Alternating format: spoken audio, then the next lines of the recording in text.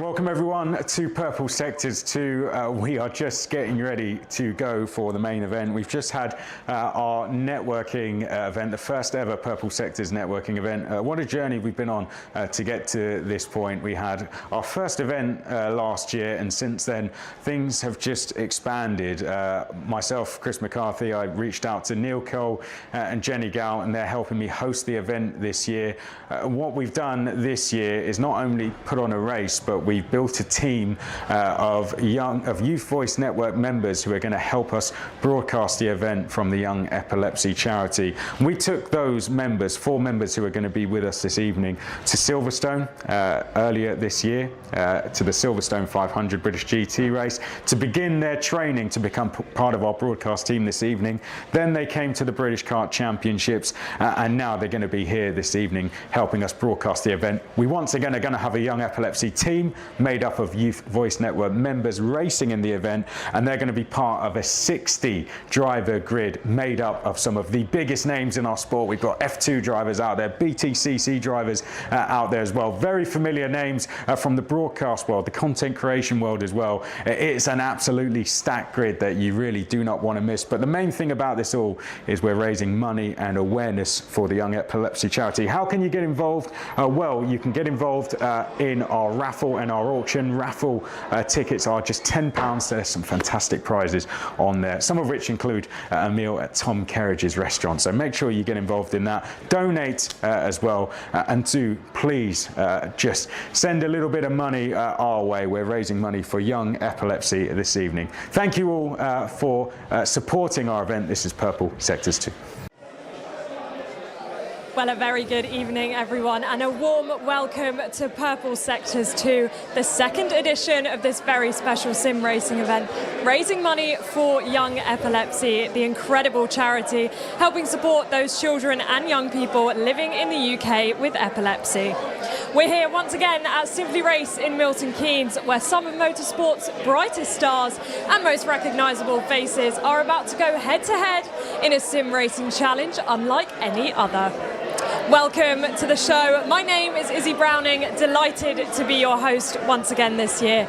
And I'm also joined by the wonderful Chaz Draycott in the commentary box, as well as the incredible Pierce Pryor out on the floor getting all the reaction.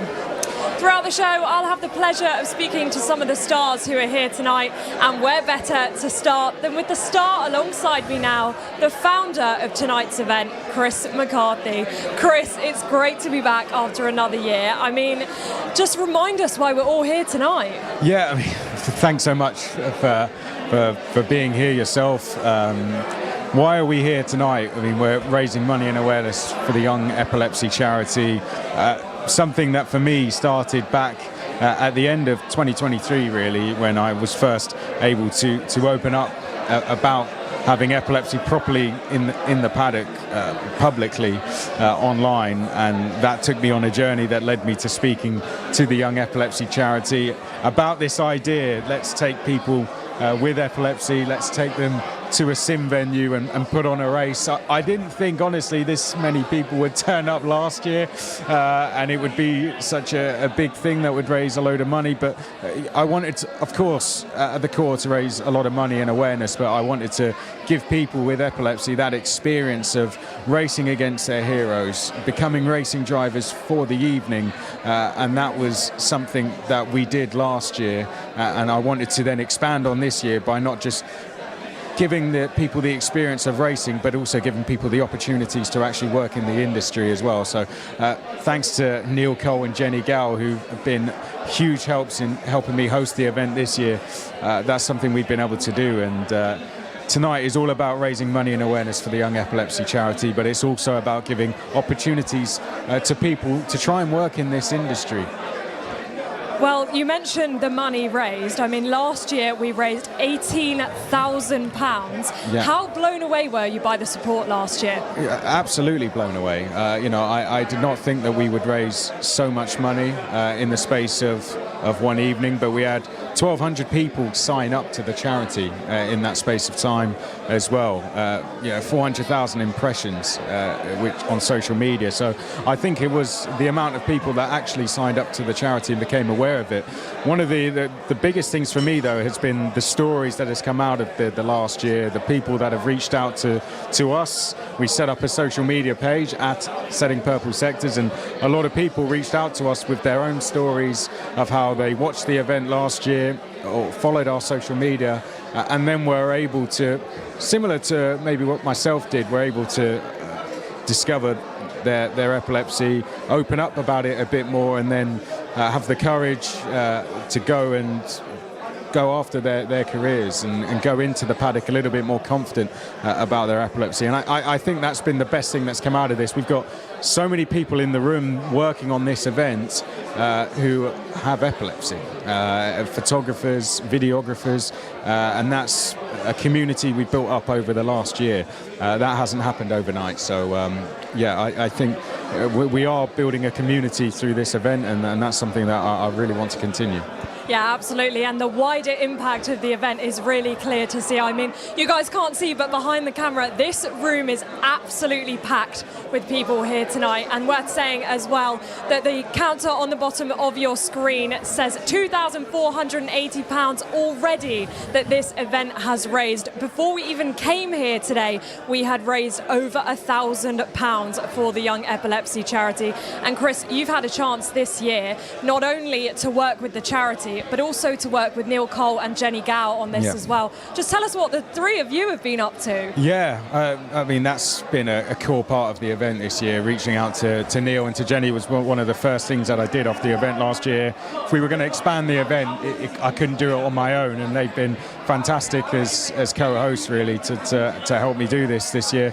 But we've been up to a lot. You know, one of the first things we did was wanted to take some people and help us broadcast the event this year.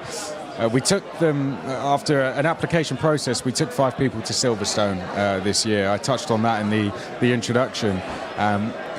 The Silverstone 500 is a huge race in the British motorsport calendar, but we took them around the whole paddock and introduced them to various jobs within the industry, from broadcasting to engineering to helmet painting as well, to driving. You've done everything. Yeah, we covered off a lot. I know going into the BRDC clubhouse was a real nice touch that we had of the day as well.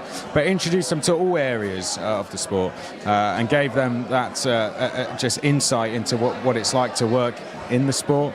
And then we went to Kim Bolton and worked with the British Kart Championships to do the same thing, working with Alpha Live that day, where Alpha Live gave us a similar experience. We also worked with the timing partners of that event as well to do similar things.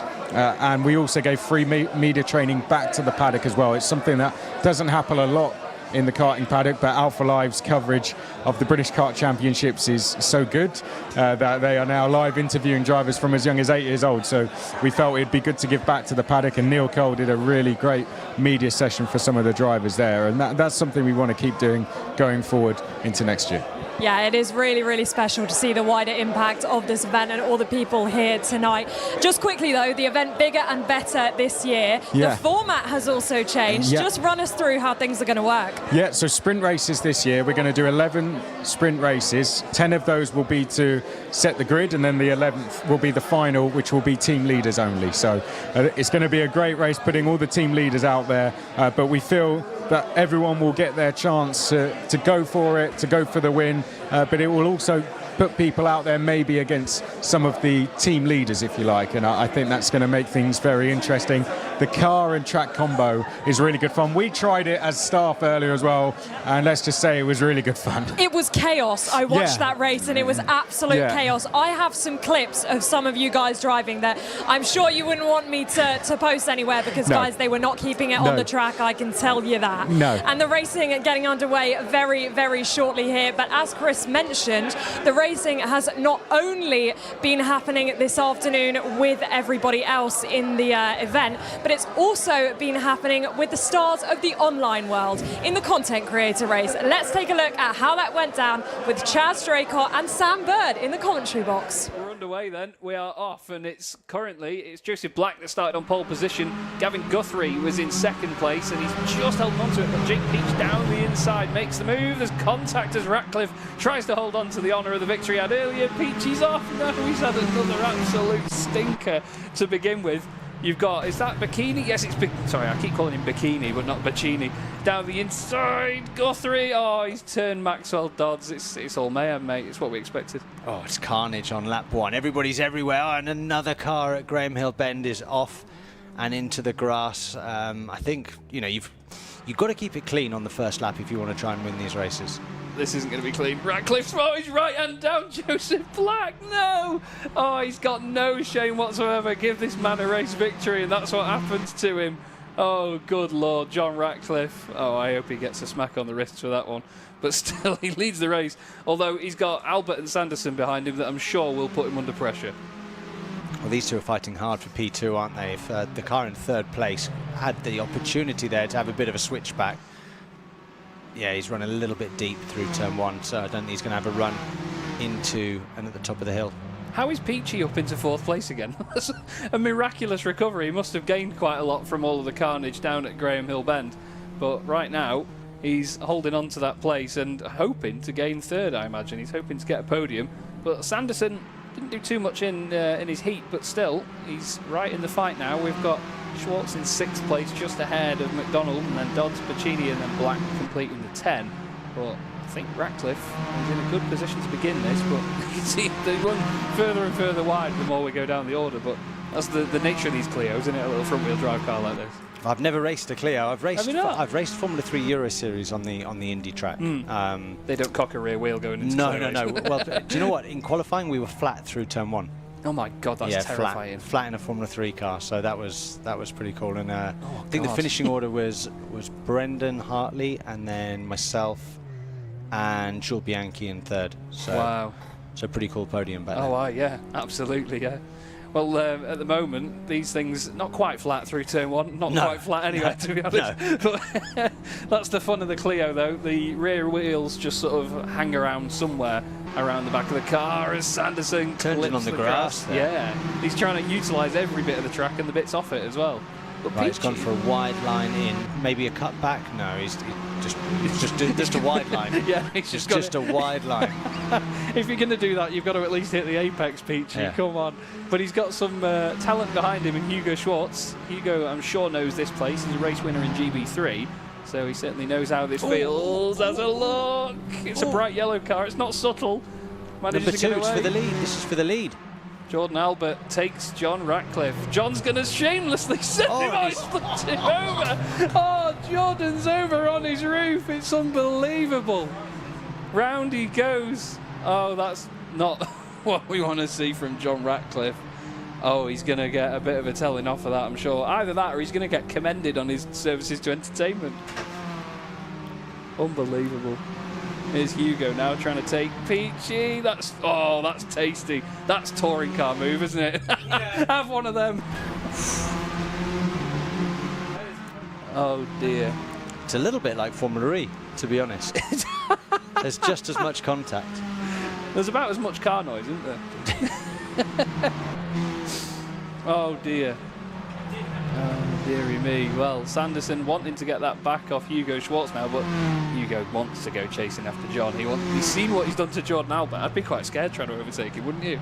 It seems like if you get in the lead, then your objective is to just fire everybody off around you. So let's see what the stewards do with this.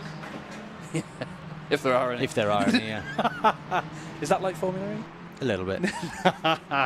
Hugo Schwartz then, 2nd place. George Sanderson looking in his mirrors because filling them at present is currently Zach McDonald. Zach is one way, then the other. Oh, goes from the outside to the inside, tries to cling to proper it. racing. That's a lovely, lovely move. Side by side down the straight. Would you give him a little bit of wing mirror? No, do you know what? That's good racing from McDonald and Sanderson there. That's what we like to see. Some proper hard racing. But respect given by both. Yeah, a bit of respect. Well, they haven't got to turn 1 yet. Respect given for the time being. Well, they've got guys behind them as well. Gavin Guthrie sideways there. They have to think about what happens if they catch them up as well, haven't they? If they fight too hard, they might give up time. Yeah, absolutely. You have to be aware of not just what's in front, but also behind. And Ooh, Gavin is trying to defend now from Jordan Albert. Jordan went for the lead earlier on, ended up on his roof, but as is the nature of how sturdy these Clios are, he's able to carry on. Have one of them, he says. Oh, Gavin wants to give it him back. Oh, it was naughty. My favourite ever commentator, Charlie Cox, would have called that a hip and shoulder down the inside by Jordan Albert, and he's managed to make it work. But still 3.5 minutes left to go. Feels like quite the attritional sprint race, but as is the fact we've got no damage on, they can make it to the end. But do you think Jordan will catch back up to Ratcliffe, do you reckon? Back to Ratcliffe. Jordan back to Ratcliffe? No. No, it's no. I think he might. I think there's more chance of Hugo catching John Ratcliffe. Is that what you were saying? Sorry. Hugo. No, Jordan I think might get You think Jordan? Unless he gets held up by Sanderson and McDonald. Okay. Because he's on a mission, but I don't know. He's set a purple first sector, which is apparently disappeared. No, it has. It has been a purple sector, 20.7. But with only probably 3 laps to go. True. And he's got 4 cars in between him and the leader, so yeah. Well, if he takes the John Ratcliffe approach, you can push him out of the way. Okay. But but then by pushing him out of the way, then you won't do those purple sectors anymore. That's true. So you'll lose all your momentum. True. This is why I shouldn't be a commentator. I can't see the bigger picture. But John is, well, he's not seeing the bigger picture either. He's throwing it over the grass. It's not the way to go around Paddock Hill Bend.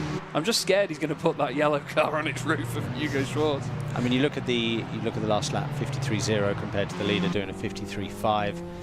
In second place, 53.1. Third place, 53.1. It's not quite enough, is it? At the moment? True, very true. We'll see what Hugo can do then with just 2 minutes left on the clock. And I'm sure that he will be wary of John's defensive measures.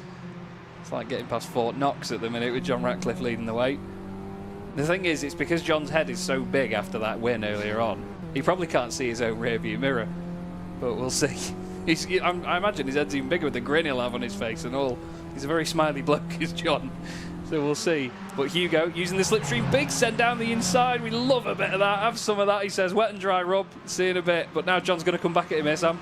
No, then he defends heavily down the inside. Hugo, nice move. He's going to cling it to the curb. He's giving him he tried to give him a push there, and he's actually tried to, and that then gives the opportunity to Zach McDonald to get a run on him out of Graham Hill Bend. He's on a compromised line. He hooks the curb as well. Yeah, made a rod for his own back there, didn't he? Unfortunately for John, that is race lead gone, and I don't think on pure pace alone he's going to get back with Hugo.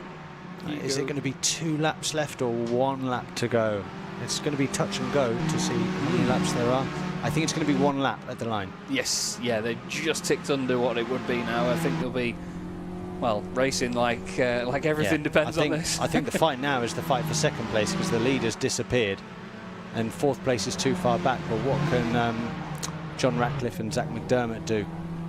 They can. The leader's off. No, he's turned. Have some of that, he says. Ratcliffe gets his own medicine handed to him up towards Druids. I'd hate to say you deserved it, John. Oh, flipping out. But this could be on for the lead now, Sam. Could be. Yeah, you know what? Send it. Send it at the final corner. Go for it. Hugo slowed down. He slowed. Why has he done that? Oh, I don't know. Why would you do that? What's he doing? Is he going to send Zach here? No. What is he on? Hugo, it's not the last lap, love. Oh, Zach, I'm so confused. I know, innit, just.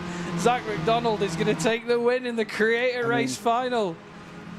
Unbelievable. Well, we'll head back over to the show and head back to Piers before the main event. Fantastic fun.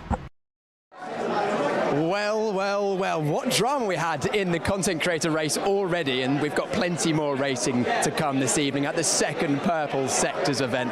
My name's Piers Pryor. I'll be doing the roaming reporting well in the thick of the action here on the ground at Simply Race, and we've got an amazing evening ahead of you, a live broadcast with some special guests, some hopefully good racing, and also, of course, the main reason we're here is to raise some money for an unbelievable cause at the Young Epilepsy charity. That total that's just at the bottom there that keeps changing, that is live. live. We're already over £2.5 raised this evening, and I'm hoping to see that sail past what we experienced or what we raised last year. £13,000 were raised at this event last year. I'm hoping we smash through the £15,000 barrier by the end of the evening. We'll be bringing you the live broadcast. You've already seen Izzy. She's going to be hosting the interviews and hosting the show. I'll be down here on the ground. Chaz Draycott is our main commentator, who you just heard over there on the content creator race. But if you want to be involved, if you're watching at home and you want to get involved, you want to help raise some money, there's a number of ways you can do it. If you head down to the description of this YouTube video, there's a link. It'll take you over to the Purple Sector's Givergy website, where you can find out all the stuff that's going on, watch the live broadcast, and donate, if you wish, towards the Young Epilepsy charity. Also, there's some pretty good prizes on offer as well. We've got a silent auction, and in that silent auction, there's some unbelievable prizes you can potentially get your hands on. Some gaming chairs, loads of signed Formula 1 merch from the likes of McLaren, Mercedes. We've got Crofty, David Croft, the F1 commentator for Sky Sports. He's got some signed commentary notes up there. We can have some amazing stays away, some great artwork, and I think the creme de la creme. You could be having a Monaco Grand Prix weekend super yacht experience. That is something you can get on that link. That is the silent auction, and also I've just mentioned David Croft. Crofty is here this evening. He will be driving. We'll find out whether he can walk the walk as well as talk the talk. Spoken to you just about the silent auction, but it's not just silent auction. You can donate, and there's also a raffle as well, which is potentially a bit more affordable for those of you who just want to get involved. Some pretty cool things in there. Tom Kerridge, famous multi-Michelin star chef. He's a team leader in one of the pods this evening. He's got some prize in there, some signed racing gloves from Alisha Palmowski. Aston Martin Junior driver Jack Crawford's got some signed gloves up there, some more signed merch, some vouchers towards some watches, a mouse pad, gaming equipment. The list, do you know what? Just click the link in the description. Have a look at all that's available there. Enjoy your evening. If you can donate, please do. If you want some of those amazing prizes, do that as well. Proceeds, of course, going to Young Epilepsy. That's enough about the plugging for now. Let's wander into the crowd and find out some of the atmosphere. It's buzzing in here, Simply Racing Milton Keynes. We've got over 100 people in a very small venue, so it's going to be pretty tight. I'm going to have to get my elbows out. For those of you who have joined the race, we've got just about 5 minutes until the first race of today. And let's see if we can grab a word with some team leaders so far. 15 different teams and a number of motorsport and non-motorsport celebrities. And I'm going to start with a famous name who is synonymous with the world of motorsport. I'm going to interrupt Sam Bird, who is keeping an eye over his team. He's just about to jam. Sam, thoughts of practice? What's your outlook? So far so good. Everybody's had a go. That's the main thing. If everybody here is enjoying themselves, that's all I care about. Yeah. Sam Bird, you may have seen him from Formula E and some other things. And other many motorsport things. Great to have you, Sam. Enjoy the racing. We're going to head back into the group, and I'm hoping to grab a word with a number of the people we have available here who have come down to support the event, but helped put it on as well. I'm going to scooch on through. Sorry, everyone. Sorry. I'm just going to back it up here. Oh, Kai Bacchini's here. Kai Bacchini, F1 Kids and other presenting motorsport. Kai, we just saw you out in the content creator race there. Good speed. The result wasn't quite where you wanted. Yeah, the pace was there. Maybe not so much the incident at turn 1. I'll blame Maxwell Dodds for that one. That's his fault. You can speak to him and he'll say the same. Stewards didn't see it. You know what? It was a racing incident. I'll put it down to a racing incident. But no, I had loads of fun. Really glad to be at the event. It's for a great cause, and you guys always put on a great job here. Last year it was an amazing event, and I'm very, very grateful to be a part of it this year. Yeah, amazing. If people are watching at home, what should they do? They should go to that link and then maybe get involved. Yeah. So you know that little link on the Purple Sector's social media channels. You should click on that link, donate, enter the raffle, enter the giveaways as well, and maybe bid on some of the items. There's some really cool items at stake. That's some amazing. I've been through them. And do you know what? If you don't like clicking links, there's a QR code on the screen. I can see it right by. In fact, it's over my face right now. Get your phone out, have a look at that. Right. Kai, thank you so much. He'll be around this evening supporting. I'm hoping to grab a word with one very special member of the Purple Sector's team who I can't see. So we'll just wander into the crowd and grab a word with Jess Impiazzi, team leader for one of the team. Jess, how do you think your evening is going to go? Well, I've commandeered Zach who's an actual racer for my team, because I'm not very good. All I know is what Sam does, and I know nothing else. So I had to get help from Zach, and we're actually doing quite well now. He's a GT4 British champion. So I think I struck a pot of gold there, didn't I? I think you did, and also you're going to have to work hard to beat Sam Birdo. I know you know very well, of course. We'll knock his car off, don't worry. Absolutely. Jess, thank you so much for joining us this evening. And also, we have motorsport broadcasting legend, Jenny Gowd. Jenny, amazing to have you here. I'm not going to talk in too much detail about your involvement, because you're going to have a sit-down chat with Izzy later on, but it's amazing to be here. The atmosphere is amazing. It's so alive. When I first came up here, I've not been to Simply Race before. I was like, okay, how's this going to work? And now we've got all the people in here. It's absolutely buzzing. It's such a great atmosphere. You'd think it's electric racing, but it's not. It's sim racing. It's kind of electric. But yeah, it's just a great atmosphere down here. And also the fact that we've raised £2,800 already, 300 of which have come from the live broadcast already. Yes, we love that. So keep on finding ways to give money. If you want to donate, if you want to enter the raffle, if you want to do the auction, there are some amazing prizes up for grabs. So get involved, because it all goes to support Young Epilepsy, which is such a charity dear to my heart. So please give what you can. I know this time of year it's tight, but do whatever you can to help out. My colleague is just behind us. He's so large, you'll see him, Harry Benjamin. So we've got the whole motorsport community down here helping to raise money, and it's magical. Jenny, thank you so much for being a part of putting this together and helping out, and just being an amazing personality in motorsport and bringing so much to the event. Jenny, also, if people can't donate, because not everyone at home can, just share the link. Share this link with whoever. We'd love to have more people watching. The more people watching, the bigger the impact we can make. Exactly, and raising awareness of epilepsy and young epilepsy is so important, and it helps everyone involved. So if you can, just share that. We want to get this story out there that you can have a life and have epilepsy. The two aren't mutually exclusive. So yes, do what you can to share the information. Jenny, thank you so much. I'll leave you to your evening. We're just moments away from the first race of the evening. I've been waffling on long enough. Just to reiterate, if you haven't already, just click the link in the YouTube description. There's so many amazing prizes, so many amazing things that you can get involved with. If you can donate, great. There's a raffle, there's a silent auction. I've got my eye on the super yacht Monaco weekend one, although I'm not sure I'll be able to afford that one. But the raffle very much is something you can get involved with it. It's a fairly low barrier to entry. QR code, there it is. If you haven't clicked the link, you can follow that QR code as well. The race is coming up. First race evening, 10 races coming up this evening, 15 simulators here at Simply Race. Some amazing guests. To people that have paid to be here, of course, a lot of that money is going towards the Young Epilepsy charity as well. And I think before we head over to Chaz, I'm going to just dive on in and see how this team is fueling their evening. Who have we got here? This is another team. Oh, you've caught me in the middle of... This is why I came over. I saw the fuel. Pit Stop Nic, Nicole, team leader, what's your team tactics for this evening other than pizza? Chaos. Chaos and pizza. And secret automatic car. Secret... automatic car. I can't say it loudly. Shh, no one heard. It's fine. It's okay. Because our experience is Mario Kart. Really, do you know what? Truly. Do you know what? It might play pretty well. So I never even completed Rainbow Road.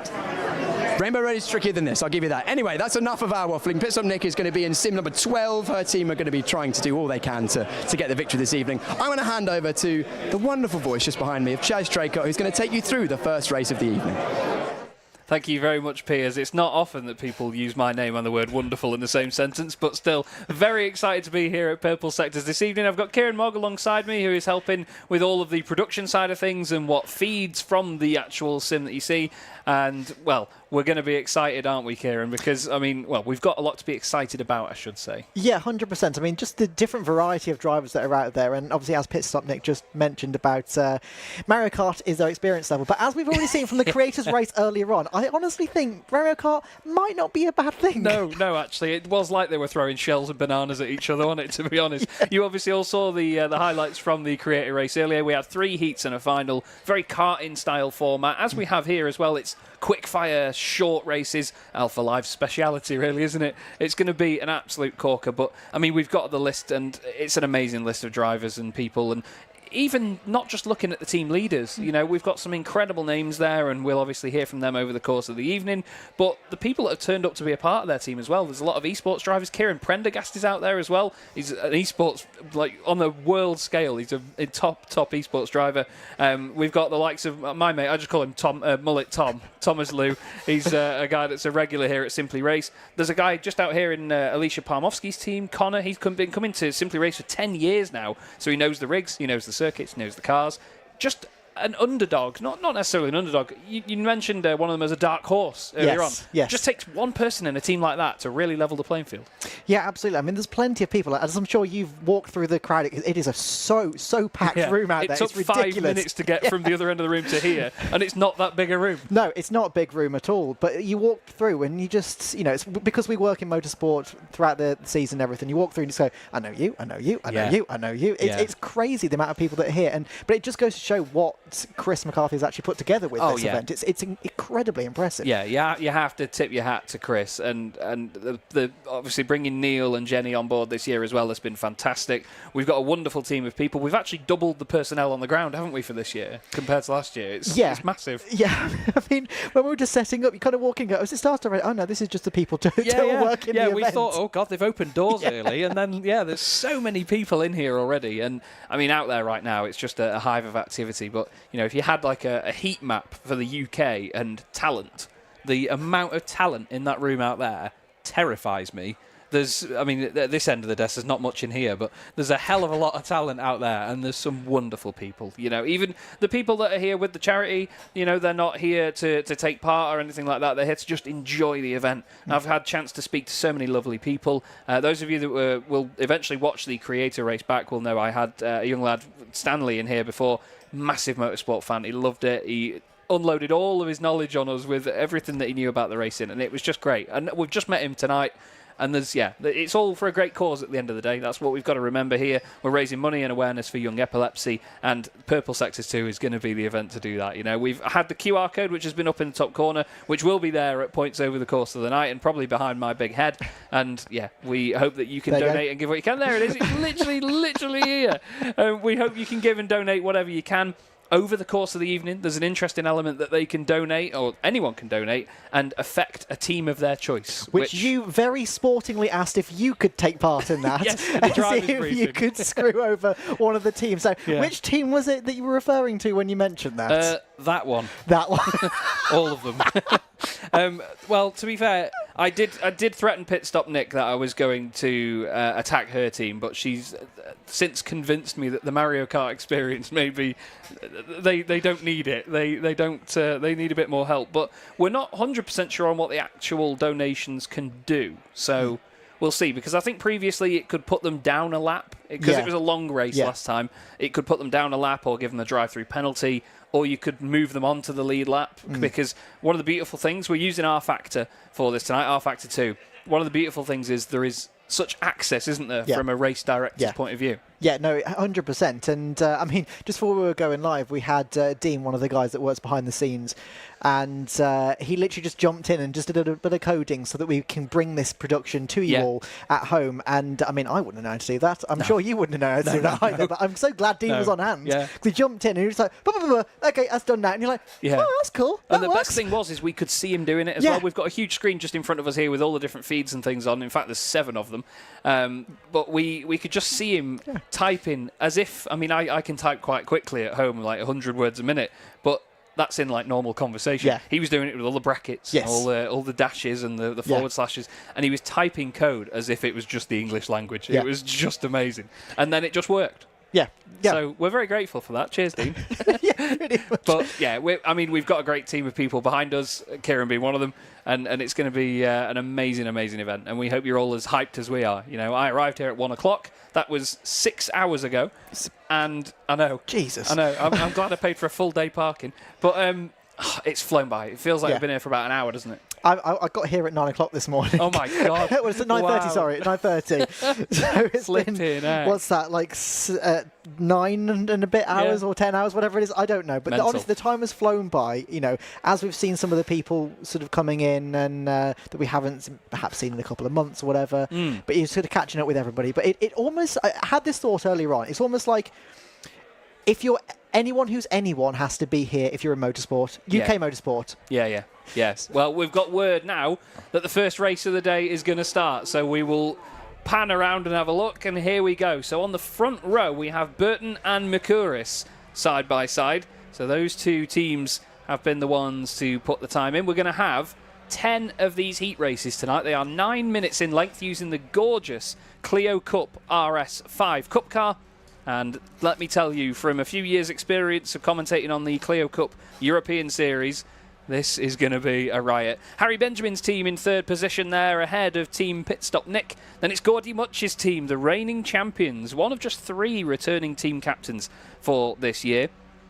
Gordie Mutch won last year alongside Luke Austin, William Chadwick and Amateur James, and they're off, and it's straight into the lead goes Micouris' team. Harry Benjamin's team side by side there with Team Pit Stop Nic. 3 wide into the first corner, and already Harry Benjamin's team trying to get down the inside into turn 1. A little bit of contact there with Micouris. Car sideways in the background is Pit Stop Nic up towards Druid for the first time, and now it's Harry Benjamin's team that has gotten in front. Look at that through the middle. Gus Burton's team there threading the needle, moving up into 4th position. The Young Epilepsy team in 5th place right now, side by side through Graham Hill Bend. Have one of them, they say. Hip and shoulder, and who is that benefiting on the left-hand side? There is movement going through there from Team Palmowski. Contact, and the Young Epilepsy team is the one turned around.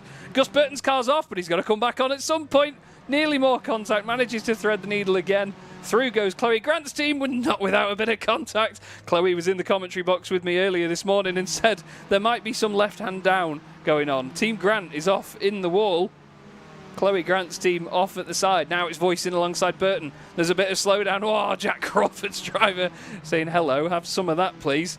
Great to see Jack Crawford again as well. I've seen him quite a bit, but not in many years. Burton down the inside now on team voicing. Oh, there's the right hand down from Crawford's driver. Burton in the wall. The drivers have been told, though, that they will get warnings and they will get told off and, well, taken off track if they are taking people off intentionally.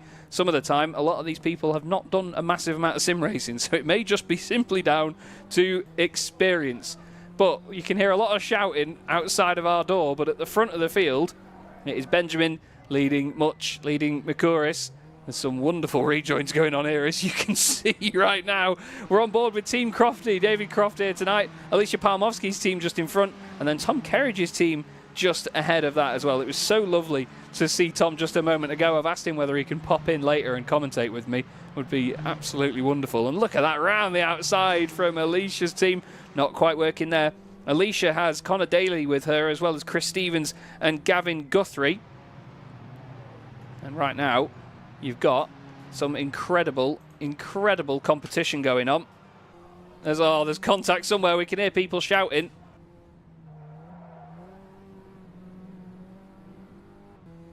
But it's just absolutely mental start to the night. And don't forget, we've got 10 of these races coming your way. So as the teams all do their very best to survive the night, it's not going to be easy. That's safe to say. Here's Impiazzi's team chasing down the team of Mr. Micouris, Theo. Around the outside goes Impiazzi's driver. Not quite working. Tries the cut back at Paddock Hill Bend.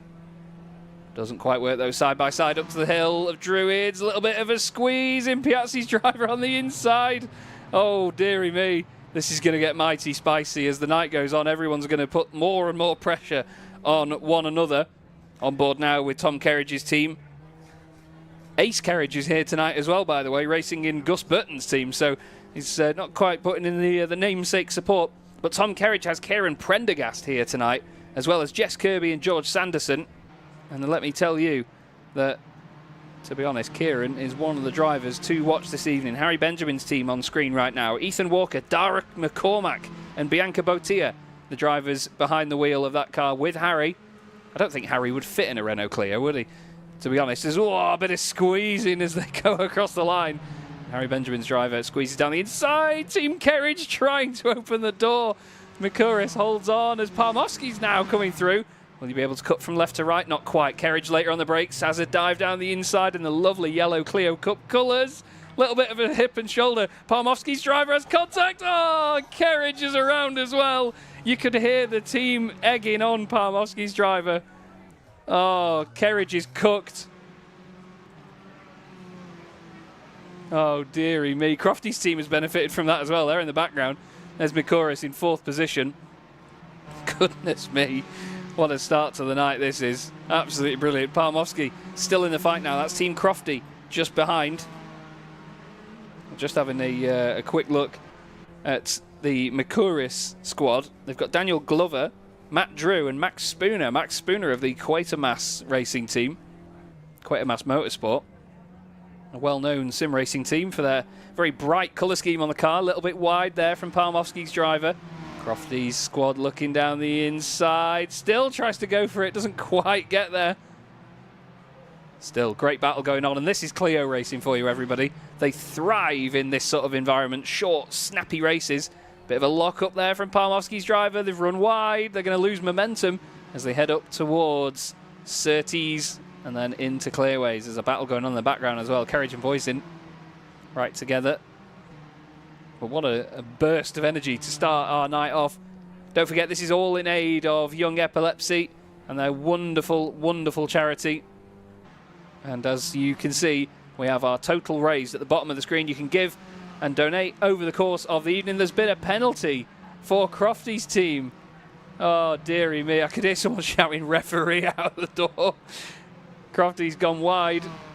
Oh, no, a penalty for them. Not quite sure how long said penalty is, whether it's added on as time at the end. We'll see. But we're on board with the Clio now, running in 6th position. Alisha Palmowski's squad just in front. It was great to finally meet Alisha, actually. She's from Manchester, not too far away from me. I thought there was a distinct lack of accent. And right now, they're catching up to the car in front, as has been rightly pointed out by Kieran.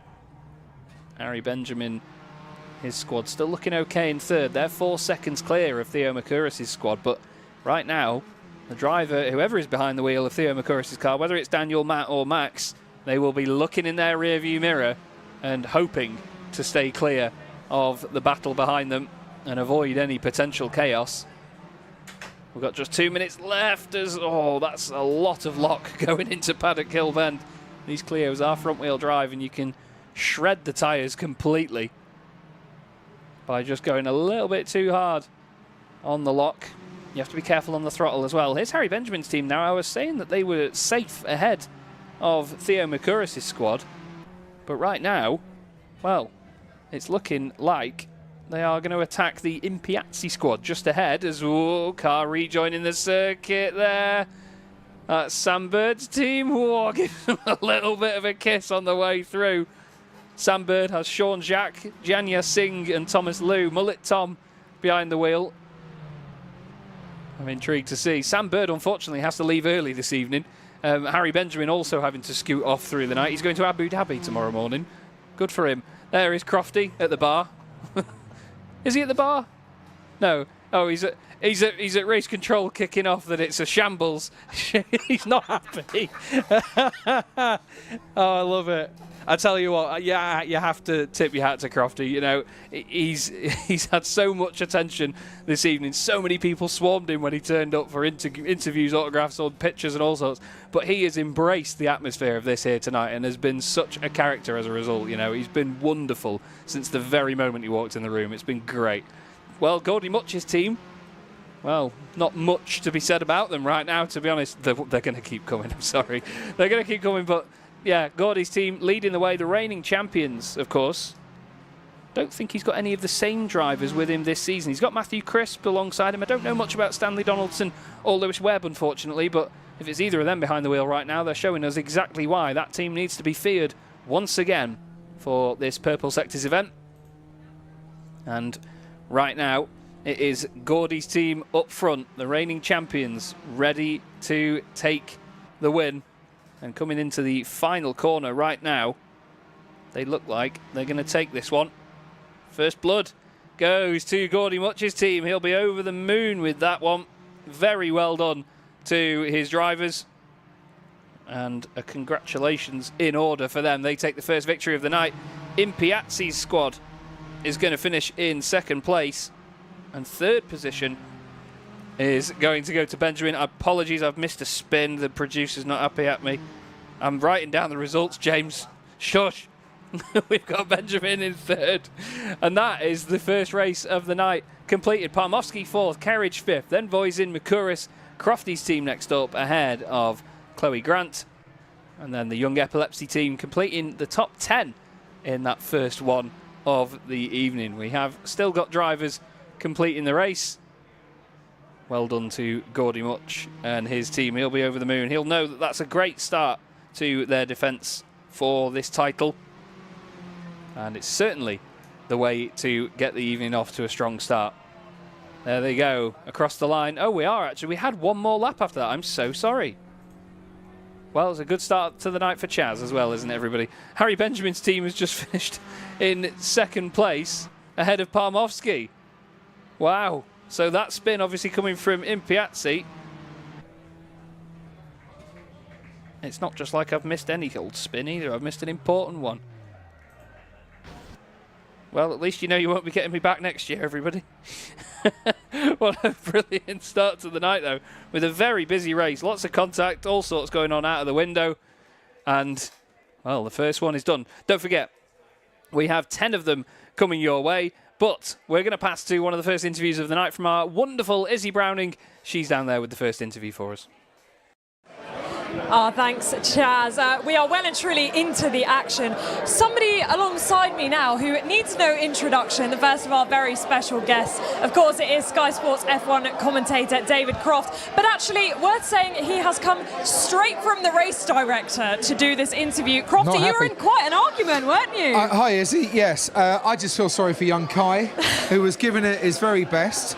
And he was under the assumption that every time he got a penalty point, somebody would pledge £100 for Young Epilepsy. Right. So he was doing his bit for the charity. He was trying to raise as much money as possible, and then somebody slapped him with a drive-through penalty, which is it's an atrocious piece of officiating. I'm straight onto the FIA about this. Words need to be said. Poor lad. All he was trying to do was have a bit of fun, raise some money for charity, and our race director just laughed in my face over there. Well, we are going to leave that up to you and the race director. I wouldn't mind, but he also then lost 2 places all on his own. I was trying to give him some coaching. I don't know what was going on. Is this you just making excuses, though, Crofty? Because you did tell me that you have had very little sim racing experience, so you need to set the expectations at a decent point. I'd like to think I'm very good at talking the talk. And my vast years of experience with the F1 game and watching my 2 sons and my stepdaughter play it, I know how to do it. Whether I can do it myself is another matter, and we will find out later that I probably can't. Yeah, you can talk the talk, but can you walk the walk? No, I can't even drive the drive, to be fair on that one. But I've got something up my sleeve. I've got a little secret surprise coming on later that might just help me and my team out of a sticky situation. Okay, well, we will wait to see what that is later on, and Crofty will, of course, be taking part in the team leader race. Crofty, great to have you here, first of all. It's great to be here. I mean, you have come literally straight from Brazil. Yeah. We are right in the thick of it in the F1 season, and you've taken time out of your busy schedule to be here. We're hugely grateful to have it's a pleasure. Why did you want to be here tonight? Well, Jenny Gow's a very persuasive woman, and Chris McCarthy is a very persuasive man. And when they ask, I just say yes. Because, to be fair, it saves a long and protracted conversation when I realise that no was the wrong answer and I come along. But in all seriousness, I think Young Epilepsy is a super charity. And the research that they do is absolutely phenomenal. And it just helps a lot of people just to try and live normal lives and to have as normal a life as possible. And do you know what? Giving up an evening in Milton Keynes to come and have some fun with my mates and come and sit and have a chat with you as well, it is absolutely nothing compared to what people have to go through. So if you're watching this on the live stream, there are some great auction prizes, silent auction, raffle prizes as well. Please give as generously as you possibly can, because what did we raise? Over 18,000 last year. Let's try and raise a little bit more this year. And I love it. I get to talk motorsports. I get to have a bit of fun, meet a whole new load of people that I've not met before, and then go and ask Kai why it is he was so rubbish in the first race. No, he weren't. He wasn't. He was very good. Well, we're hugely grateful to have you here. I think we're going to send you into the commentary box later on, so be prepared for that. But now the racing action continuing already. We are thick and fast with these races. Do you know what we need to do, though? Right, I did notice it goes red to green. Right. So we can't do lights out and away we go. Okay. Because the lights don't go out. So it's another thing the race director needs to get right for next year.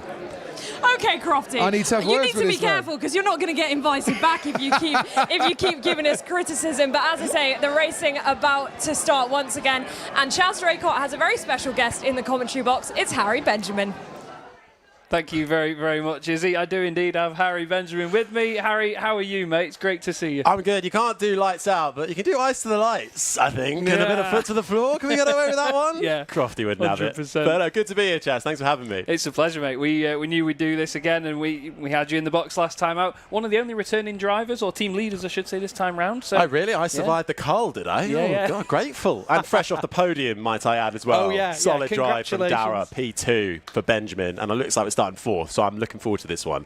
How's it been with gelling with the team so quickly? Yeah, instantaneous, really. Glad we've got the one pro sim driver on the team. That's really helping us out. I have to duck out early, sadly, so I've nominated him to be my representative for the team leader race at the end of the evening, which I think is fair. But no, we've got a good team. I think we're going. We are indeed. There's a car already in the wall, which is quite impressive more than anything else. Theo Micouris' team starting from third on the grid, and Crawford's already in the wall. There's a slight bit of bias in the box here, though, now, Harry. I bet you're absolutely cacking it watching this. Oh, no. That's true Clio Cup style, isn't it? This is shocking form, isn't it? If I'm going to be honest, this is a very biased commentary. I'm only looking at where Team Benjamin is, and it's a slow and steady start, but it's P3, and I'm very happy with that. But I'm not happy that Team Bird's leading the way. We've got to stop that from happening. Yes, so we're going to keep our eyes on the teams that get consecutive podiums over the night. If they finish in third here, then you'll be the first team to get consecutive podiums over the course of the evening so far. So let's keep our fingers crossed.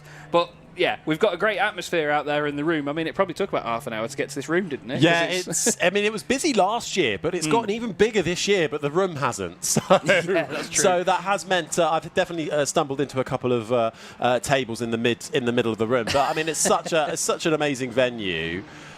I'm hearing some news, Chaz. Yes, we are going to get a race restart because one of the rigs has had a slight technical, and for the interests of fairness, they want to get everybody back on a level playing field, and they will reset, so they will get everybody restarted. But again, that's one of the wonderful things about sim racing is there's not as much logistics in just restart the race. No, you can just do it, can't you? Yeah. And we had just lost third place there, so happy to restart that one and go again, really. So yeah, I think it was the right call from race control there. But no, this is brilliant, really, isn't it? I mean, I had no idea what to really expect. I was expecting single seaters like last year, but for this, we're into the Renault Clio territory. But I tell you what. The feedback on the steering wheel is insane. It's rocking left, right, and centre. Yeah, they've got they've changed to the Simagic wheels for this year, and they've got a lot more Newton meters of torque underneath them, and it helps because you feel more of what the car's doing. The range of what you can feel is bigger. But at the same time, it does take you by surprise, doesn't it? It's pretty scary. Well, Darrow, who's our pro, was in there, and at one point, going through turn one every time, he's really struggling to control the steering wheel. And I thought, if he's struggling, then God help the rest of us. Can they put the seat far back enough for you? So I've not actually driven yet. So for that precise reason, I'm slightly worried about getting the feasibility of getting in and out. I got in last year, but I had to take off my shoes. And turning, I couldn't quite get the full turning circle, so I would be a hindrance. I will have a go in one of the races, but it's important for the team to really get up to speed with the track, and they've got to power us through to the end here. What do you make of the track? What do you think of Brands Indy? Oh, it's a classic, isn't it? It used to be my local one before I moved, but it was. I mean, it's a cool track. I love it, and I mean it's incredible undulations. The gravel's there to really punish you straight away. Yeah.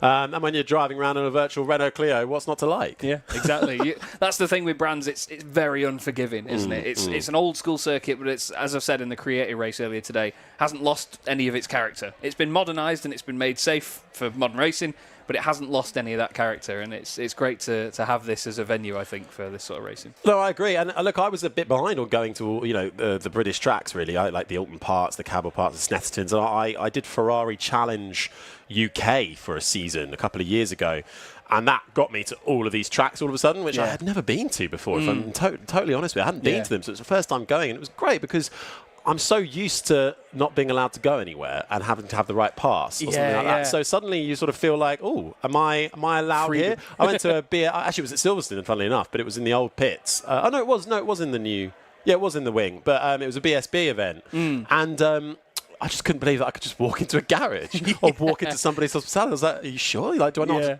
like look at someone and get the all okay? And they were like, no, just come in. It's an incredible thing, absolutely incredible. What do you make of Alton Park? Alton Park, I actually like it. It's a bit of a trek, to be honest, from where I live, but it's my local. That's why I ask. Oh, is it? Yeah, there we go. So it's a bit of a trek. It's like Brands for me. The other way. It's like 4 hours. I like it. Would I rush there? No, but I like it. You know, I like it. It's Cheshire. We're all posh from up there. It is true, but I think it's great. You know, it's great to see that the UK sort of circuit scene is in a is in decent health at the moment, and compared to what it used to be. You know, when MSV came in and bought them all up pretty much, and the infrastructure that there's still work that needs to be done at some of these tracks, but just looking at them all now and not only improving for safety but general sort of for fun and entertainment of people going, it's really great to see because motorsport is booming right now across the world. Absolutely, and like you say, the engagement for the fans and the people watching, it's never been so strong. People can feel involved in a race weekend in so many different forms, and it's great to see that is still continuing to thrive. Thrive, and there's still new ways for people to get involved as well. It's just brilliant. I love how you've invited me in for the filler part of the programme. So it's because I know you can talk, mate. So I haven't got any of my red flag filler here, and nothing's happening. I wasn't prepared for this. Do you like my notes, by the way? What are we going with here? This is good. This is quite. So where are all these content creators now? Are they still here? I think they've all gone home with their tail between their legs. Shocking. This is my amazing amount of notes, though. There's Harry Benjamin. Why have I not got anything written alongside my name? There were no notable drivers when I went out there, but I couldn't. I couldn't find anybody. Everyone's a notable driver. Dara saw us to a strong. I mean, we were leading race 1 for quite a while, but he made a mistake. Yeah. Apparently you've got to go. Oh, bye. Sorry, love. I'll see if they send me back here. I'll come back. Love you. Bye. Bye. Harry Benjamin, everybody. Thank you so much, Harry, for hopping in. I was just about to highlight the fact that for the creator race, I'd written down a list of everybody's amount of Instagram followers just to make sure that if anybody did well or didn't do well, I could flip that on its head with how popular they are on Instagram. Apparently there's a photo opportunity going on out there.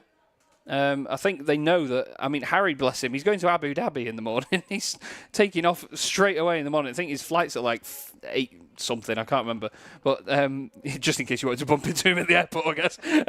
But yeah, he's away early to Abu Dhabi for an autonomous racing series, which is very intriguing. Very, very intriguing thing to go and do. I think he covered it last year as well, actually. I remember seeing a bunch of stuff about it on his socials. But yeah, we just have this small period now where they are going to reset the race. They're going to reset all the grids and everything. That has to be done manually within R Factor 2. As you can see there at the bottom of the screen, we have surpassed £3,000 raised so far for Young Epilepsy. So thank you and congratulations. Thank you so much, everybody, for donating so far. And we hope that we can continue to raise that total. Here is the photo opportunity. There's Amber Jones, one of our team captains. She's the team captain for the Purple Sectors team in pod number 1. And I don't know how they're going to fit all them in there, Kieran. I don't know, because we did a big group photo with all the production staff earlier on, and it was quite a squeeze. So, yeah, I mean, there's going to be, 15 team leaders, is that right? Yeah. Yeah, 15, yeah. So this could be quite interesting. I mean, obviously, Ben at the back. Sorry. Not Harry. Harry Benjamin. It's amazing because Harry is not the tallest man in the room today. There's another young man also called Harry from the Young Epilepsy charity, and he's the tallest one. Come on, Chris, get it together, lad. Gordie's saying, come on, we need you in it as well. Gordie Mutch there, reigning champion, of course. He's going to be... And annoyingly quick. It's so annoying because the thing is with Gordie, it's really irritating because he's so nice. He's so lovely. He came in and commentated with me last season, and it was just so brilliant to work with him. And he's got such a great outlook on it. But that, again, is one of the best things about meeting these drivers and these people. Because even just a quick conversation with them out there, you realise how their minds work. And they are so switched on to everything. It's amazing. Like Sam Bird earlier on the left there, he joined us in commentary earlier on. And he was looking at things that I couldn't look at. And it's just wonderful. But that is our group of team leaders, everybody. Where's Crofty? Is he not on the left behind? Is he on? Where the hell's Where's Crofty? Crofty, go on to the photo. Crofty, We need you at the photo, sort Crofty. it out, mate. You've come all this way from Brazil. Get in there. Come on. I'm directly addressing you from the commentary box. Oh, he's in the cupboard. Oh. There we go. We've just gone out on PA with that. Yes, so we expect him to be in that photo very shortly. Yeah, we hope so anyway. Yeah. Otherwise, Jess's cheeks are going to hurt from smiling that much. Well, what's funny as well, they can probably hear us as well. Yeah, yeah. Wave if you can hear us. No? No, never mind. No, maybe not. Maybe not. Well, we're going to push to get the race started in just a moment, we are hearing. Okay, we are good to go, I've just heard. Thank you very much, Kieran, for jumping in to fill with me. Appreciate it. So, we're going to get the second race of the day underway in just a moment. Just to refer to the list of notes I've done. This is the many notes that I've not done for this. But then again, there's so many big names here that we know who they are at the end of the day. If you're into motorsport, you'll know. Right then. Burn and Voicing on the front row, Micouris and Benjamin on row 2, Crofty and Pit Stop Nic's team on row 3. The Pentium? No, that's a type of processor. That's Pentium. We've got Mutch, Benjamin and Palmowski, the podium finishers from earlier on. Palmowski's team starting from the back of the grid. Benjamin's team starting from 4th position. Gordie Mutch's team also quite far down, 12th place after taking the win earlier.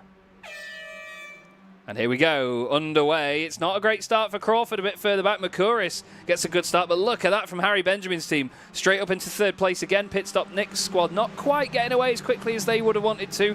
But right now, oh, there's cars off everywhere in the background. There's a massive accident. The Young Epilepsy squad. Oh, dearie me, more and more contact in the middle of the field. I couldn't tell whether that was people shouting in disgust out there or whether people were cheering in support of the massive accident. They've not got damage on either, so the cars will survive this and continue on. Harry Benjamin just having a bit of a wobble, and his driver not able to make it away safely with that podium spot from Graham Hill Bend. Here's Kerridge's team sliding their way through Surtees. And then up into the final corner, running a little bit wide, but trying to take the wider line to get a cutback on the exit. They're side by side just in front as well, a little bit of side by side. We've got De Leon and Crofty's team. Daryl De Leon here, by the way, as well. I just met him for the first time earlier on. Lovely young man. Very, very intrigued by this prospect of this racing here tonight. The Young Epilepsy team still off in the gravel, doing some J-turns. Crofty's car's around. Oh, that was the great battle for 4th place. Thrown away just there. This is Crofty's car trying to recover. Unfortunately, it's not going quite so swimmingly right now. Monsieur Benjamin is back in the box, I'm delighted to say. He's just going to get sat down and get comfortable because the car is, unfortunately, Harry, comfortable in 6th place at the moment. It's not gone as well as your earlier start, mate. No, Crofty very kindly informed me that my driver had steered off the track. So that was great. Where have we stabilised? Have we stabilised? 6th position. P6. Oh, I mean, we were 3rd, weren't we? But shocking, really. But, you know, it's fine. You can't win them all. Yes. Certainly not on that races. One. There's 10. I thought there was only 9. Oh, no, they're 9 minutes, aren't they? Yeah. How many? Where are we at? 6.5. God, they go quickly, don't they? Ooh, that was Mutch's team looking down the inside of Micouris. They're trying to take back-to-back wins here, Gordie's team. Yeah, Team Mutch, I feel like they need some sort of ballast to their team because he was far too good last year. And, that is a hell of a move, though. Beautiful. Nice inside, takes the lead. Lovely work. The thing is now he's going to go 5 seconds up the road. I think Theo Micouris' team has accidentally figured out how to turn the headlights on in the Clio. They do have buttons for that. Point of contention, some people have the racing line on. Now, I want to know how you turn that on. For when I go. I can't remember. So I need somebody from Simply Race to tell me how to do that. I think you need access to the keyboard. It's one of the F keys to do that, I think. Oh, okay. Because other people have got it. Go and ask Dane. I'll slip him a $5. Okay. Oh, P5, up position. This is De Leon, who is in, 3rd? Yeah, Daryl's British touring car driver. And, that's a good run up towards Druids. A bit of a defensive move to the inside by Micouris. Oh, that was always going to happen. And that's a freebie for Bird's team, surely. Nip down the inside. Lovely work. But he's coming back at it. How did he carry that momentum? Downhill. into the left-hander. Surely not. No. What a move. That was brilliant. Went from an accident to regaining second place. But I can tell you, Theo Micouris' team, whoever that was, they sort of made their own bed there, didn't they?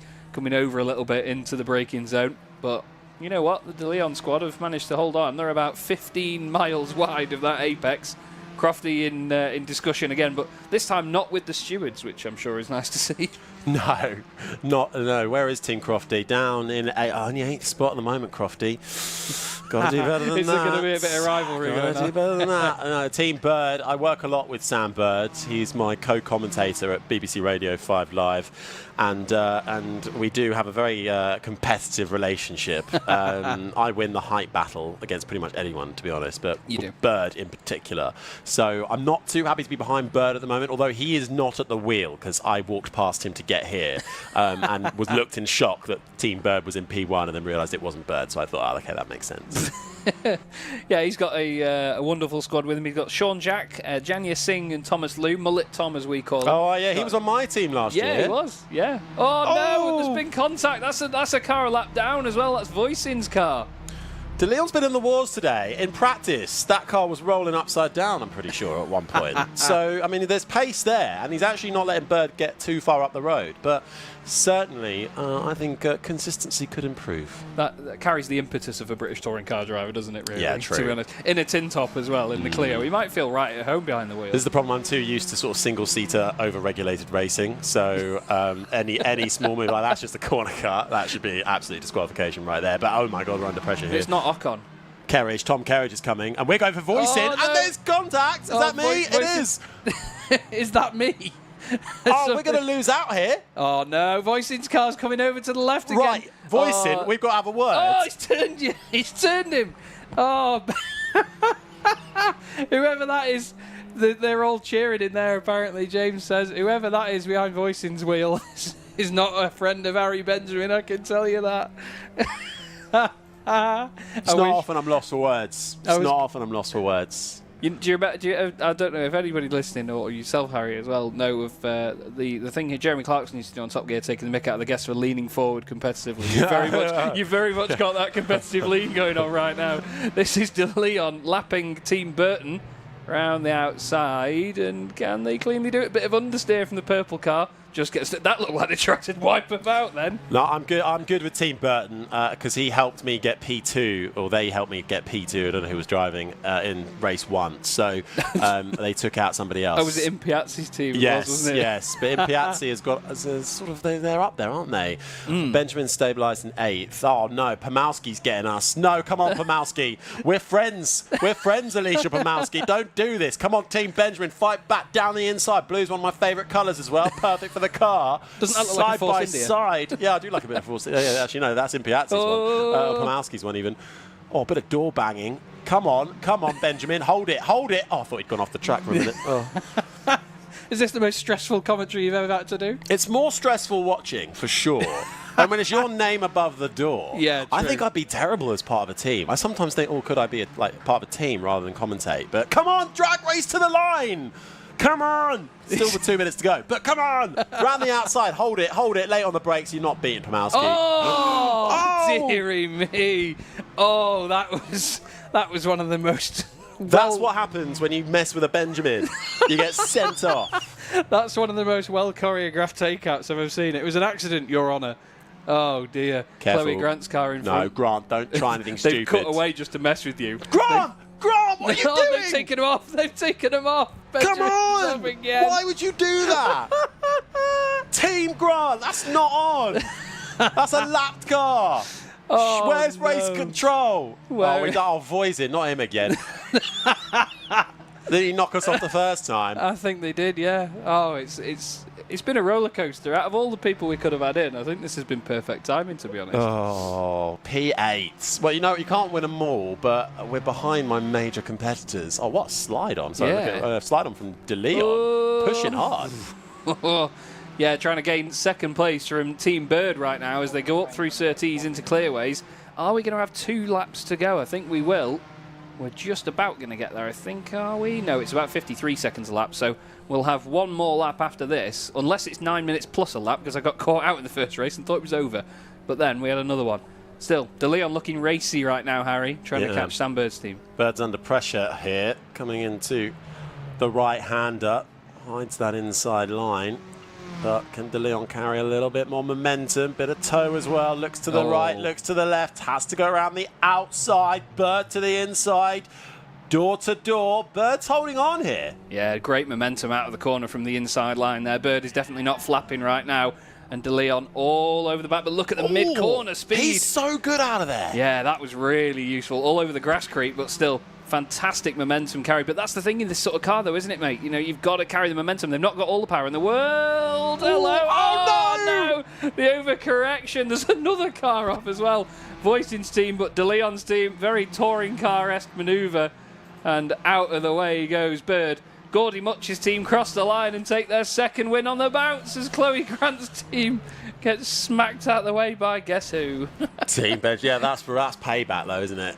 That was a lap car. Team Benjamin, where do we end up? Because that's what everyone cares about. P9. P9. It's not bad. It's not. I'll take it. I will ahead of Crawford. That's fine. Ahead of behind Palmowski, behind Crofty, behind Kerridge. Okay. Well, look. We'll take what we can get, but the action's not done yet. This is the fun bit about the sim, though, isn't it? You can carry on after the line and just smack into each other, right? Yeah, absolutely. I've realised what a terrible commentator I am when I'm sat on the other side of the booth. This is terrible colour commentary. I'm really not used to it. So normally I'm the other one. So yeah, I can only apologise for being a poor backup for you, Chaz. Apologies. You were fantastic, Harry. Thank you so much. Well, I've heard now we've got Piers on standby. He's going to have an interview. Thank you once again, Harry. We're going to hand down to Piers. He's got Jess Hawkins with him.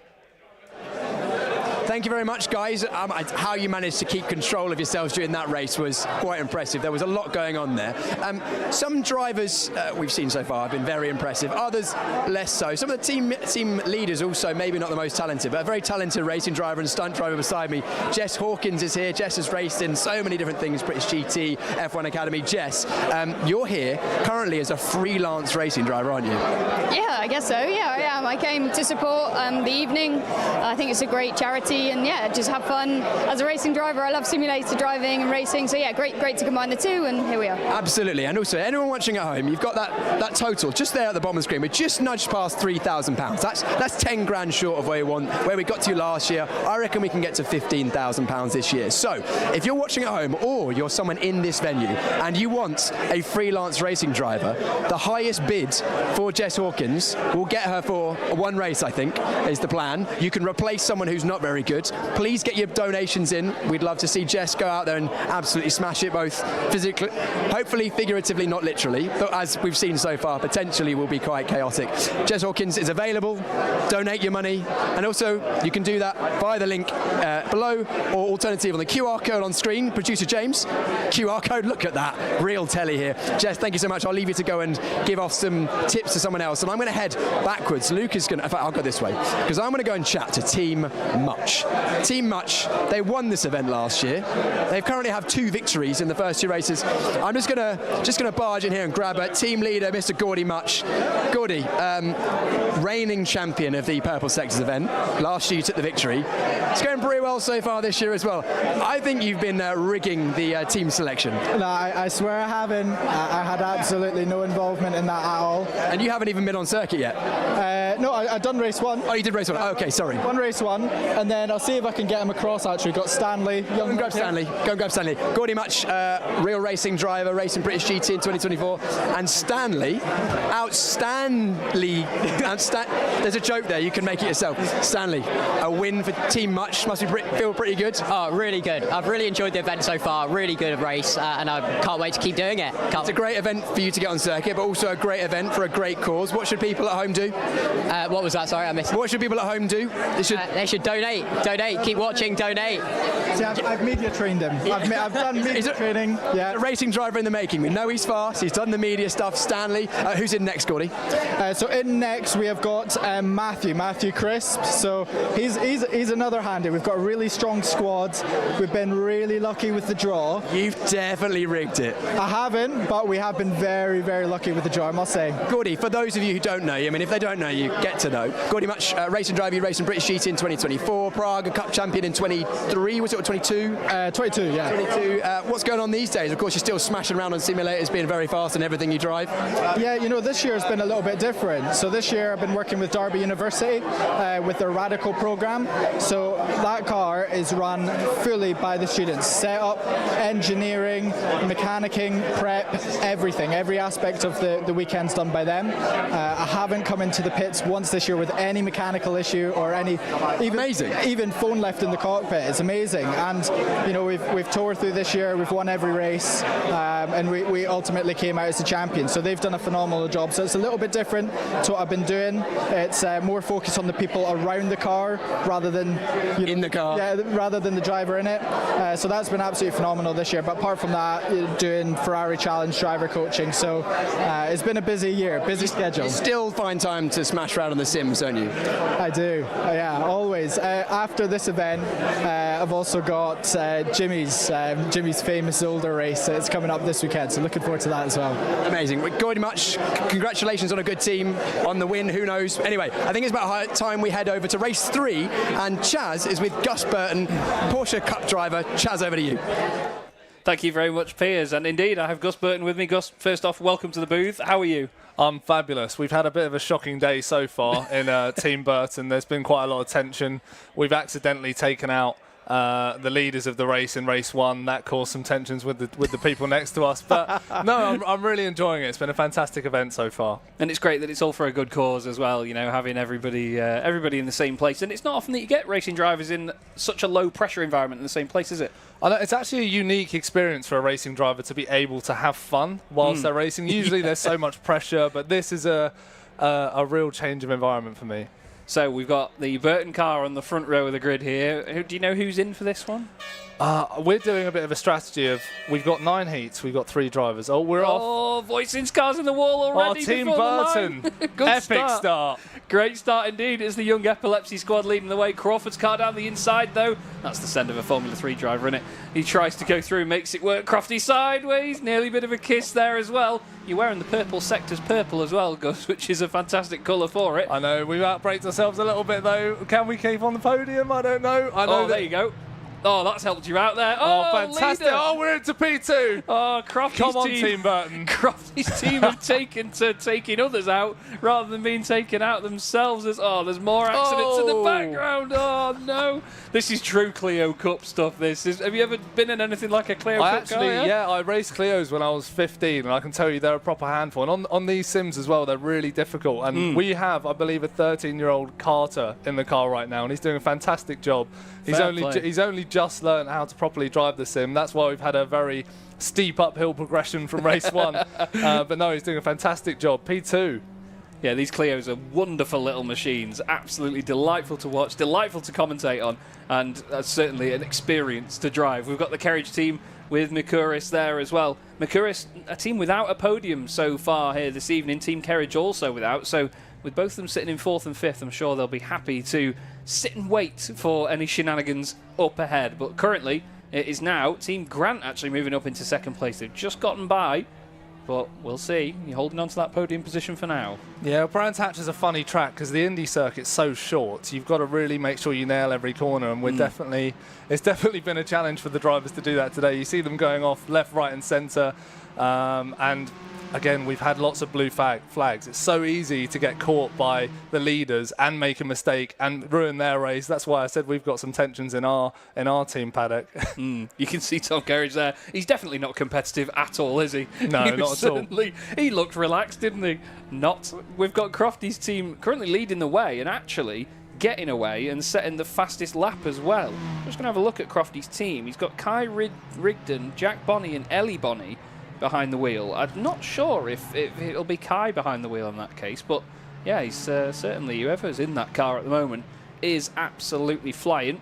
But there they are, and there is Jess Hawkins watching on for a spin there. Yeah, I was going to say there's not a massive amount of pace to be watching on, unfortunately, but still, it's part of the atmosphere. And the thing is, it's similar to endurance racing in the fact that there's so much skill difference between each driver that goes in the car, isn't there, over the course of the night? So there's no sort of definite right way to do it. Yeah, well, the challenge for us as like being pros overlooking is that we've got 3 or 4 different drivers of completely different experiences. And obviously we've all got a background in coaching, but it can be a real challenge to remember what people's weaknesses are, coach them corner by corner. But obviously the better we coach them, the better we do. And we want to try and bring this little championship home.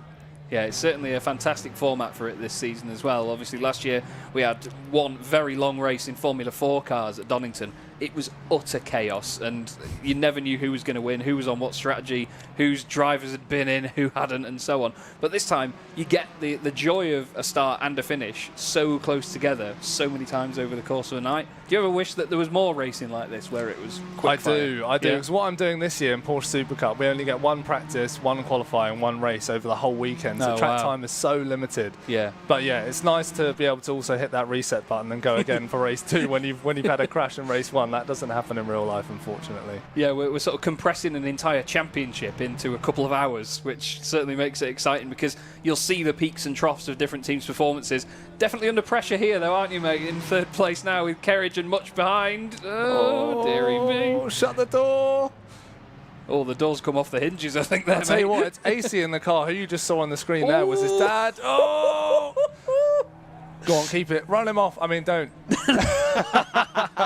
Tell him how you really feel. Yeah. Porsche Super Cup style. Yeah. Give him a quick kiss of the wing. Oh, we're side by side through the S's. This is quick. Good respect given. There's going to be a crash. Oh, Sam Bird's car. Mutch is up the inside. Burton's into the back of him. Oh, my word. Oh, we slipped down. We're down to P4. Yep. Kerridge now trying to look down the inside. McCouris trying to get around the outside. Sam Bird's car still in the way. There's so much going on. Oh my word! He zonted him. He went one side, then the other. Oh my word! Look at Tom Kerridge watching. He's loving it. It is AC Kerridge, isn't it? You said that it's behind the wheel he's in the Burton car at the moment. Oh my word! Dad's watching on. Oh my word! This is one of the best things about it, though. You know, there's relationships between drivers in different teams that they have to watch out for. Yeah, dad versus lad, that's always a recipe for disaster. Yeah. Team Burton holding on to a strong P4. He's really picked up in progression. Since race 1, literally, coaching him how to drive the track, how to drive the sim. Oh, a bit of a very interesting rejoin there. But this is the thing, though. Every time we cut to people, they're all having a good time. Yeah, everyone's having a laugh. It's mega. Absolutely mega. But again, like we say, it's the low-pressure environment of it, isn't it? You guys can enjoy yourselves a bit more. There's not as much riding on it. There's a bit of glory. Yeah. Oh, we got another shunt lower down the field. I believe that's a lapped car. Yeah. Oh, no. Oh, Bird's car once again causing a nightmare. He's just left as well. I think he's left to hide. Sam. But yeah, it is such a unique experience for us as drivers to be able to come to a racing event and enjoy ourselves, because usually we're under so much pressure. We've got so much money pumped into us via sponsors or family to make this career work. And it's just nice it's so nice to do a coaching weekend. That's natural commentator coming out in you there. It gets higher and higher as cars get closer together. We got to move from Team Boyson. Interesting manoeuvre up the curb, but it's done. Yeah, it's not often a Clio would come away from that, is it, to be fair? But they do, well, I say that. They absorb curbs very, very well, usually. They're quite bouncy little machines. Yeah, they're bouncy. The thing is, on turning, these cars have no weight at the rear, and they're obviously front-wheel drive, so it's very easy to lose the rear of the car. And if you're inexperienced, and one thing we were teaching AC earlier is that if you keep your foot to the floor when you've lost the rear of the car, that's a better outcome than trying to save it like a rear-wheel drive when you lift off the throttle. Yeah, rather than deceleration, you want to try and force some acceleration out of it. Oh, God. Team Burton's back into P5. Go on, AC, make a move. He's going for it. He's having a look. Oh, dearie me. Did well to get out of it, that's racecraft. Yeah. He's learning. Yeah. Great respect, but here comes Palmowski now behind. You can hear us shouting outside the door. Their pod is right outside the door. There's Crofty with Jess Hawkins watching on at their pod now. There's so much attention. Oh, Bird's car. Oh, Bird's car. We're back to P4. Oh, no. It's an absolute yo-yo of events with the Burton car. Oh, it's fantastic. What a race. Don't lean on it, please. What a race for me to be commentating on. Well, this is amazing because just as Harry Benjamin was in before, his team had a roller coaster race as well. So it's like a slight curse to it, but it's absolutely fantastic. Side-by-side action. Great respect being given, though. It is very respectful, very respectful. He's come along a long way since race 1. Was holding up the inside now. Up the curb, I say it's respectful. Bit of a door bash there. All the way up. Yes, go on. Defend it, AC. There we go. Beautiful racing. This is brilliant fun to watch. And at the end of the day, you know that everybody out there is having as good a time as we are in here as well. Absolutely awesome time. I've never had such a good time watching a sim race, and for such a great cause as well. That's the best bit about it. All of this is for a great cause here at the Young Epilepsy Charity. Oh, we're wide. We're really wide. Palmowski. Oh, QR code is on Close screen the if door. you want to donate or give to this fantastic racing action. We think it deserves it. We've raised over £3,500 so far, and we're going to raise the roof of this place as well very soon. Complete dead heat, 1 lap to go, Gus. We go into turn 1 side by side. Team Burton on the outside. Go on, AC. Close the door. Oh. Beautiful. Right, now we're going to go side by side into Druids. Come on, AC. You can hold it around the outside. If you hold enough speed around here, it is doable. There is an onboard shot as well from AC. Oh, he's been given some advice as well while racing. I'll tell you what, there's been some great coaching from the teammates as he goes for another move up the inside. This is a fantastic fight. But Palmowski's team now moving up into 4th place. They grabbed a podium earlier on. They're going to love it if they get another one. Crofty's team are going to lead the way. We're not going to hear the end of that. I love the screaming from the outside as we're watching these screens. All the moves going on. The volume outside just gets louder and louder. Oh, and there you go. Crofty's team win it, but what about this run to the line? Oh, Palmowski's going to do... Oh, my word. Oh, my That's word. how you We've got celebrate a win. massive shunt on the finish line. Oh, my word. What a result for Team Burton. P5. Fantastic. Fair play, mate. Fair play. Mutch gets their 3rd podium of the night so far. That's not going to annoy anybody at all.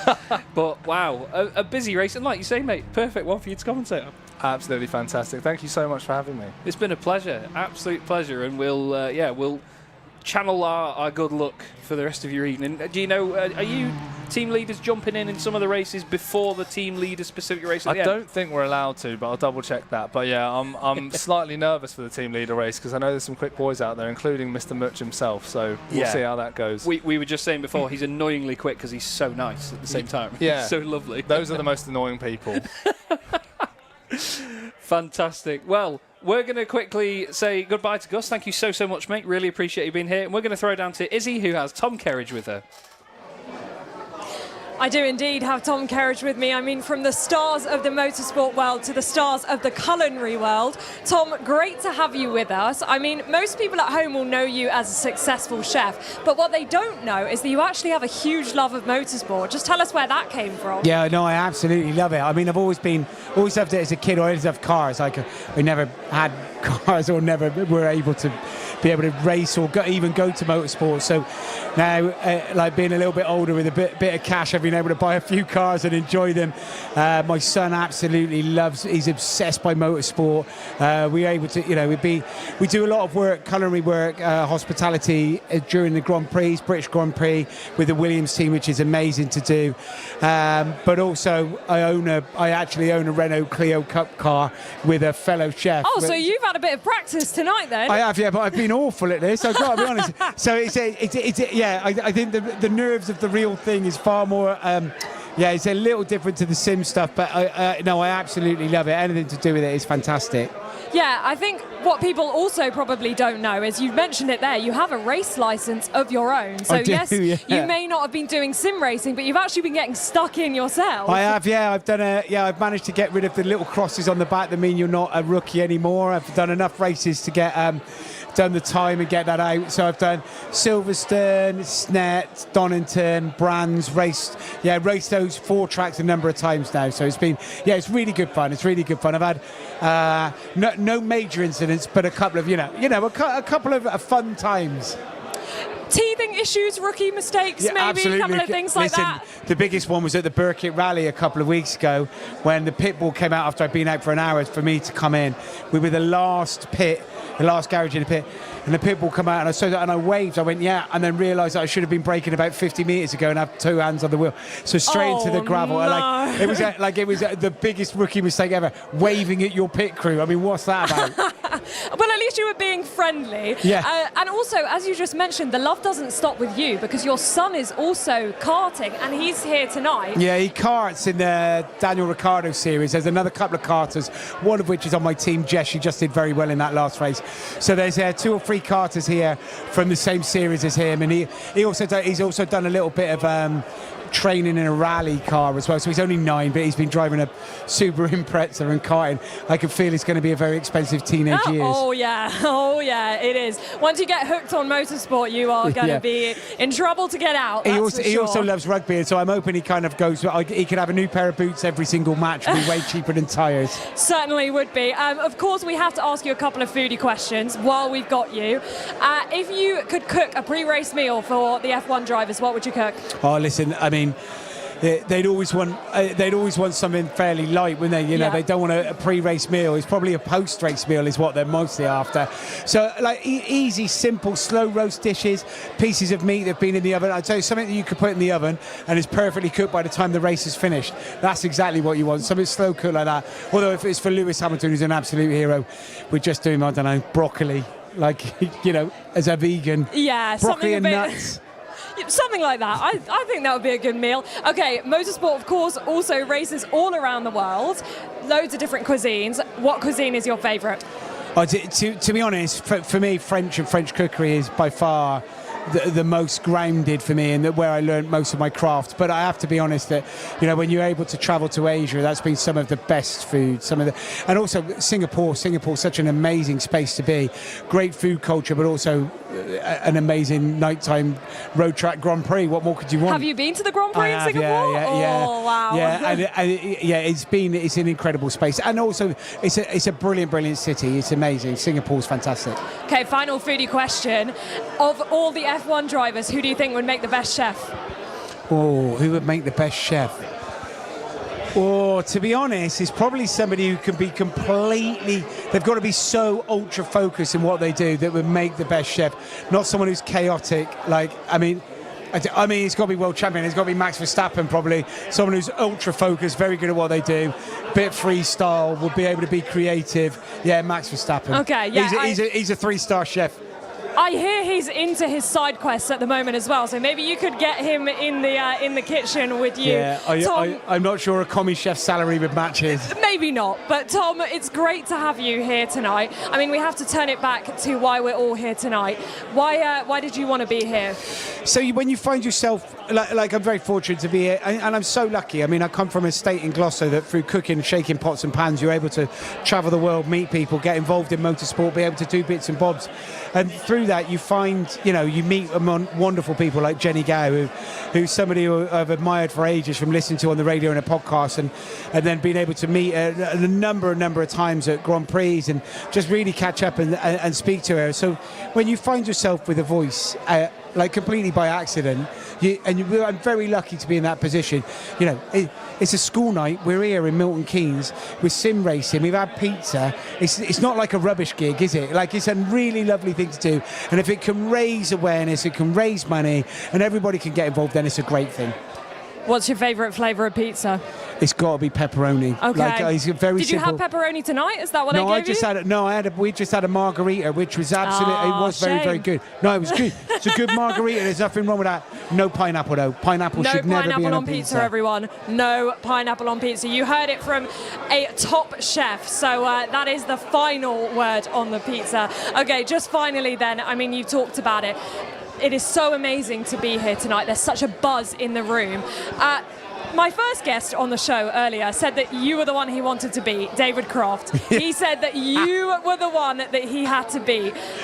Is there a little bit of competition between the two of you then? No, well, I know Crofty quite well, and he's great fun. The only reason he'd have said me is because I'd be the only person whose name he'd remember. That's all. What you'd have done is you'd asked him off the cuff, and he'd have gone, "Oh yeah, Tom K." Yeah. He's rubbish at remembering names. You listen to his commentary; he's all over the place. Yeah. Oh well, Tom, it's been so wonderful to speak to you. Thank you, honestly, from the bottom of our hearts for being here tonight. It has been absolutely amazing to have you, and also to have your son racing as well. We'll keep an eye out for him in the Daniel Ricciardo series as well. And we are going to head out onto the floor with a man who's been cooking up his own storm, Piers Pryor. Thanks very much, Izzy. Amazing to hear from Tom Kerridge. So many amazing personalities here this evening. And I'm here still on the ground while we just get the simulators ready for the next race. As you can see, absolutely rammed in here so far. So let's wander in and grab a word with some of the members who have joined this evening, who have made this event so good so far. And I wanted to wander on in here and interrupt the conversation between Jenny Gow and Amber Jones. Jenny, we've spoken to you. You're going to speak to you later. I'm just going to grab... Yes. We'll grab Amber Jones. Sorry, Jenny. Not that we don't like having you on telly, but we're going to grab Amber Jones. Amber, it's a big full circle for us, isn't it? We started basically our motorsport presenting career together, and here we are. You're racing as a racing driver now. I know. I could technically officially be a racing driver next year, getting my racing license. Hopefully I'll pass that test. But yeah, it's full circle, Piers. I started my career with you. You taught me so much. I was like, what is that on the car? What does this do? What? Aero wash? What? You told me everything. So yeah. It's all lies. It's all lies. Anyway, Amber, you are team Young Epilepsy this evening. Amazing to represent such a worthy cause. Yeah, honestly, it's actually such an honour to represent, the Young Epilepsy charity. And my team are smashing it. No joke. They're doing really, really well. We've got mixed levels in there. So some races, might not be fantastic. Don't know what I'm going to do. They haven't had the best luck though so far. So in the first race, the Young Epilepsy team got... I'm going to make no bones about it. They got fired off. And that's the issue, really. We could be doing fantastic, and then someone swipes us out the way. So we'll see what happens. It's all fun. Should we go and find some of your teammates, see if they want to have a chat? We've got 4 members of each team. Amber's team, of course, is going to be Lewis, Harry, and Rob. We've got who's in the sim at the moment? Rob is in the sim. He's going to be in the race. Rob, can I have a quick pre-race interview? I'm going to jump on in here. Rob, just look at the... Oh, no, hang on. I'll go this side. So I've never actually done an interview in a simulator before. How am I going to do this? Let's do it like this. Rob, how's your feeling ahead of this race? I think I can go win it first corner. And I can actually bring some home points, decent points back for Young Epilepsy. Absolutely. It must be pretty cool to be able to represent Young Epilepsy in this team this evening. Yeah. Yep, I've been practicing at home a lot recently as well. Oh yeah, what have you been practicing on? My Xbox. I've got a set of course, so I can bring home some good points for it. And anyway else, that's not much really.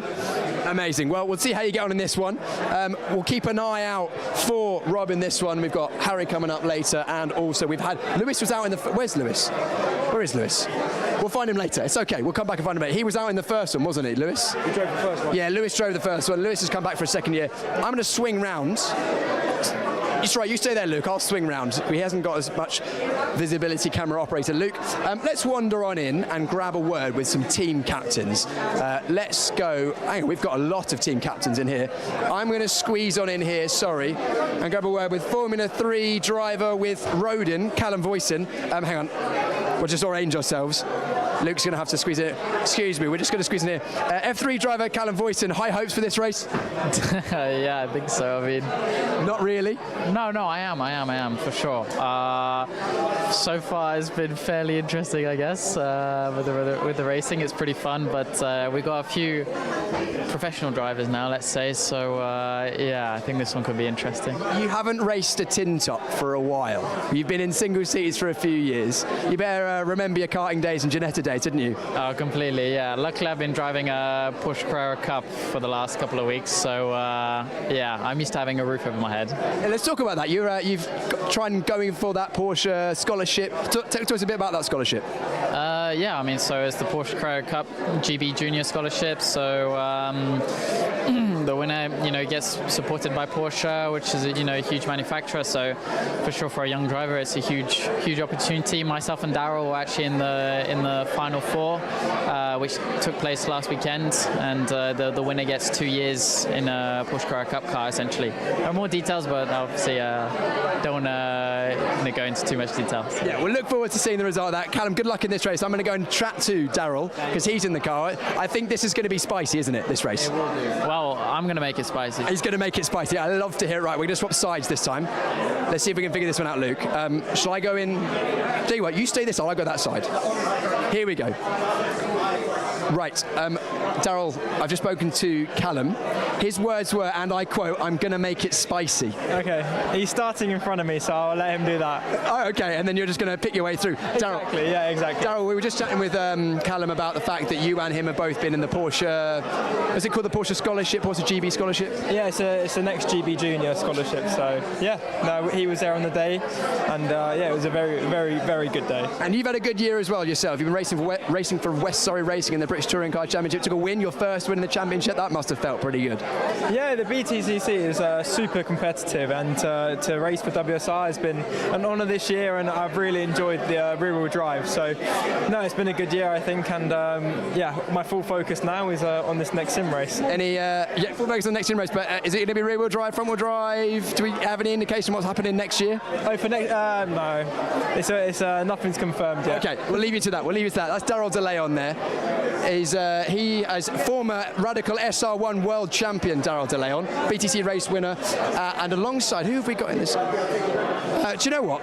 Things are only a few moments away from the next race. Let's head over, or let's throw to one of the videos from the event. Many people think that all epileptic seizures are when you fall to the floor and your body shakes and jerks.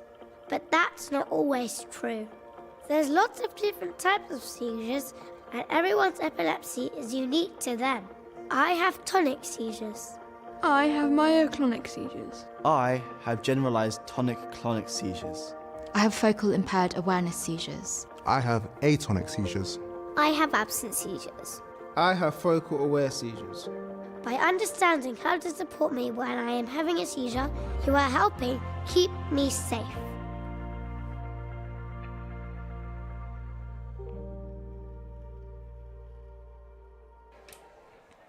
Hello again, everybody. Welcome to the fourth race of the day. We just had a slight technical just a moment ago while they went to fix some of the rigs. I'm joined by Harry from Young Epilepsy. Hello, everyone. Harry, how are you, mate? How's your day going? Very well, thank you, Chaz. Yourself? Yeah, very good, thank you. Loving the action so far. We've got these fantastic Clios at the Brands Hatch Indy Circuit. What do you make of these cars in this track? Yeah, they're causing absolute carnage in the first couple of races. They absolutely are. Front row of the grid then, we have Crawford and Voisin on the front row here. Two very talented drivers indeed.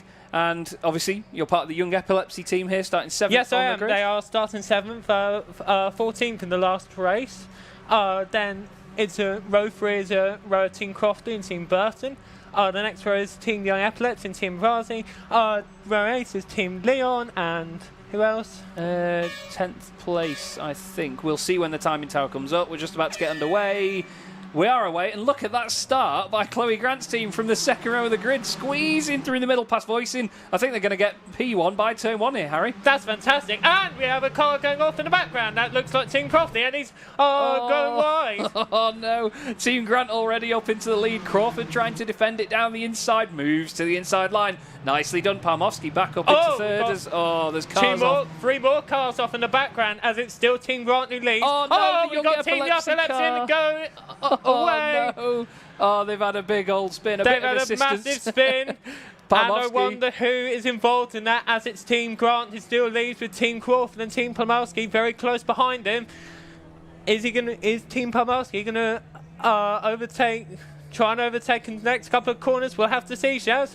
We absolutely will. And an important thing to note as well is that Team Mutch is actually in last place at the moment, 15th position. They've taken 2 victories on a podium already here tonight. So to have them right down at the back gives everyone else another chance. It's Grant, Palmowski, Crawford, Voisin, De Leon at the moment. Impiazzi in 6th position ahead of Micouris, Burton, Benjamin and Pit Stop Nic's team. And the Young Epilepsy team 13th at the moment. And hoping to make Team places. Crawford. And let's hope to see if Team Young Epilepsy can make any gains towards the end of this race, as we just ticked past the 7.5 minute mark in this race, as it's very, very close in the background. It really is. It's close everywhere, isn't it? This is fantastic Clio racing action. This is what you can expect from these sorts of cars, isn't it? Yeah, this is absolutely what you can expect with this kind of racing, as it's really, really congested in the background there, Shaz. Yeah, there's so many cars. One massive train. There's a move on for the lead here. We're on board with Palmowski down here. Yeah, it's very, very tight now.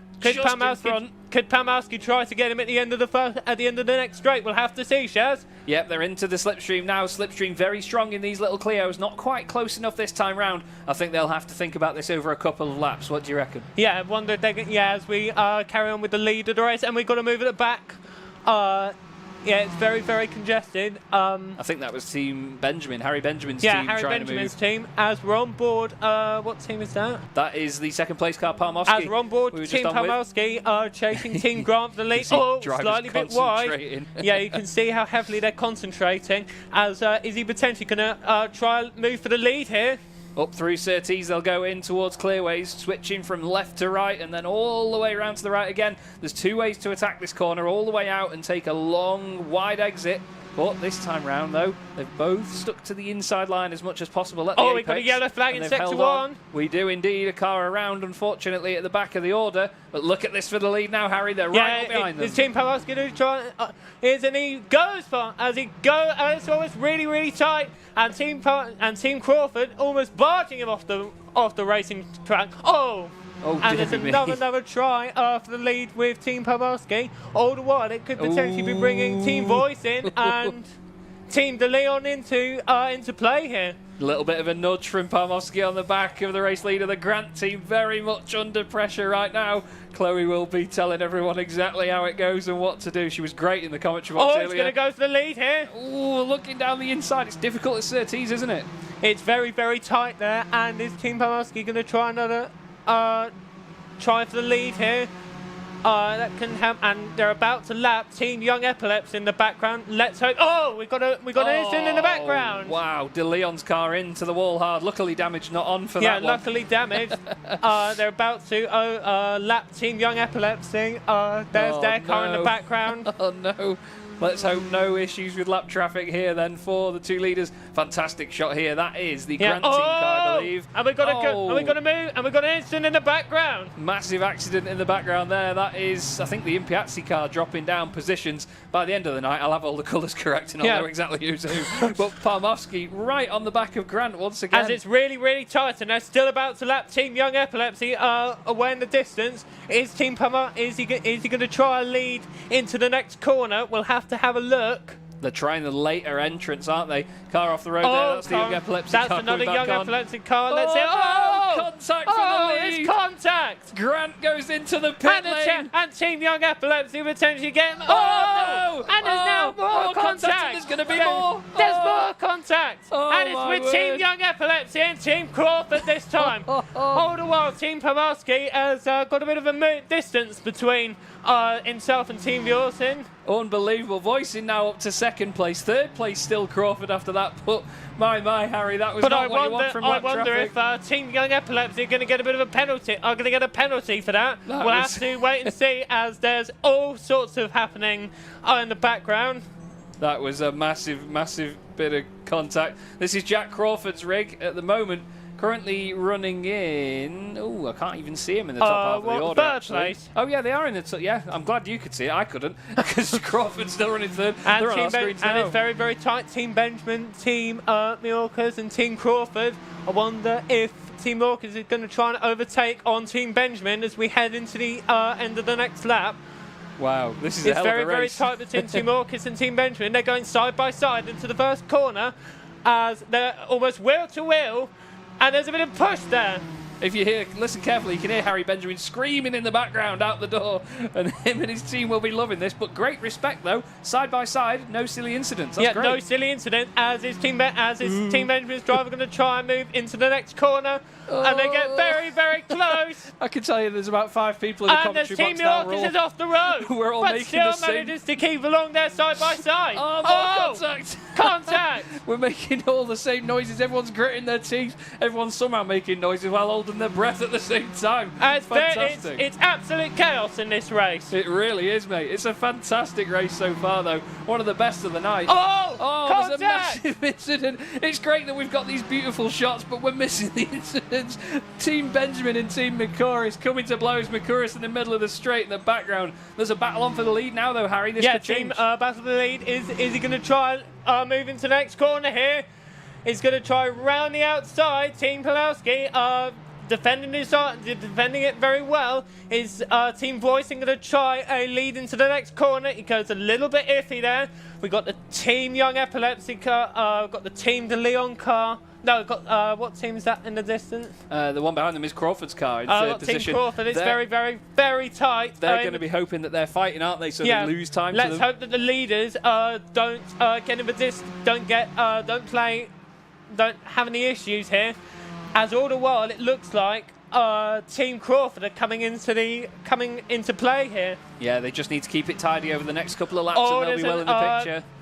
Try and move for the lead here. We've got less than 90 seconds left on the clock here. Gordie's team is a lap down ahead, but look at that by voicing. Great speed around the outside on the exit. Very good speed, and it's really, really tight. Then they come very, very close to banging side by side.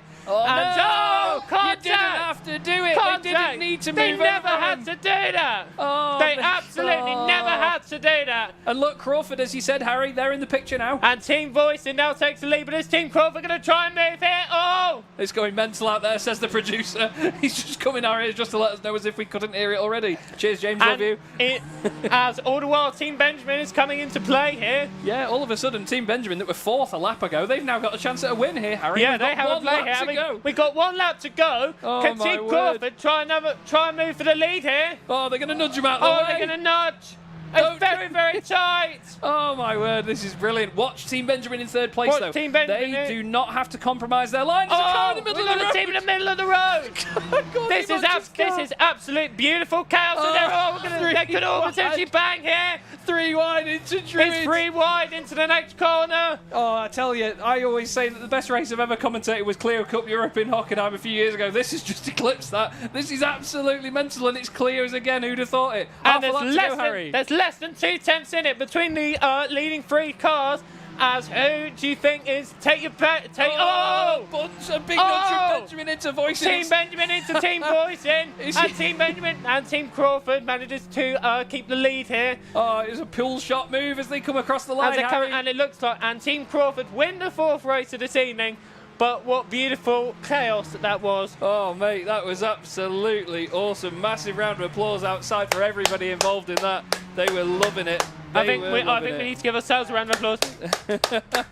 That was absolutely epic. We got further issues in the background. we got 3. That's a brilliant effort. Oh, my word. Fantastic effort. Oh, goodness me. Unbelievable fun. Wow. Well, did you enjoy that, Harry? Yeah, I really enjoyed that. That was a brilliant race. Was beautiful. Wow. Well, what absolute utter chaos. Absolute chaos. Well, thank you for jumping in, Harry. Thank you so much. And I'll be staying on for race number 5. He will be indeed. We're going to have Piers now, who's got another interview lined up for us. Hopefully less chaotic than that race. Yeah. Wow, who thought that the race of the year of all motorsport was going to be here at Young Epilepsy's Purple Sectors event? Tell you what, if anyone's been familiar with Alpha Live, that may well be race of the week. And I'm going to grab a word with the eventual winner, Jack Crawford. Jack Crawford, the Formula 2 driver, but turns out you're pretty good at front-wheel drive as well. Yeah, I didn't even know it was the last lap. So what a race, though, what a race. I was racing, and then I got hit. And then I got hit directly into Callum in front of me, and it just, I saw there was the tensions are running high. You were shouting at the screen. Yeah, once I was fully sideways on the pit track. I got turned by a lap car, so I was a bit frustrated because I just got to the lead, and then that was a good end over there. Do you reckon? I got hit from the guy behind me. Yeah, of course you did. Of course you did. There we go. And how about the move on the last lap? Was it just Stewart's going to have a look at that one? Well, I mean, yeah, it was pretty tough. Robust. It was okay. I didn't know it was the last lap. I didn't either, so I was just white lining it the whole race. Well, congratulations. If that's not race of the evening, then we've got some serious racing coming up. That was unbelievable. And did you know that the driver that was right behind you at the end, Darren McCormack, professional sim racer as well, so he was rapid. All right. I felt like we were pretty good there at the end. Like lap times were pretty good. I didn't do much practice. I don't know. No, I didn't do any. I did 3 laps. Yeah. I didn't do any at all. I didn't know how to start. I took out Daryl by mistake. I saw that. But I didn't mean to. It was an accident. Right next to me as well. It was an accident, for sure. Anyway, Jack Crawford, Formula 2 driver, Aston Martin, reserve driver, sim driver, all that good stuff. Callum Voice, an F3 driver. That's what you get when you put racing drivers in sims. You get good racing. Congratulations, guys. Should we go for a wander? I think we've got time. Let's do it. Let's wander into the crowd. Come come on through. Who am I going to grab a word with this time? I'm just going to grab anyone, I think. Let's grab a word with Theo Micouris, who I managed. What's going to be? Theo, come this side. I've got an earpiece in, otherwise I can't hear a word you're saying. Okay. Theo, team leader. Yeah. Race and driver yourself. Tell us about what you've been up to this year. I've been doing LMP3 this year. So Michelin Le Mans Cup. It's the sister series to ELMS. Visiting some of the best tracks in Europe. So got to go to Le Mans, got to go to Spa. Pretty cool. Pretty cool indeed, and pretty successful as well. And also made your single-seater debut this year, which went pretty well, didn't it? Yeah, that was definitely one of the best moments of the year. I mean, that was incredible. To even get the opportunity was absolutely amazing. You're a Formula Open for those who didn't see it. Yeah, absolutely incredible. To be able to even sit in a Formula 3 car, I was very lucky. So to be able to race it and to get a podium as well first go, very, very lucky. So thank you to Nielsen and my manager Simon Stoneham. There you go. Big shouts. Theo, you've been racing. We were karting the rough at the same time. I was doing research for the event. I didn't realise that we both won the Wilton Mill Kart Club Championships in the same year, in 2018. Did we? Yeah, I was senior champion when you were cadet champion, which makes me feel very old. Yeah, I'm sorry about that. Yeah, it was 2018. I remember that year. It was very eventful for me. It was very tight, I think, until the very, very last race. So I don't know. You might have had a bit easier than me that year. I don't know. Oh, when's the last race? Yeah. Okay. So we both had a very stressful 2018 then. Let's not talk about it. Anyway, we both won, so that's all good. You're here this week, this evening. We're raising money for Young Epilepsy. That total at the bottom of the screen, right there, £4,339. Right there. Right there. We need to get that number up. We raised £13,000 last year. All the proceeds are going to Young Epilepsy, an amazing charity which we've heard about this evening already. We'll continue to hear about. We just saw a film or a short video before this race. If you can, you're watching, you're enjoying the event. It only exists to try and support Young Epilepsy. So if you can donate, please do. There's a link in the description, the QR code on screen. You can scan that on your phone. If you can't donate, no problem. What we do ask though is you share the live broadcast. Isn't that right? We want as many people to see. And also, how good was that last race? That was brilliant. I mean, personally, I got taken out, so it could have been a bit better for me. I think it was blatant takeout. I mean, I was in P3, I was having the race of my life, and then I got taken out. So it's okay. But keep sharing it because it's quite fun, and I've got to get my revenge later. So it's going to be entertaining. There's going to be a lot of crashing, and the's going to be a lot of entertainment. Theo, we'll let you go and talk to your team now. Thanks very much for chatting to us. Thank you very much. Theo Micouris, racing driver, is going to continue on. Reminder, you can follow that link, and it will take you to the silent auction, the donation opportunities, and the raffle as well. I think we're just moments away from our next race, so I'll hand back to Chaz.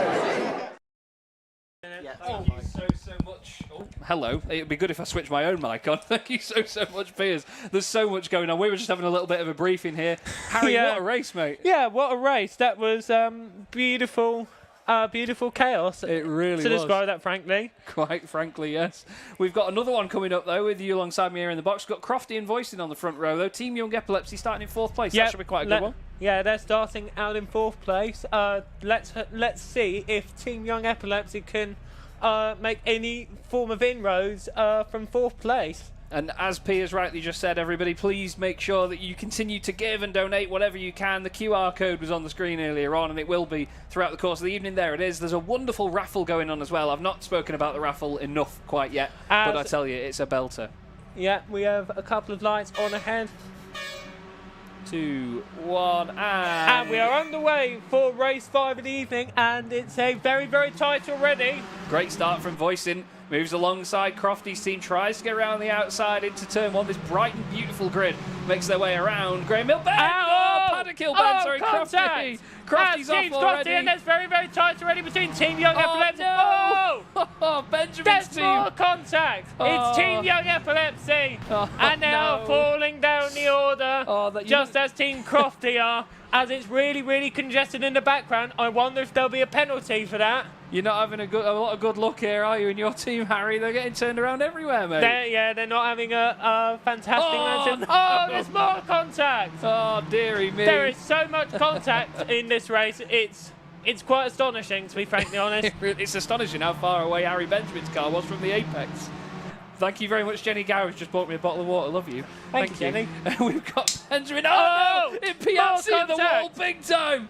Oh, massive contact, and around they go. But this is the thing with front-wheel drive Clios, isn't it, Harry? It's amazing how much chaos there is from front-wheel drive normally, as it's really tight already. Team Mutch in third place, Team Crawford in second.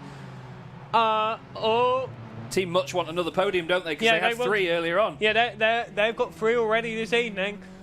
I think they're probably leading the points as a result of that. Benjamin's car! Oh, he's on the grass and he's gone around. Contact. It's Team Benjamin who's gone around, and I wonder if there's going to be a penalty for them. Oh, dearie me. Well, there should be for losing it so easily on the way to Graham Hill Bend. But Team Crawford 4th place at the minute, right behind Team Grant. Team Grant obviously wanting a bit more out of this race than they had earlier. And there's banging of wheels between De Leon's going in the Team fence. Crawford and Team De Leon. I thought he was going in the fence there. He could have easily right-hand downed him and put him in the wall. Don't forget, everybody, all this action is in fantastic cause of Young Epilepsy, a wonderful charity. And their team is not doing well at all tonight. So donate more to help them out. Yeah, donate them more to help them out. Yeah, they're having a lot of bad luck at the minute in these races, so make sure you get the donations in. Yeah. James will whack the QR code on screen as I do some backseat directing, because he loves me very, very much. De Leon 4th place at the moment, then Crawford 5th right now, Micouris, then Palmowski in 7th. As it's still Team Voisin who leads. We've got a gap of 1.6 seconds from Team Voisin to Team Mutch. As there's a move between Team McCarthy and Team Palmowski. Yeah, Palmowski going from left to right, and now back down the inside, tries to sneak up the inside of Clearways. Look at the Clios lifting the rear wheel off the ground. Is there going to be contact? Is there going to be contact? No, there's no contact, and he gets past. Lovely stuff. Great respect and being it's given still there. side by side as we start the next lap with just under 6 minutes left in this race. Oh, dearie me, it's feisty stuff once again, but this is Clio racing, isn't it, Harry? This is exactly what you can expect. This is wonderful chaos. Really is. Oh, a good run there by Palmowski. Fantastic run. Down the inside in towards Druids. It's really tight. Micouris says Team Palmowski managing to maintain the lead as we tick past 5 minutes and 45 seconds. Wow, it's flying by, isn't it, mate? Time flies when you're having fun, they say. Yeah, they say. It really is. This is Impiazzi's car now, right up behind Team Benjamin. Team Benjamin, obviously, making not many friends. Yeah, not making many friends. Leaning on it. Oh, it's so close. Not really making many friends this evening, as we're on board with Team Impiazzi. Yeah, they've got the headlights on as well in that little Clio. Headlights ablaze. They're going to try on Team Benjamin. Oh, they're going in the pit lane, I'm telling you. They're going in the pit wall. They're going in the pit wall. They're carry that on. And they are side by side. They're going in the pit wall. I told you they were going to do it. I told you they were going to do it. They didn't need to close the door. As through Team Impiazzi go. Oh dear, Jess has had to leave early, bless her as well. The gap between, yes, thank you, Kieran. It's 7/10 of a second. There's so much to look at, but Kieran has very rightly pointed out that Team Mutch are catching Team Voisin for the lead of this race. Voisin just finished second in that previous race. Team Mutch's team has had 2 race wins so far tonight, Harry. Are they going to get a third, do you reckon? Can they potentially get a third here? Is it very tight as we go on the approach to Clearways? Is he going to try and move for the lead in the next corner? Maybe. He gets a beautiful exit there. This could potentially be his try for the move here. Yep, right behind him down the straight. We go on board now. He moves out to the left-hand side. I love how these cars, by the way, just skip that rear wheel off the ground at the final corner. It's great. As he still manages to maintain the lead here. Oh, what a move! What a move! Oh, cut That's back down a brilliant move. Beautiful stuff. That's a brilliant move. Voisin's going to try and carry momentum around Is he potentially Druids. going to any more momentum here that he can? As it's so tight. Wow, great stuff that by Team Mutch. Lovely clean manoeuvre, wasn't it, mate? Yeah, as for those of you who are just joining, there's less than a car point separating our leaders in our 5th race of the evening. Team Mutch leading from Team Voisin. Yeah, keep donating wherever you are. Is he potentially going to try and move? As we are on board with what team is that? Oh, that was the Micouris team, I think, just coming through Clearways. They're in a good fight. Oh no, Palmowski actually behind Crawford. He got a bad exit there. It's going to get very close to contact there. Nearly as they head down. But we'll keep an eye on the feed, and this is the onboard shot we've got in towards Paddock Hill. As it's really tight. They're going to try a cutback again. They carry good speed. There's the move up to Druids. They carry really good speed, and they are side by side as they're going to the next corner. They're going to bang wheels here. Oh, Crawford's gone deep. No, they don't. Oh, Crawford What a carries the move. speed around the outside, He carries wonderful speed around the outside. They're still side by side as we go into the next corner. Sideways. That's the thing in these clears, though, isn't it, Harry? If you lose the back end, you just floor it. Yeah, that's the thing. If you lose the back end, you're going to be in the barriers. Yeah, or as Chloe said earlier on, in the bazzer. Yeah, in the bazzer. In the bazzer. I love that. I'm going to use that in future, and I'm going to have to send her royalties for it. A best lap by Mutch's team. They still lead the way. 1.5 seconds clear right now, and on their way to their 3rd victory of the night. Reigning champions as well, Gordie Mutch's team. He was joined by Luke Austin, Will Chadwick, and Amateur James, as he was called, last year in the endurance race. But right now, they're showing everybody that sprint racing is their fine art as well. Yeah, look at that run. Look at that what run. a great run he's got there. Oh! Whoa, that was a defensive move from Crawford. That was very defensive move there from Team Crawford. You can and hit Palmowski's they're team going to go outside the side door. by side, almost side by side as they go down the next hill. Oh, you can look at how much input they're putting in on the wheel. You can see how much... you can see how much input they're putting on the... contact! No. It's Car's contact gonna come back on at between some Team point. Crawford. Oh, no. The thing is, they're closing the door on people, and they don't have to do it. Oh, they're not even getting going yet, mate. Go Team Bird, Team Kerridge. Oh, I wonder if the... That wasn't the lead car, was it? No, that was not lead car. That was Crofty's car. Yeah, it's currently, as our back to our Team Crofty and Team Young Epilepsy. They are probably miles away. Oh, my word. Another great race already, mate. Yeah, Only a few another minutes to go. fantastic race here, and we've got 90 seconds to go in our 5th race of the evening, as Team Benjamin and Team Micouris are side by side as we go into the next corner. Oh, getting friendly at Druids. Getting very, very friendly. We've got a car off in the background there. Yeah, Team Micouris off as a result of that, having to recover. 1 minute to go here in the 5th race of the night. This is only just about going to get us to the halfway point, but we have then, of course, the team leader race at the end of the evening. This is Palmowski now we're on board with as they go around clearways, and now trying to chase down the 5th place car of Impiazzi. We're seeing that number go up at the bottom of the screen as well. £5,900. Someone's just donated 1,500 quid. That's incredible. Amazing. As we Thank look you at so Team much. Mutch at the background, they are absolutely dominating our 5th race of the night. Wow, somebody just donated £1,500 in one swoop. Keep those donations those donations going through. Incredible. We have the auction and the raffle as well as a silent auction and raffle, so make sure that you scan that QR code and see what you can find. There's some incredible stuff on there. Speaking of incredible, though, Harry, what a performance by Team what Mutch. an incredible performance from Team Hut, and they've got a car in the background. That's Team Pitstop NRC, and that is probably not going to have them on their way to their 3rd victory of the evening for Team Mutch. And Voice in 2nd place as well. Second. Oh, there is one more lap. Sorry, there is still one more lap. And they have been absolutely dominant. Are they slowing down as if the race is over? We'll have to look, yeah. It looks like they're slowing down as though the race is done, but... Oh. Voicing's caught back up now, and I think they've been given they've been told, look, carry on. Race is not over, so it's not just confused me, it's confused them as well. It's confused us as well. We've got to move through. We've got to move for the lead here. Voicing goes through and takes it. Now Mutch has been given the go-ahead. With half a lap to go. Oh, they're banging wheels here. They better not go off because I've already written down who's won. Team Mutch goes through once again into safety. They're off. No, they're off the circuit into clearways. They're bouncing and shifting across. Rallycross stuff. Voicing goes through. It's absolutely incredible chaos here. Team Grant goes through. As out of nowhere, Team Voicing win our 3rd race of the evening. Oh my word, Voicing take the win. Team Grant in 2nd place and then Mutch in 3rd. Oh my word, that is unbelievable. As we sing. Flipping heck. Utter chaos. Yeah, wonderful chaos. Gordie Mutch. Oh, wow. Clio on its roof in the gravel. That's incredible. Absolutely incredible. Oh, they missed. Come on. It's a stationary car.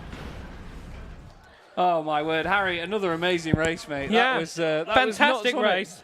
Probably absolute belter. Yeah, that was probably better than the 1st race, I think. Yeah. Well, oh my God, there's so many accidents going on. Harry, thank you so much for joining me, mate. It's my pleasure. Yeah, we'll continue on with the evening, but we're going to hand back down to Izzy, who's got another interview for us.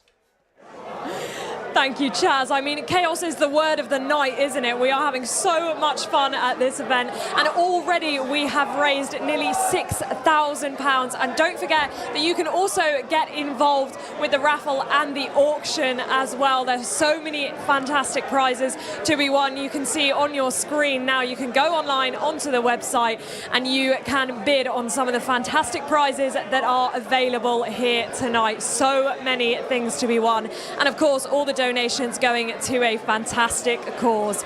The racing will be continuing very, very shortly, and I've no doubt that there's going to be even more chaos in the races coming up. But my next guest has joined me, and she knows a thing or two about racing herself, although she's actually not raced yet tonight. It is, of course, Red Bull Racing F1 Academy driver Alisha Palmowski. Alisha, great to see you. I mean, first of all, you've been sat here with me watching your team. How proud of your team are you so far? We're doing a great job. I'm absolutely buzzing. I've really dropped on. Shout out to Connor, who is on my team. He's been coming here for the last 10 years. Oh, wow. He's been coming here longer than I've been racing, nearly, in total, and he's just smashing it. Like, great job. He's doing better than me. That's why I've not raced yet. I'm just leaving it to Connor. Like, he's carrying the team. Well, we're very grateful to have you here. I know you haven't raced yet, but we're going to take some credit to say that we're keeping you sharp for F1 Academy, because we are, of course, coming to the end of that season, racing in Vegas next week, I believe. Weekend, yeah. And you told me earlier you're flying out on Friday. First of all, can you believe that we're already at the end of the season, and how do you reflect on your first season in F1 Academy? It's gone so quickly, honestly. I've been so excited for Vegas the whole year. I think the atmosphere is going to be incredible. The circuit looks great. I'm just so excited. But I think the year as a whole, it's been a roller coaster, to be honest. I've had highs, lows, everything in between. But I think the main thing that I've taken away from this year is how much I've learned. I always knew it was going to be a big learning curve, but I've just progressed so much as a driver, and I think the results haven't reflected that this year. But we've got another opportunity next weekend in Vegas. So I won the first round of the season, so I'm hoping to win the last round of the season too. So that would be great. I mean, that would be a great way to cap things off, to come full circle. I mean, let's just talk about that, because you started the season with a win. You then went on to have podiums in Jeddah, Miami, Zandvoort. I mean, these are fantastic F1 tracks. You're racing on an F1 weekend. How special is that? It's a dream come true, honestly. I still pinch myself. I mean, I'm just the biggest F1 fan ever. So to be racing, you know, on an F1 race weekend with F1, the amount of fans in the grandstands, the atmosphere, the amount of people shouting out my name, wanting autographs, it's just crazy. So it really is a dream come true. Well, there's quite an atmosphere here tonight as well. I mean, you're one of a few racing drivers here with us tonight. Is there any competitiveness between the racing drivers? Is there anyone that you're looking at and you're thinking, I want to beat their team? Definitely, always. I think I'm a bit intimidated by Team Crawford because, you know, F1 level, you know, it's pushing it a bit. But Team Crofty, I've got to beat Team Crofty. You know, I don't feel I'd ever be able to come out in public again if I lost to Team Crofty. So, yeah, I've got it out for Team Crofty. Well, the real pressure is here tonight. It's not, in fact, in Vegas next week. But, of course, you are racing in Vegas next week. You mentioned how excited you are to be there. You're not actually old enough to enjoy most of the things in Vegas. But still, I mean, that must be an incredible opportunity. And under the lights and the glitz of Vegas as well. How cool is that? Oh, it's going to be awesome. And I think for me, Vegas on paper should tick every box that should make it a successful weekend for me. Temperatures will be cooler, thank goodness, after Singapore. That's a nice come down, so that'll suit me more, obviously, being from the UK. It's a new circuit for everybody, so nobody's been there before, nobody has any data, so we're all on a completely equal pecking field. So one free practice session as well, so limited track time, but all these things should suit me. So yeah, I'm just so excited. Cannot wait. And you've got the advantage because you've been here tonight at Simply Race. Just quickly, before we let you go and get to the actual racing, how important was it for you to be here, and how much have you enjoyed the evening for the charity tonight? Oh, it's a great evening, and I just can't believe the turnout, to be honest. The amount of people in here, the incredible racing drivers.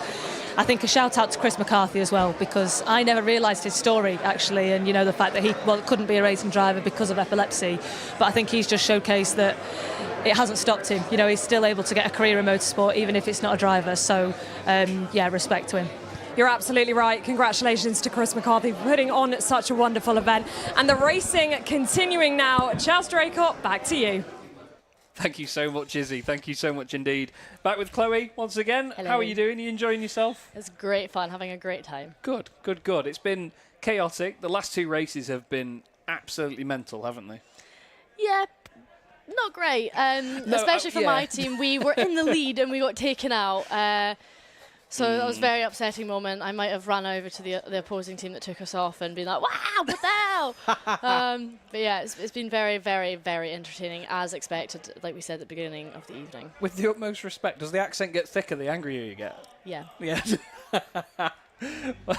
I'm not surprised, to be fair, because I bet you were fuming with that one.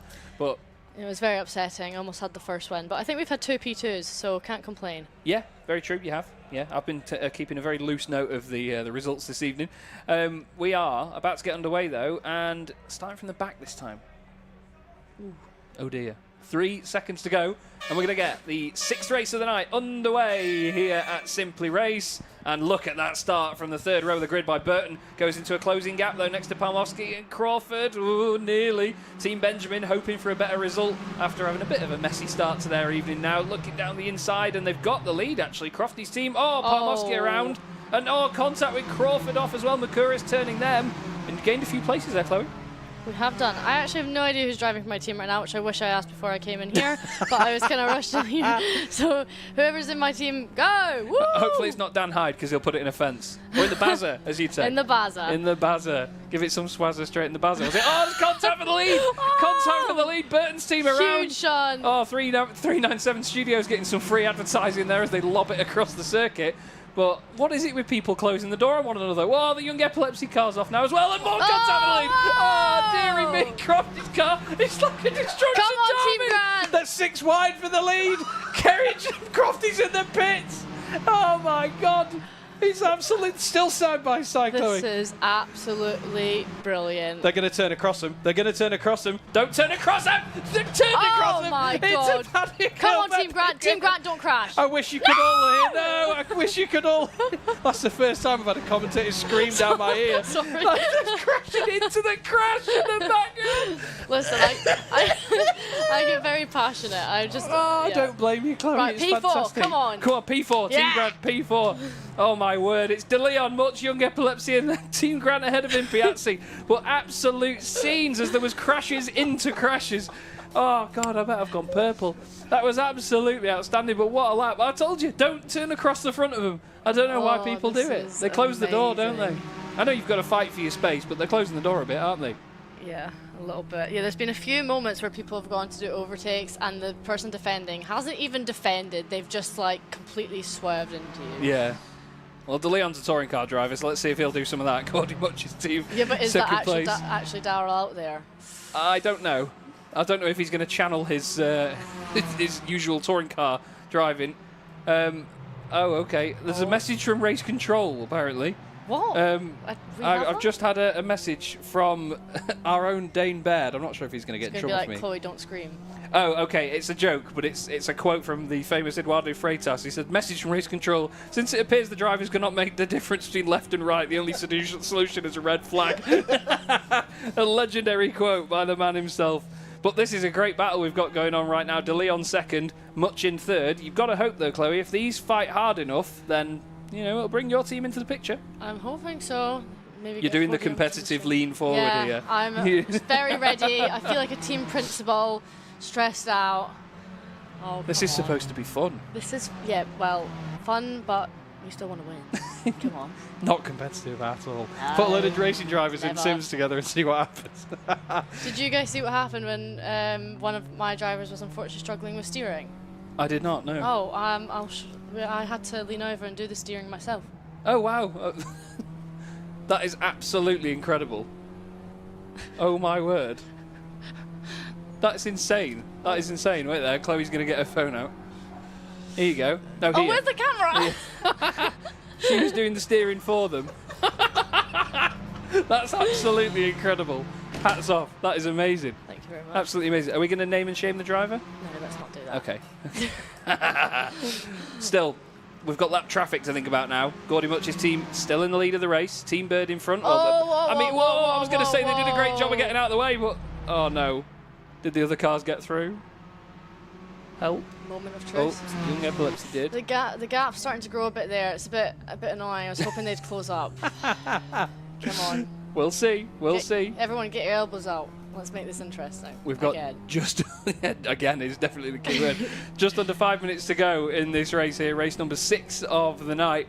And what an absolute blast it has been. Hopefully we can hit that £6,000 milestone here during this race. Please do donate and give where you can. There's an epic raffle and also an auction going on at the moment. Make sure you check out the QR code to see what you could win for your money. Crawford, just in the way here. Are they going to make this easy, do you reckon, Chloe? Oh, they're going to make it scary. Yeah, I think there was a bit of a warning there, but I'm not too sure it's going to go. Oh, no. Don't break on the grass. Oh, no. Don't break on the ground. They've taken out all the motorsport games. Things like motorsport games took themselves out last year. Look at that by Crawford. Oh, my word. Oh, no, they're going to rejoin into the Young Epilepsy team. Oh, the driving standards are incredible. This is so entertaining. It's brilliant, isn't it? I'm absolutely loving this. Absolutely phenomenal. But again, I compared this with Gus earlier on to endurance racing in a way, because you've got a mix of drivers where you don't quite know how the skill's going to match to other drivers that people are putting in the car. So yes, there's that that's unknown true. factor. However, keyword endurance. This is 8 minutes. Oh, yeah. I mean, it's a race of attrition for sure. In that 8 minutes, you've got to survive it. I think is the key element here, isn't it? I think we're unfortunately struggling. We've actually dropped backwards. Oh, he's 6 now. Happened. Uh-oh. Is there going to be a debrief? Yes, there will be a good team debrief. Maybe change car setup. Change car. Just change car. Get a Megane instead of a Clio. Flipping out. Well, we've got a great battle going on for the lead, though. These two teams are absolutely locked in right now. Gordie Mutch and Team De Leon. De Leon's got Gillen Townsend. He's got Nathan Woolcar and Alice Cook racing for him in his team. And Gordie Mutch has got Matthew Crisp, Stanley Donaldson and Lewis Webb. We saw Stanley earlier on.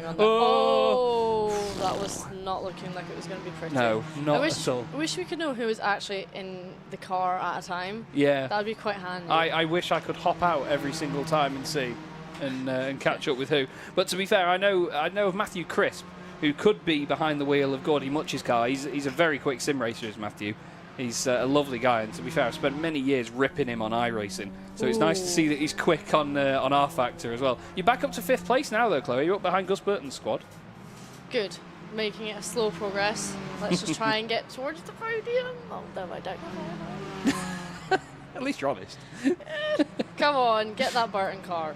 I've only just noticed this, but are we out on the PA as well out there? Yeah. I did not know that.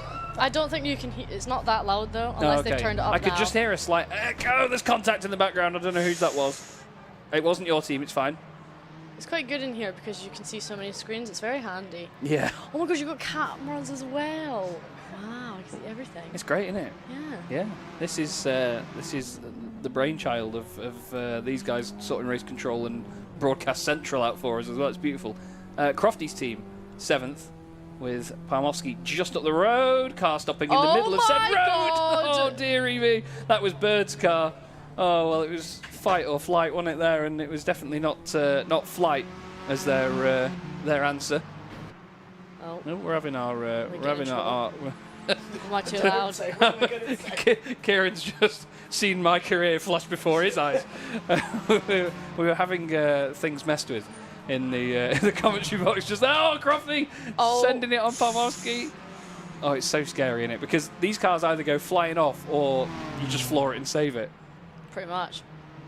It's brilliant to watch though. These little Clios, they're so funny.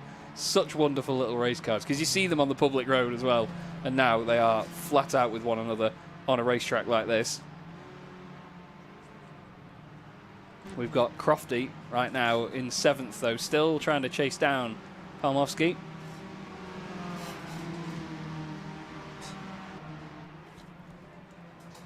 And at the minute, we have got the 6th and 7th cars on screen, but I'm just looking at the gaps. The gap for the lead is still about half a second here. So they're still very much at it. Into Graham Hill Bend once again, using all of the runoff on the exit. We've got two very competent drivers clearly behind the wheel here, Chloe. Yeah. See that. We've only got, how long have we got left? 10 seconds. Wait, is it time plus a lap or is it just time? I think it seems to change every race so far because we've gotten to 0 a few times and then they've done another lap. But right now, it's going to be Gordie Mutch's team, I think, to the flag. Let's see. If the flag comes out. Yeah, let's see. Yeah, yes, okay. It does. So that is their third win of the night for Gordie Mutch's squad. Play. Second place to Daryl De Leon's team, and then third place is going to be the Young Epilepsy squad, having a fantastic run in that race. Fair play to them. They had a bit of a nightmare earlier on, but they've done a really, really solid job this time around. That's great to see. Well done, Team Grant. Team Grant finishing eventually fifth. A top 5, not bad at all. Not going to complain about that whatsoever. I just saw a shadow go across the screen, but not the car just there. Hello. Hello. We're having a great time here in the commentary box. We've got all sorts of screens going on. Kieran's having a meltdown and trying to save me from ruining my own career. And yeah, it's great fun here. But another amazing race, a lot more contact. Are you confident for the rest of the evening? Yeah. I'm pretty happy. Yeah. It's just a good time, isn't it? Yeah, Everyone's having lots of fun. I can't believe I just sit in it as well. That was odd. Yeah, I can't wait, especially for the final race. Yeah. I've noticed a few of the other team leaders going on during the races, which we agreed we'd all just do the final. So there's some cheating, some sneaky people out there. But I'm ready for the final one. Wonderful. Right, well, thank you very much, Chloe. It's been a pleasure to have you back in the box. We're going to hand down to Piers, who's got another interview lined up for us. I will do, Chaz. I will have an interview at some point. But, wow, that race was actually less manic than the previous few. Let's wander on into the crowd again. Let's soak up some of the atmosphere. And while I do, I'm just going to point out once again how close we are to £6,000. If you can donate, please do. Don't forget there's also a raffle. £10 gets potentially some amazing prizes, signed merch, gaming equipment, loads of stuff. Click the link, follow the QR code there so you can have a look at all that. And also, don't forget the what's it called? Oh, hang on, we got some information. Looking at the screen, apparently we're getting some new information coming in. Anyway, we'll carry on. We'll keep talking because I want to walk in to where was Team Gus Burton, because we had Zach, I believe, in the sim on that one. Oh, apparently we're getting new information on the screen, which is the total raised, £5,954. That's amazing. Such an amazing amount of money being raised so far already. We got £13,000 last year. Oh, no, I said 5,000. I was wrong. £10,054. Unbelievable. Someone must have donated a fair chunk of money just now. £10,000. Amazing. That's going to do so much good for Young Epilepsy. We've heard so many times this evening all the good work that Young Epilepsy do to help young people with epilepsy integrate themselves into society, get confidence, help them with their mental health, their physical health, and it's all such a great opportunity. If you have donated already, thank you. If you have entered the raffle, thank you so much. There's also, of course, the silent auction as well, some amazing prizes on there. And if you can't donate, no problem. Just share this video, share it on your social media, send the link to a friend. We want as many people to watch and experience the amazing racing as possible. And who knows, maybe the person you share it with will be able to help us towards beating last year's total of £13,000. Now, where is young Zach? Where is young Zach? Zach, you were just in the car though, weren't you, for Team Burton? Yes. That was a pretty crazy race. Yeah, I was. Got into P2 at the start, then got taken out. Proceeded to get taken out straight away, and had to find my way back through. So. Yeah, it was a good race. Good race. Zach, you are part of F1 Kids, and let's walk this way. Cameraman Luke's gonna have to go backwards. Back it up, Luke. You're all good, mate. You've got space. Because we've got a whole contingent of F1 Kids here, haven't we? Come on in, guys. Come on in. Scarlett, come this side. I've got an earpiece in this side, so I can't hear anything. Zach. Everyone on this side. Yeah, Scarlett. Kai, we've already spoken to. Kai, you can just stand there and look pretty. Amazing. You guys work together on F1 Kids, which is an amazing production put on by Formula One to open the eyes of Formula One to young people, and it must be pretty cool to be involved with that. It's amazing. I mean, we have so much fun working together. I think because we've been working together for so long, we've learned so much about each other, and we just get on so well. So in the commentary booth, it's just so much fun. Like, it doesn't feel like we're working. I think you can both agree. Exactly. We just have so much fun on set together. Yeah. Now, Scarlett, you've got two pretty handy drivers on site. Are you handy behind the wheel as well? I'm terrible at racing. Like, I think you've seen today on the sim. I'm so bad, but I don't think that sets me back. I think if I was better at karting, I'd be a bit better at commentating, but I don't think it sets me back. And they're really helpful, but I must say, I mean, I'm not the best at racing. I get a bit stressed out. I crash a lot. I'm getting better each time I do it. Everyone, you've seen that the total's just gone over £10,000. If anyone's at home, what should they do? To do what? Well, if anyone's at home watching at home, what should they be doing right now? They should be, yeah, definitely getting involved in any way that they can. I mean, any support matters, you know, whether that's something really small, something big, it doesn't matter. If everyone comes together and gives what they can, it can make a huge difference. You might not think that it can make a big difference, but anything can. You know what? It's easy interviewing presenters. They do my job for me. So there you go. You heard it here. Exactly, right. I better shut up now because we've got another race coming up. Chaz, go. Time to go. We've got Gordie Mutch in the commentary box with me once again. Gordie, we commentated together last time. You're one of the few returning drivers, and I mean, you've got a smile on your face as ever, but your results are going well, aren't they? Yeah, you know, I looked at the team draw when we got here. You know, first lad Stanley, he came and introduced himself, and you know, you always gauge who you're racing with. Yeah. Stanley's like, oh, I've raced here quite a lot. I do the team championships here at Simpler Race. I was like, okay, we've got one strong guy. And then we've got Matthew Crisp as well. Yeah. I recognise his name from iRacing bits as well. Yeah. And then we've got Lewis as well. So he's done a few bits on track and stuff. So straight away I knew that we had a strong team. Yeah. And we're always joking, can I keep the crown? Yeah. And so far it's going better than I expected. So it's amazing. Here we go then. The 7th race of the day about to get underway. Your team in this one starting right in the middle, I'd say, but a very even start from the front. Crawford and De Leon. Lovely stuff as well from Crofty's team in 3rd place, putting a bit of pressure on. What's the biggest pinch point, would you say, of the circuit, other than turn 1? Well, obviously the entry of turn 1's real tight, but this heavy braking zone where everyone's slowing down. There's a bit of that.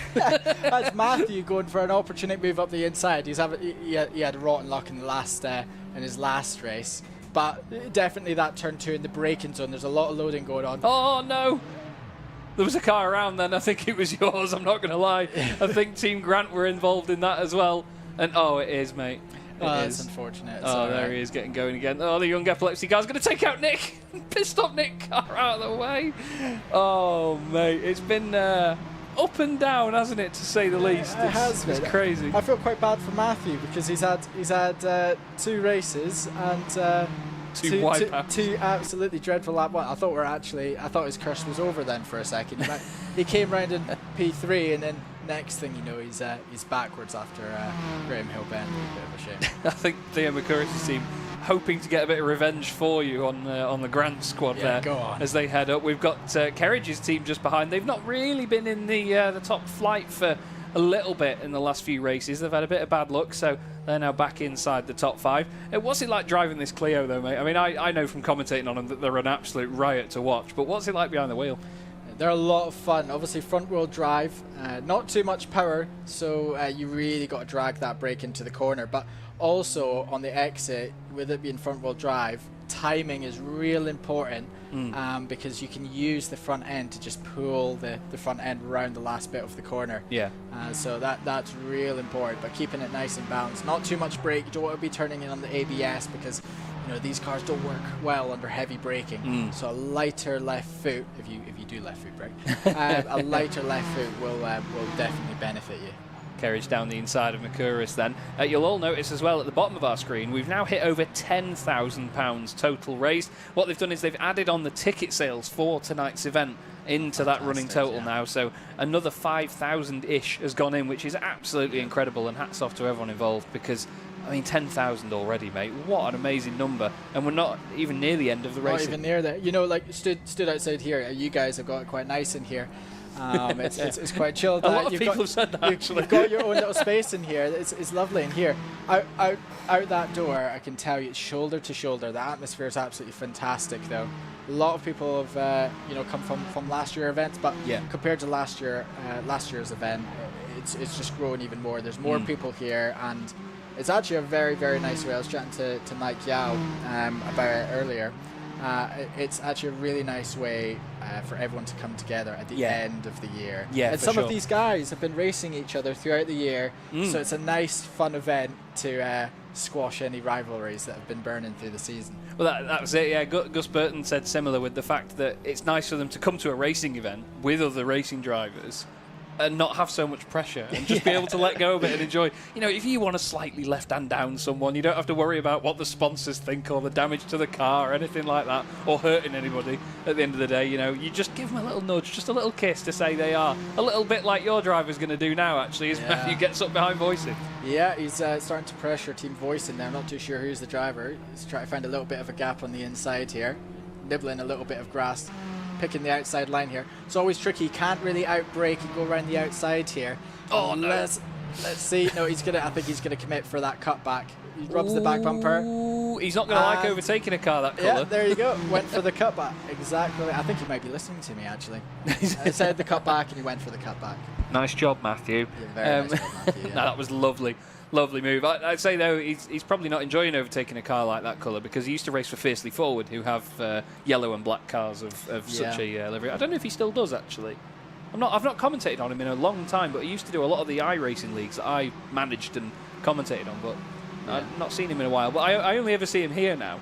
Oh, it's really strange. I only ever see him in person. I'm a little bit out of the loop when it comes to who's in what team with the iRacing stuff. Mate, I'm still in the thing, the scene, and I've not got that a clue. That is the P1 car. Oh, no, De it Leon. is. De Leon. Oh, De Leon's I think been he was turned. into the back of Team Benjamin, the back marker there. The back marker is causing havoc. Harry. The thing is, even when you are in the lead by a mile, back markers are still playing a factor. So yeah, it's turning things on their head. That's why it's good that we're using the Indy circuit as well, with it being such a short lap. You do get to back markers a lot more often. It's so chaotic. For this format, the Indy circuit is absolutely fantastic. It just means that the track is always busy, so the race is forever changing. Yeah, it's fantastic, isn't it? It's big move such a up the small inside. arena. Yeah, lovely. That is Chloe Grant will be saying yes. I probably in the background up behind Crofty's team, who, to be fair, they've had a one podium so far tonight. They had a race victory, though, which was that only podium. So they're going to try and make it 2 wins in this evening. But can they do so? Because it looks like Chloe's driver is rather competent at the minute. A bit too much lock into some of the corners, but you've got to keep the tyres warm, I guess. Yeah, absolutely. Use a little bit more front than what I would probably use, but each to their own here. But it looks like it's tightening up here. We've got a nice battle going on for P5. We've got Burton on the attack. Definitely looks like they're on the offensive. And there we are, Team Mutch in P7. That's a big move up the inside. I think that's it's a tricky. It's a very light braking zone. It's very hard to get fully alongside. Your main overtaking opportunities is a big dive into turn 1, or setting the move up on the exit of clearways here into the last corner if they leave the door open. Or you could open the door yourself. Yeah, or you can find the back bumper. One of the two.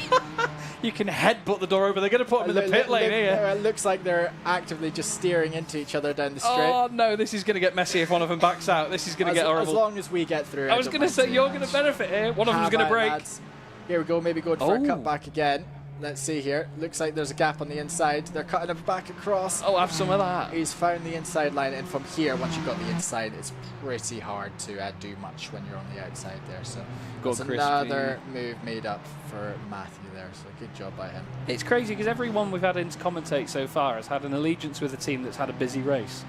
It's been quite interesting, actually. Harry Benjamin was very much portraying the emotions of his team throughout this, saying that's what you get when you mess with a Benjamin. As move for the lead.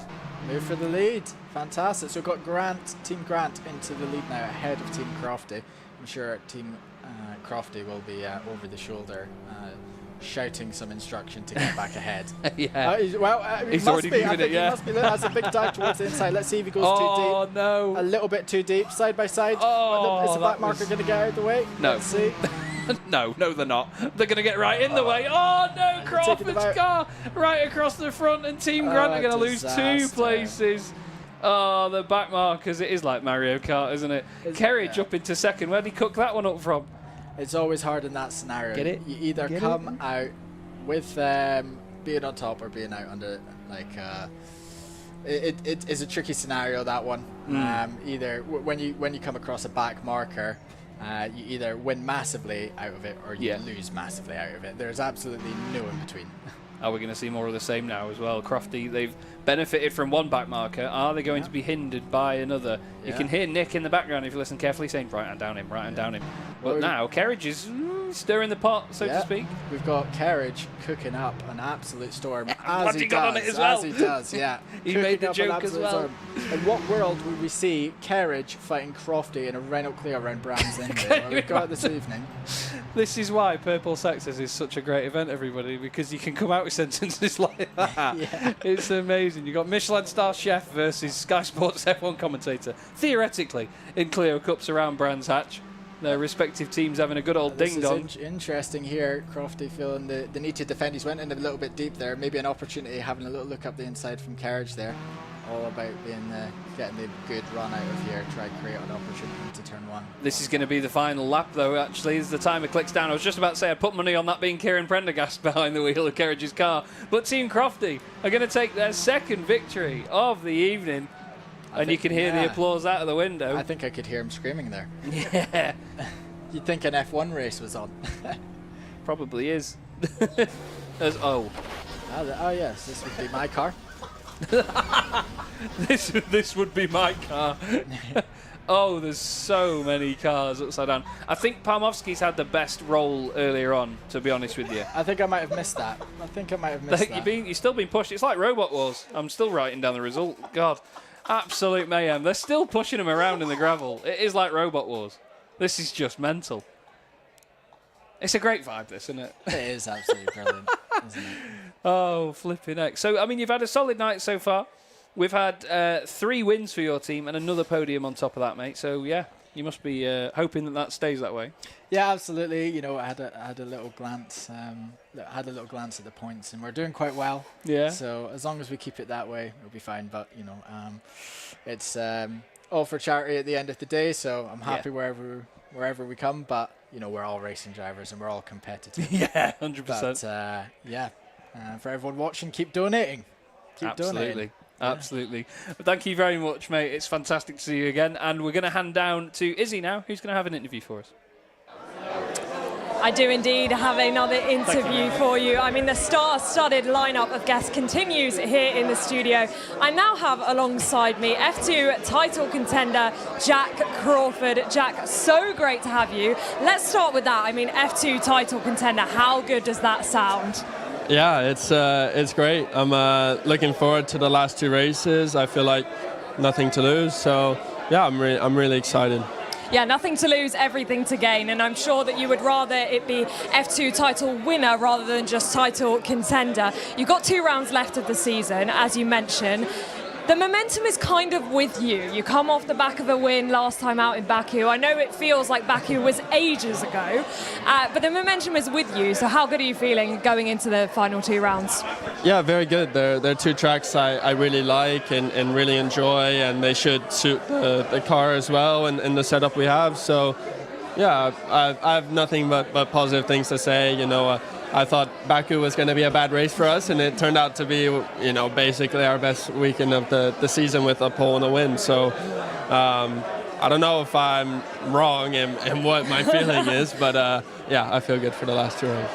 And you've been keeping busy during the break. I say that there was a big gap between Baku and the next race, but you've been keeping very busy with the small matter of an FP1 debut for Aston Martin in Formula One. Just how special was that, pulling out the garage into the FP1 session? Yeah, it was pretty cool to you know, share a garage with Fernando and have him as a teammate and be on track, of course, for the FP1 session. It just went by so quick, to be honest, and I wish I had more laps. But yeah, it was so much fun and it went really well and everyone's happy. So. Yeah, sharing a garage with somebody that I'm sure that you grew up watching racing. Yeah, and in fact, I told him this. He was world champion the year I was born. So, no way! Yeah, he was. Oh, wow. That way to make Fernando Alonso feel old, by the way. I mean, that is... So, yeah, it was just super cool. You know, he's so knowledgeable. He was, you know, before the session he came to me, he said, if you have any questions at all, just let me know. And you know, picked his brain a little bit about some small things. But yeah, it was great to, you know, share the session with him, and also, you know, the debrief after the session, just listening to what he had to say and how it, you know, related to my feedback. Yeah, soaking up all the knowledge of a Formula One team. I mean, I can't imagine the level of detail that goes into that. And then also, I mean, it's been a busy couple of months for you, because you then got announced as the third driver for Aston Martin in 2026. First of all, congratulations. How proud are you to be making that next step, but also to be representing Aston Martin? Yeah, super happy to be with Aston Martin. You know, I've been with them for the last 2 years, and you know, I've really, I feel like, developed with them, which is just great. And you know, it's a great story for the team as well, that I've been brought up through their development driver program and into, you know, the third driver role. Of course, it's not F1, but it's the next step after F2 for me. So yeah, hopefully this is, you know, I can work hard during this time and then make it to Formula One, hopefully. Yeah, and it's been a fantastic year. I mean, we've already spoken about all the highlights that have come with this year, but of course the cherry on the cake would be the F2 title. How much would it mean to win that championship? Yeah, so much. It would mean so much to me, so much to, you know, my family who have supported me this whole way. And you know, it's been really tough. It hasn't been easy, you know, through F3, F2. You know, it hasn't been easy, so it would mean, you know, the world to me to, you know, end off my junior career and by winning F2 championship. And for the people at home that might not know, the founder of tonight's event, Chris McCarthy, is also the F2 commentator. So whatever happens in these next couple of rounds with Jack, and whether he wins the title or not, Chris is going to be the one calling those races. Have you guys had a chance to kind of chat about that this evening? No, we haven't really. He was the one that invited me, actually, so that's why I'm here, so thanks to him. So, but yeah, we haven't had a chance to talk about it. It's just been all about this cool event. Yeah, you definitely need to get a photo, I feel like, and then, you know, we'll come back in a couple of months and see what happens, but very cool to have you at the event as well, Jack. I mean, thank you so much for being here and being a team leader. Now, we're going to head back to the commentary box, where we have got one of my earlier guests joining Chaz in the commentary box. It is, of course, David Croft. Thank you so much, Izzy. I do indeed have David Croft with me here. Mate, how are you enjoying this? It looks like you're having a riot out there. Well, I just came down for a nice evening and a nice quiet evening, and then suddenly you asked me to come into the commentary box, which, to be fair, is a lot safer than being on the track at the moment. It is. It's a bit mental out there, isn't it? What is going on? Everyone was so sedate for the first couple of races, and then it's just gone a bit crazy. Yeah, it just erupted, didn't it? Yeah. Absolutely erupted. Well, we're going to see now from this perspective how the racing goes, because we've got your car starting in 5th place so far. Do you know who's in the car this time? Well, I was going to be racing in this race. So I've saved you a bit of stress. And you said, Crofty, will you come into the commentary box? And to be fair, I was rubbish on the track. So it was actually quite a good thing to come in. So my very good friend, Will McIntyre, who is a brilliant GB3 racer, as we all know, and who's, you know, having his own battles off the track at the moment and winning those battles too. And fancied coming for a night out. Here we go, lights out and away we go. He said it. We'll do it. Go on, Will. So Will is deputising for me. So Team Crofty has actually got proper pro racer in. Look at the way he scythed his way through the field there. Professional, that is. Team Crawford, take that. Well, Team Kerridge made a meal of that, didn't they? That's outrageous. Served it up. I didn't think of that Served it up on a plate for him. I've given him Michelin no stars for that one. I kept saying, where did he cook that up from? Hey, I like, oh, look, this is good. Team Benjamin pursuing Team Crofty. Will, where are you going, lad? Where is he going? It's Brands Hatch. He's almost at Silverstone. He's trying to go back inside the paddock. I mean, to be fair to him, like me, he's had no practice whatsoever on this. It's trickier than people think, isn't it? Yeah, well, there's a lot of understeer. Definitely when I was steering, there was a lot of understeer. Braking was a bit tricky.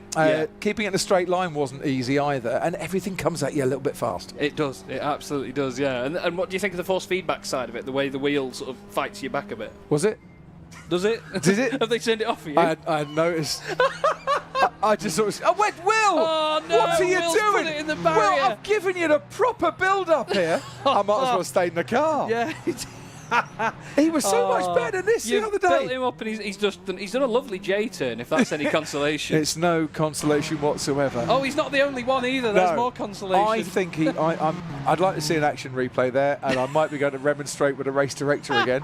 I've had 3 words with him so far. Oh, Dane has just messaged actually and said you can't blame that one on race control. He's getting gobby as our Dane. I can, and I will. Yeah. Is he on the grass again? I think that's the replay from when they got going again. He's just taken Burton off. Honestly, he spent more time on the grass than a flymo in this race so far. There's a lot of grass that, to be fair, Mr. Palmer could get annoyed at you for as well at Brands Hatch. Yeah, so I know Mr. Palmer will be absolutely fine with this. He can afford a blade or 2 of repair turf. Yeah, I'm sure. So the first corner tightens up on you quite a lot. That I was finding a bit tricky. That force thing, when I was going through the gravel, everything was working against me. Yeah. Now, down the inside, no. We knew that was going to happen. That was subtle, wasn't it? As a brick. Yeah. It's rather subtle, to say the least. At this rate, we're going to win it. Yeah, I was going to say you probably will, yeah. All Will needs to do is keep it on the track. It's a bit of survival. I mean, he's not done well with that so far. It's a bit of survival in it. We've got De Leon leading Bird, leading Benjamin. It's like the real thing. I love the way the camera there just gave up and just started panning around. That's one of the best things about it is like sometimes in some of the sims you see that the car is fixed perfect in the middle of the screen, and people don't always realise that's why it looks like a game or a sim. There's a bit more of a human element. The camera doesn't perfectly follow the car and it reacts to things going on, and that's what I love about this here on R Factor 2. It just looks awesome. But what's been the bit that's caught you out tonight, would you reckon? If there has been anything. A lack of practice. Because I actually didn't get any time in the car before I did my race, which was mainly because I was too busy talking to Izzy and doing interviews and talking West Ham. The media duties. Honestly, Lando tells me this all the time. Too many interviews, and now I can see exactly where he's coming from on that one. No, it's this is good. People out in front. And by the way, that's not Harry Benjamin. He's gone because he's got to get up early to go to work tomorrow. His Clio's got a sunroof in it as well, I believe, that he can poke his head out the top of, to be fair.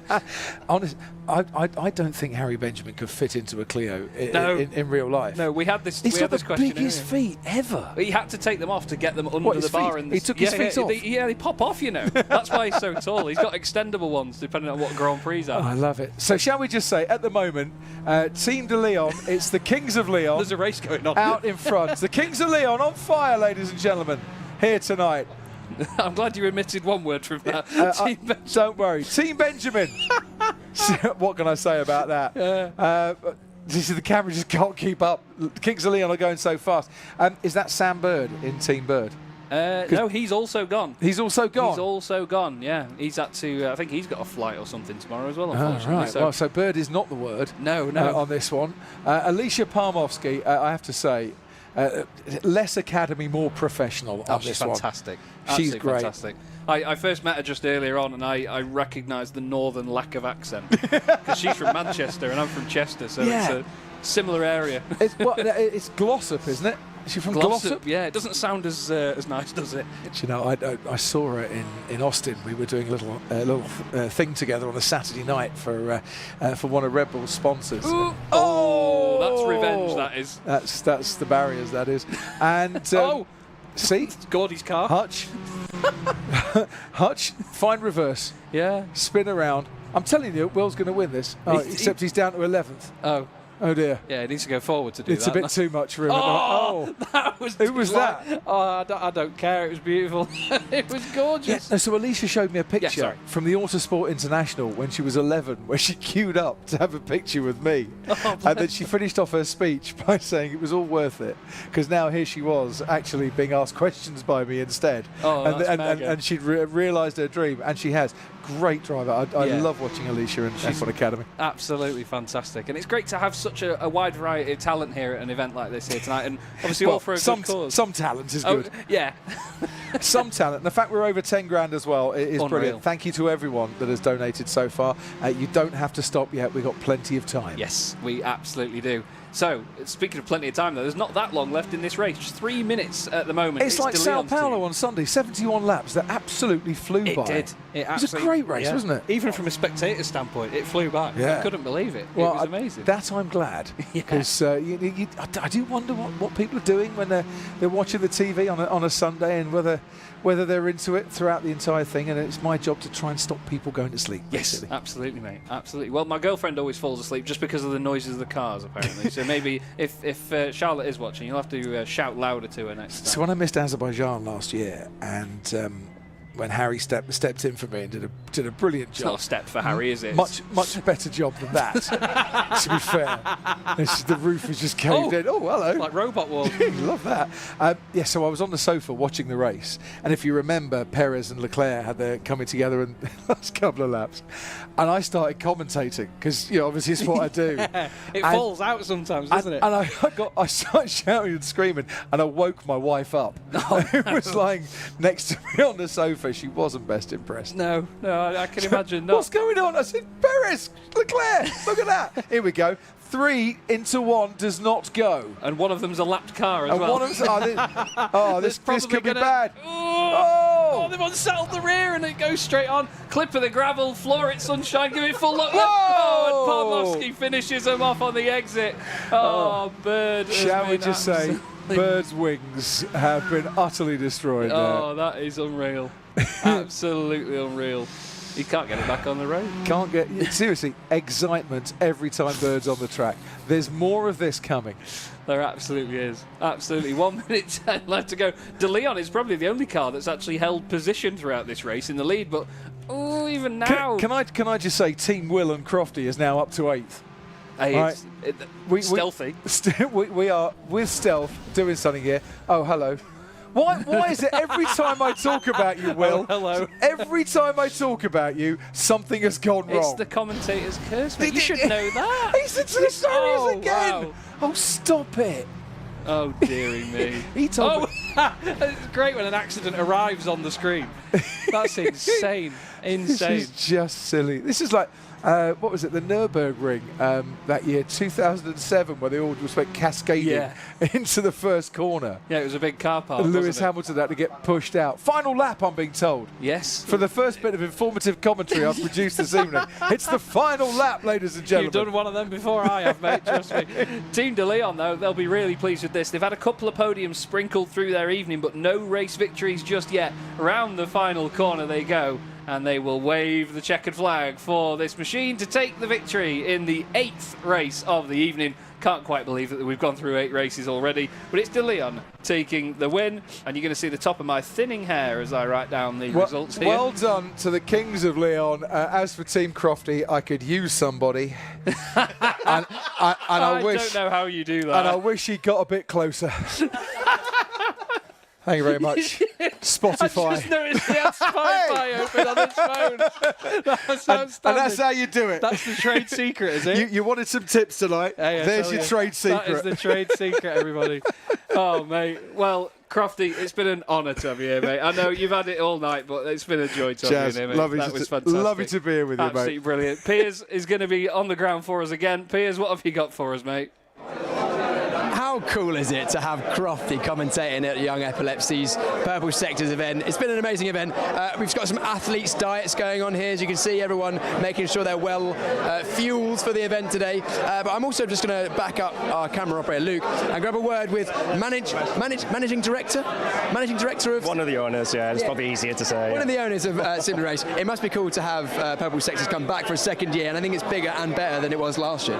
Oh, 100%. Yeah, it's great to have everyone here. It's great to sort of support the charity and for the second year running as well. Hopefully we get to do it again, but you never know. It may be in a different guise. Who knows? But also, Mike, it's a great cause. That's why you want us to be involved. That's why you're helping out. What should people do? How can they get involved? So visit the link or QR code. James, I'm sure you're going to put it up. So scan the QR code, visit the link. There's loads of auctions on there as well, but if you don't want to bid on anything, have a go at the raffle. It's £10 Tenner?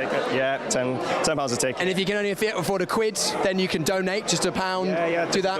Donation link as well. There you go. I'll try and get my words out. I'm not used to being in front of the camera. Mike, I've just come and ambushed you. It's fine. I'll let you go and do your managing directory things elsewhere while I go and find someone else. Thanks. Take care. Thank you very much to Mike.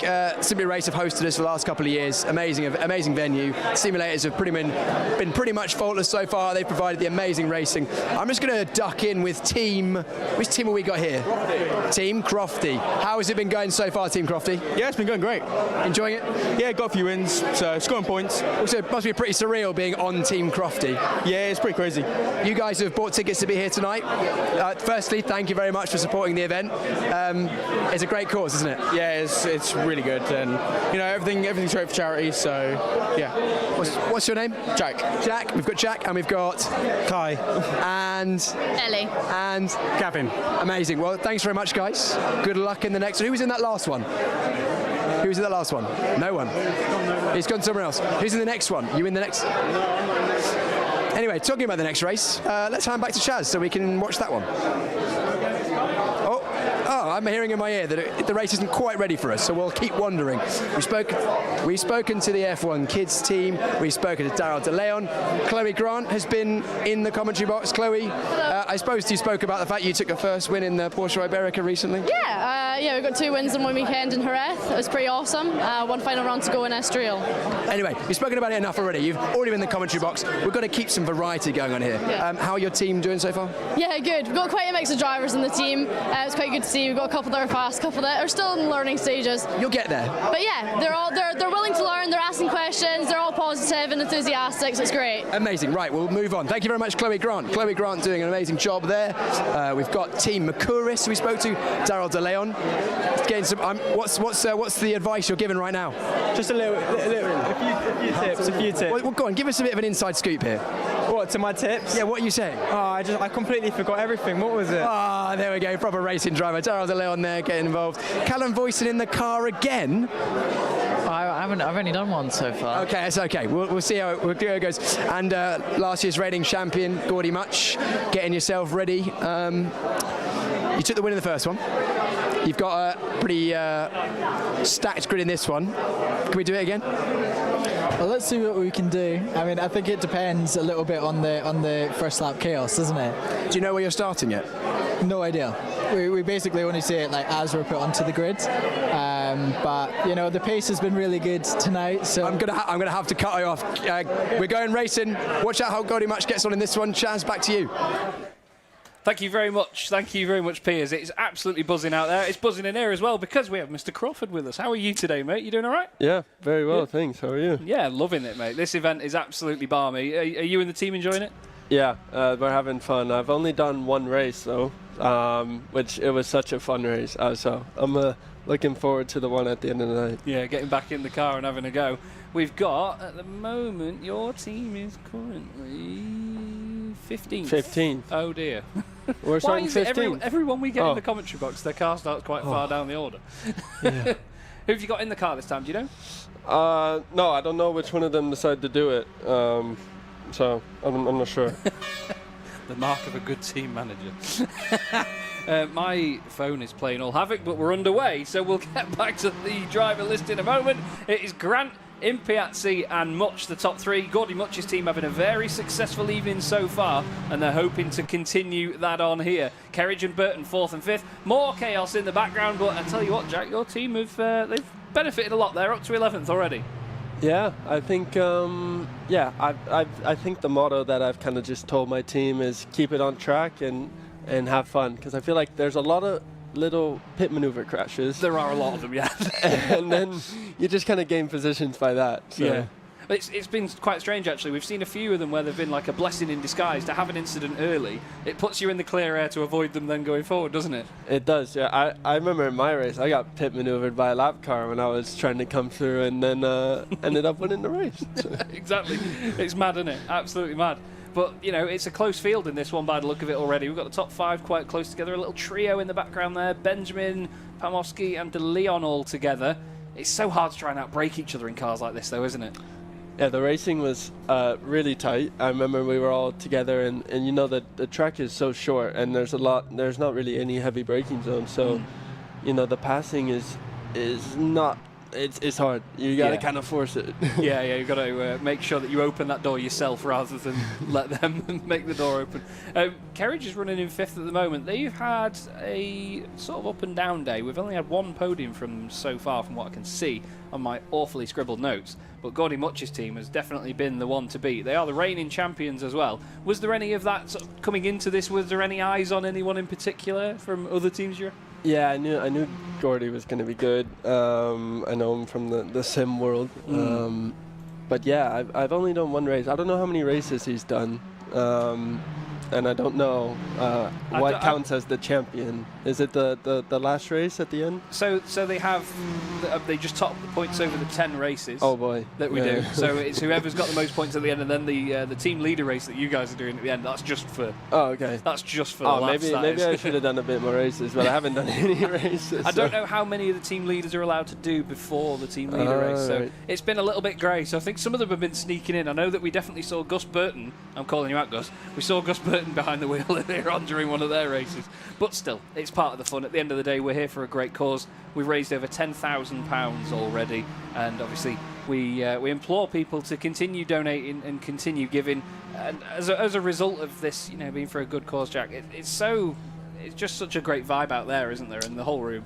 Yeah, it's so much fun. I mean, every time there's a big fight for the lead, everyone's going crazy, and I remember I was getting a little bit nervous. I didn't know it was even the last lap when we were racing, but we were having a good time and racing really hard, and everyone was going crazy every time something happened. So yeah, it's a great atmosphere in here, and lots of fun. Now, a lot of the other drivers that we've had in have said that it's nice to be able to come to a racing event and not have too much pressure on, and just let go a little bit and have fun. Do you share that sentiment? No, I feel like there's tons of pressure. I was starting on the front row, and I didn't know how to do a start. I hadn't driven a lap, and I had to go try and win it, and I felt like there was pressure for sure.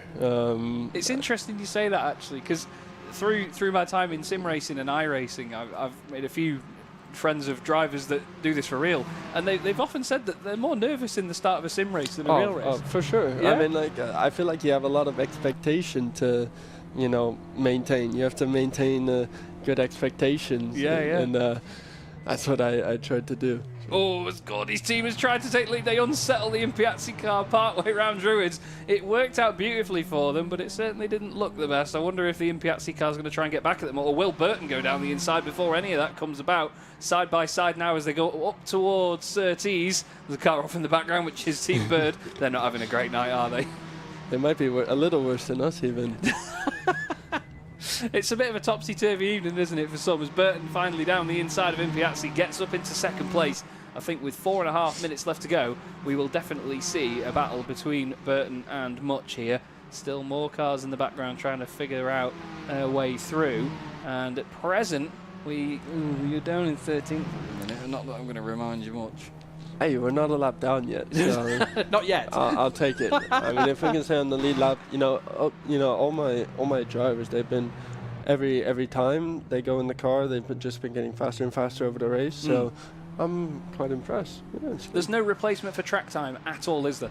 No. Nothing I've just been getting used to it. It's a funky car to drive. They didn't have a lot of practice, and then they were literally thrown straight into the race. Yeah. Each with 4 minutes of practice. So they've been getting better and better. So I'm pretty happy. For sure. And funky is definitely the best word I've heard to describe the Clio so far tonight. I love these little cars. I'm very attached to them after commentating on them for a few years in real life. And I just think even in the sim, they're so difficult to control because the back end always wants to get to the corner before the front end, doesn't it? Yeah, it's very, very strange to drive, and it's almost like a go-kart. The rear wheel lifts off the ground, so you have kind of a unnatural kind of rotation. Yeah. So it's a little bit, let's say, different to normal cars. It's actually very similar to a go-kart in that sense. Yeah, you've got to sort of throw it in and then deal with the consequences. You throw it in, and you see, I remember I did 2 laps of practice, and I remember I took a curb in turn 2, and I rolled it because I just took too much speed with the curve. So. That's our factor 2 for you, isn't it? I remember we here at Simply Race, we did a touring car league, the TC UK, that they often do. And it's based on the British touring cars that we often see. And those cars would roll over if they ended up on 2 wheels. It was hilarious.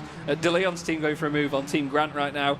And around the outside into Paddock Hill Bend. We rarely see that one work unless a massive amount of space is given. But at the moment, the battle remains the same. I think Kerridge might be in the mix here if they fight too hard. What do you reckon? Yeah, I think it's going to be a good little fight to the end. Yeah, I know I'm just looking at my team down 14th at the moment. That's why I was a bit sidetracked. I was a bit sidetracked. I was watching how my guy was doing. Getting sidetracked by the managerial element of this. I imagine there's a lot of pressure as a team leader, though. Yeah, I have to coach my team, and you know, I don't want to bother them too much. I just want them to have fun and try to do a good job. Yeah. But at the same time, you know, I want them to do well. But yeah, when they get crashed into, they share the frustration as well, for sure. Which I love. So. Yeah, it's a team effort, so all the emotion is shared. It's good to hear that. We've got De Leon still having a go at Grant here for 3rd position now. 2nd place is very much that of Impiazzi's. It's a little bit of a rub. You can get away with a bit of contact in these cars, can't you? But like you say, as soon as that pit maneuver comes about, it's game over. Yeah, I was really lucky when I got pit maneuvered because it was on the main straight, and I got pit maneuvered into the wall, which actually put me straight. So I didn't lose that much. But yeah, you can side pod someone or door someone, or you can give them a little shove in the back, and it's no harm, no foul. No harm, no foul. That's tin top racing for you, isn't it? At the end of the day, that's how it's supposed to be. A little bit of contact here and there, you get away with it. I remember the amount of times I've commentated on Clios and they finished without bumpers and wing mirrors and even windows in some circumstances. It's pretty scary. But you know what? I said before that round the outside at Paddock Hill Bend doesn't work, and De Leon's driver is saying, "Go on then," giving it a bit of right hand down to Team Grant, up to Druids. Again, though, the outside line at Druids not favoured, but if you can carry enough speed and hold the overlap, oh, nearly. That was good stuff, though. That was nearly a pit manoeuvre. Yeah. Yeah, good pass. Oh, there's the bump in the back you mentioned. A bit of a carry-on, please, sort of manoeuvre. Race leader, by the way, 5 seconds clear at the moment. Team Mutch on for what will be their 4th win of the night if they continue on. They have 13 seconds left, though, so we will probably have another lap. Kieran's given us some wonderful hand gestures in here so he doesn't have to talk over us on our microphones. It's amazing. It's the best ventriloquism I've ever seen. Is it no, it's mime, isn't it? Jesus Christ. Not ventriloquism. I don't want to do any ventriloquism, thank you, Kieran. I'm comfy enough as it is. Team Grant and De Leon still side by side. He says, watch this, Chaz, I will go around the outside of Paddock Hill. He's got a better run this time, though, Jack. Lovely move. Yeah, let's see if he makes it stick or not. It's the last lap, isn't it? I hope so for them. Yeah, they'll be tired. But I'll tell you what, Burton, they're in the mix here. If these two fight too much, Burton's going to come through. Yeah. There's the opportunism. Wet and dry rub down the inside, as Charlie Cox would say. Team Grant gives it him back. Oh, can you imagine the smell from those tyres rubbing against the rims like that? They're going to turn him. They're going to turn him, Burton. Burton's in the pit entrance, but Grant's gone as well. Oh no, what was a podium fight has ended up in disaster. That's a nice Robinson. Yeah, we saw that one coming from a mile away. We did, and we saw this coming as well. Mutch takes the victory once again. Team Mutch absolutely decimating here tonight. Impiazzi once again having a really solid race. 2nd place to them, and then De Leon, the team, finishing in 3rd position. Well, another belter of a race, mate. And what do you make of it from in here in the commentary box? Oh, I'm ready to go. I'm ready to go for the race now. You're hyped up now. So it got me excited. I haven't been able to watch the race in full yet. I've been talking to so many people. So yeah, it's cracking. It looks fun. Well, we're glad you're enjoying it, mate, and best of luck in the final races. We're going to hand now to Izzy, who's got another interview lined up for us. Thanks, Chaz. I mean, the buzz around the venue is continuing. There have been some very nervous faces watching some of the racing. One of the nervous faces alongside me now, Daryl De Leon, his team, of course, just got a podium in that race. And you were watching on and you were saying, come on, we just need to get this podium. How much have you been enjoying this event? It's been amazing. I'm very passionate about the sim, and with the team I've got tonight, they're lovely and they've been doing so well. And it's nice to watch Nathan go go on to get a podium there. So yeah, really happy. Yeah, well, it's great to have you, and we're enjoying that you're enjoying the event so much as well. I mean, just a word on the charity and how much support there is in the room tonight. Yeah, it's the atmosphere is really good. Super busy, and it's for a great cause. The sims are mega, and we're all loving and enjoying this event. So yeah, it's all good. Yeah, it's been absolutely amazing, honestly. The atmosphere, we cannot explain to you enough how cool it has been. And for you, I mean, this racing is something that you're probably quite used to, right? Touring cars, a bit of rubbing as racing kind of thing? Yeah, the tin tops in the Clio Cups tonight round Brands Indy. So, no, I'm loving it. There's been a bit of rubbing, but nothing I'm not used to. So, it's super fun, and we're literally every team, no matter if you get taken out, you win, podium, whatever the result, we're all enjoying it. Yeah, I mean, also it's worth saying that no matter if you get taken out, because there have been quite a few people who have been taken out of some of the races. I mean, of course, you have got so much racing experience under your belt, but how different is it to be in the sim? You know what? It's actually quite nice because there's a few really quick drivers here. So even it's it's on the sim. We're really getting pushed and tested to our limits. So in one of the races, I was banging in some good lap times, and I was thinking, why am I not catching anyone? So yeah, I mean it's nice to race against other people in the community who all share the love and passion for the sport. Yeah, there's definitely some fierce competition here tonight. Your team leader race is coming up soon. Who do you most want to beat in the team leader race? All of them. All of them. Oh, fantastic answer. Perfect answer. Because of course that means that you've won. Yeah, I mean, we're all drivers, so we're all competitive. We all want to win, but it's going to be a really fun race, and we're all gonna play it off like it's gonna be fun. But deep down, we all want to win. Oh yeah, deep down, they all want to win. Daryl, thank you so much for joining me. It has been amazing to have you at the event, and as Daryl has said, this event has had such a buzz around it. There is still time to donate and get involved with the raffle and the auction, and there is still more time for racing. Chaz, over to you. Thank you so much, Izzy. I have another wonderful special guest with me for the 10th and final race of this event. Jenny Gow joins me in the box. Jenny, you've had a smile on your face every time I've seen you tonight. You must be having a great time. I mean, what's not to smile about? It's been such a lovely evening. Met so many people and watched some amazing racing. The best bit, the crashes and the reaction, and no one gets hurt, which is this wonderful thing about sim racing, because you can go out there, crash as much as you want, job done. And people are laughing about it. And Crofty doesn't big it up at all, so it's fine. You can definitely go under the radar very easily. Yeah, that's very true. Very true. Well, have you got any bias towards a teammate tonight? No, I work for the BBC. I'm not allowed to have any bias. You could ask me anything, but I am fair play all round. I didn't have to hand in my resignation earlier, so we're all okay. We are okay and underway then for the 10th and final race of the night then. And it's Micouris' team leading away from Grant and Impiazzi. And before turn one, there's already another incident. Well, we were just saying before we went live, the last one wasn't as chaotic, but it's already erupted. It's Dodgems indeed. They're absolutely everywhere. Micouris, Grant, Impiazzi, Benjamin. Harry will be happy, I know that much. Kerridge 5th. They've come alive in the last few races, to be fair. It's amazing. It's as soon as Kerridge left, they've come alive. Very, very true. It's amazing that a yellow car can be so subtle, isn't it, really? I love that.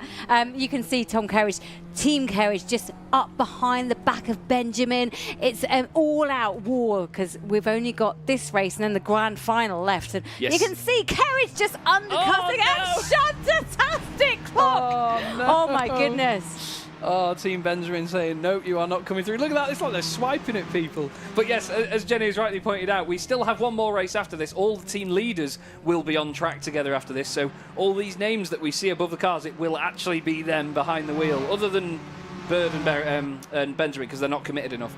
But still, it's going to be a fantastic, fantastic race. They've got other things to do, other commitments. And they have said someone is deputising for them. Yes, yeah. Look at this, Impiazzi coming round behind Grant.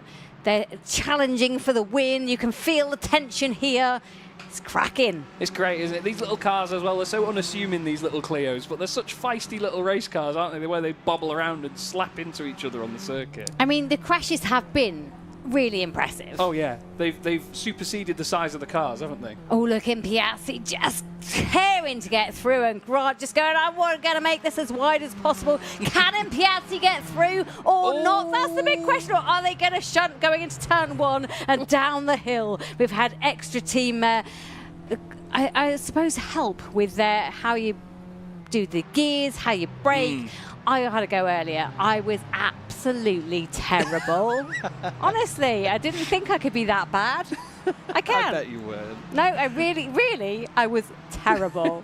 Even our producer James says you weren't that bad. It's Yeah. I mean, I always say to people there's a reason I'm a commentator, because those that can do and those that can't talk about it. That's why I ended up talking as a commentator. My mum said I had 30 years practice talking rubbish, so I may as well get paid for it. But still, I'm enjoying myself, so I don't care. Made a career out of it. Hey, yeah, I made a career out of winging it, to be honest, Jenny. I think that's why we're all here, isn't it? Yeah, true. We can wing it as well as everyone. Oh, aye. Well, winging it at the minute is Team Micouris in first position, breaking away from the rest of the field. 1.9 seconds clear, but this battle on our screens right now is the one to watch. A fantastic fight between Team Grant and Team Impiazzi. And at the moment, it's looking like Impiazzi is quicker, but just not able to find the right opening. You can hear the Did I not say? It's from great. the room. It's so exciting. Everyone's so invested in this, and you can Oh, look no. at that. And that was What De is Leon. going on at the back? De Leon's car coming back on. But one of the best things about being in here is you can hear a sort of watered down reaction because of the door. It's just the noise travels. It's, oh, Kerridge. Flipping heck, he got absolutely slapped into there by the car behind. That's the Young Epilepsy team in Pod 1. That are led by Amber Jones tonight. I believe Amber will be in the behind the wheel for the final race of the night. She's getting a race license next year, she said, which will be really cool. Cracking. So, yeah, Amber's an absolute star, bless her, and it'll be great to follow that journey with her and see how she gets on. As Team Bird. Crikey, 4 wheels on the ground. They fledged it then, didn't they? Kerridge just doing the undercut. Nice shuffle through, but can Bird cut the cop back? Oh, it's going to be close, isn't it? Going into turn 1, I can see carnage on the horizon. And with Impiazzi as well, right up behind Grant once again out of Druids. Back down the hill they go, in towards Graham Hill Bend. Graham Hill Bend's such an unassuming corner, isn't it? It looks so simple from the outside, but it's really, really tough to get right. Yeah. Uh-oh. Hello. Car in the middle of the road. Car still in the middle of the road. Oh, and Piazzi doing such a good job to just stay on track there with an oncoming car hurtling towards them. Team Mutch have just moved back up into 4th place as well. Are they going to get another win? That'll probably seal them the evening. But yeah, we still have the team leader race coming up after this. 4.5 minutes left to go in race number 10. We've got 3 cars for the second spot on the circuit, and the slipstream is massive in these little Clios as well. They've not got all the power in the world, but they punch a very lovely bubble through the air, and well, when you get in behind them, it's like you've got twice the horsepower. Team Mutch making a move around the outside. We don't see that work often, Jenny. Oh dear, there's something. I mean, contact there, but it seemed okay to me. Yeah. Is this going to... nice. taking the place from Team Impiazzi. Team Mutch, can they just close that gap now then to Team Grant? That's the question. I was worried they were going to swipe themselves across the front of that car then. We've seen a lot of that tonight, but no, they've managed to continue on. I think they've got the pace to do it, but it's whether they... Well, I was going to say whether they've got the time. 3 minutes 40 seconds is a long time at Brands Hatch Indy.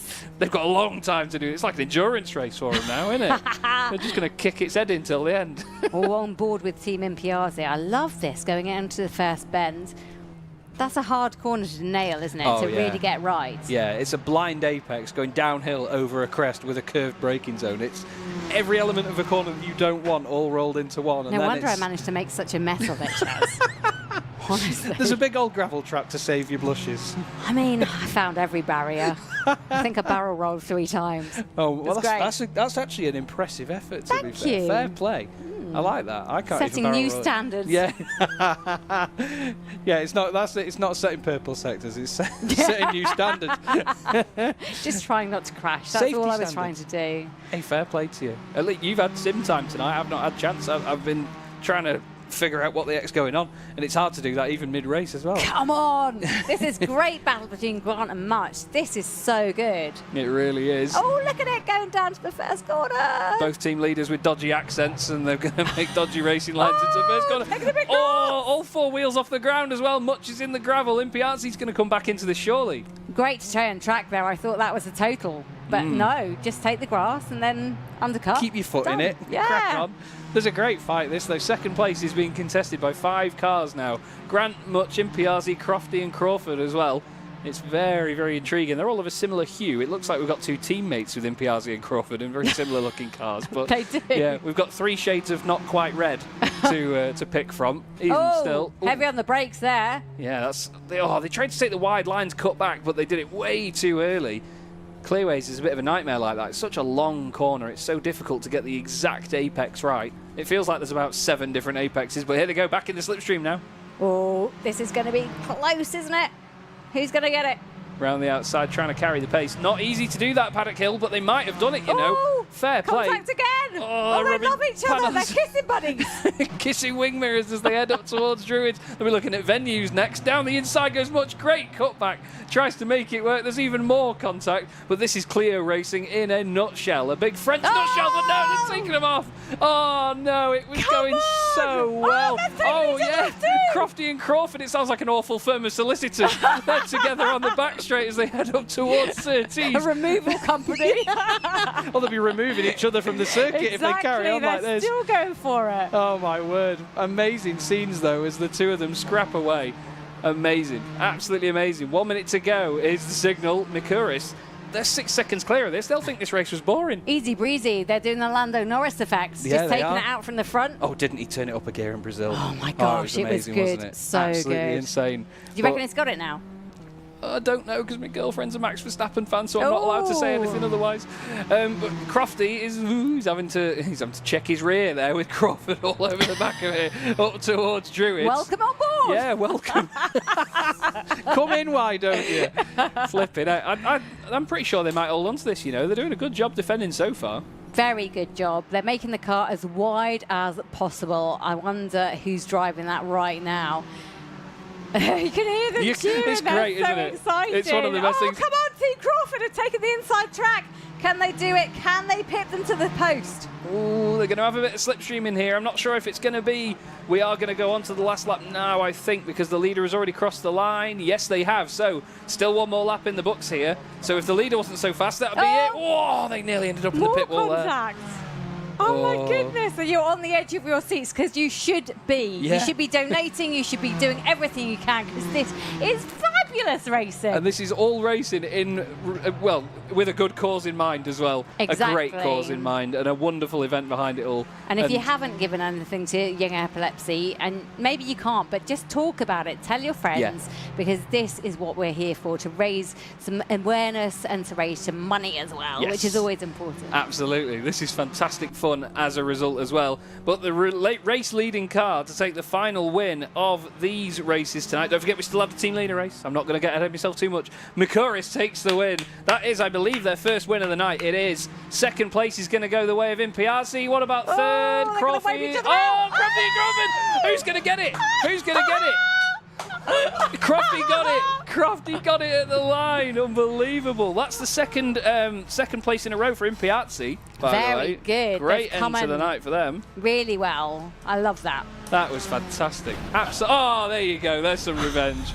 This is one of the best bits as well afterwards, is the fact that you can slap the cars into each other and get away with it. And Just all take each other out. Just We've hands had some off the epic wheel. ones. Oh, yeah, obviously. Yeah. Obviously. They're quite strong, these wheels, aren't they? They really are. Yeah, I it's- wasn't it's expecting mad, that. isn't And then all of a sudden you're like, oh, Yeah. try not to swear. Absolutely awesome. Which is always important. It is. Well, Jenny, thank you so much for jumping into the box for that. That was Thank hilarious. you so much. Absolutely I've fantastic. had worries about coming in here all night. I was like, oh, they're going to make me talk.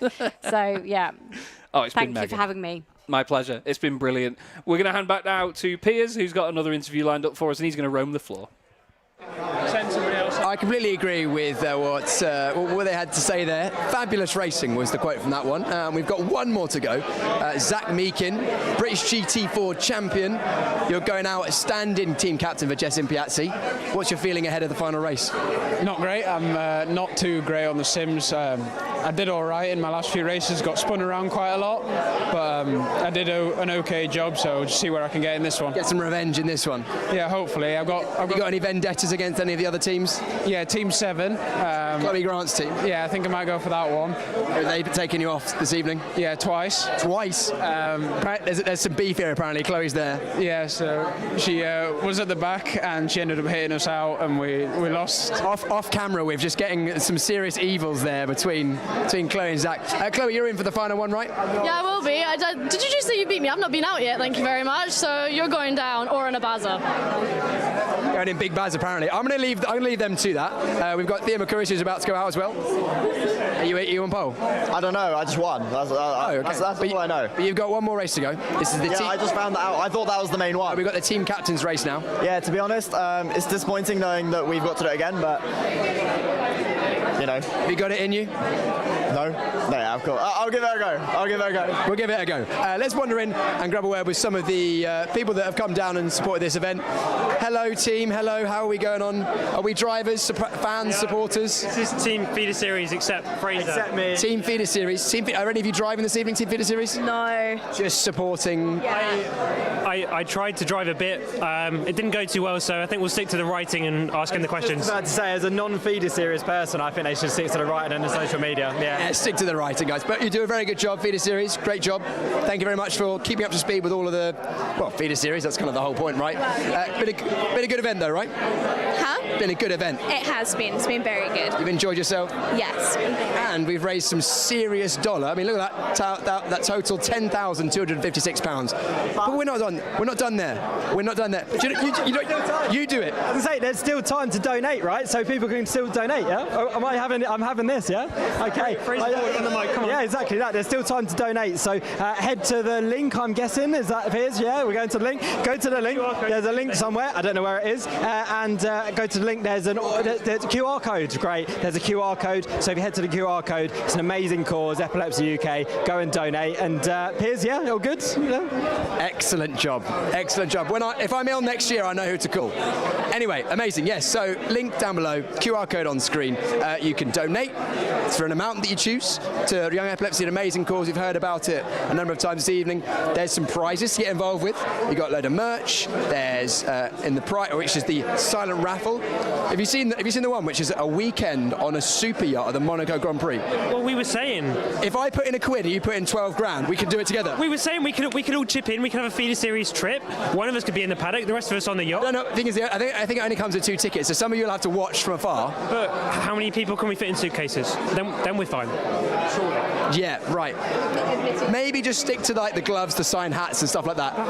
Perhaps. They're more affordable. That's a silent auction, but there is also a raffle, £10 entry, which is affordable hopefully for a lot of people. There's some amazing merch. For another 7 days. And it's open for another 7 days. Do you know what?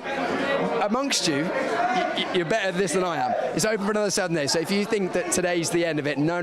You can still enter that raffle for another 7 days.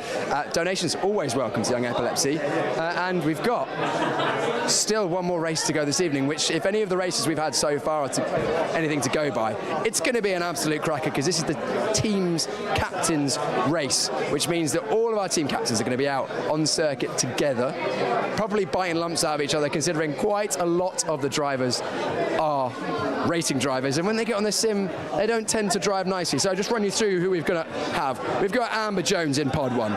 Pod 2, we've got Gordie Mutch. He's odds-on favourite. Won last year. They've been very strong this evening. Pod 3, Callum Voicen's out on circuit. Pod 4, Daryl De Leon. He's going to go. He's BTCC driver.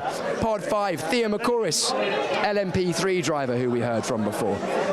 Pod 6, Harry Benjamin. I think, unfortunately, Harry has had to vacate the evening.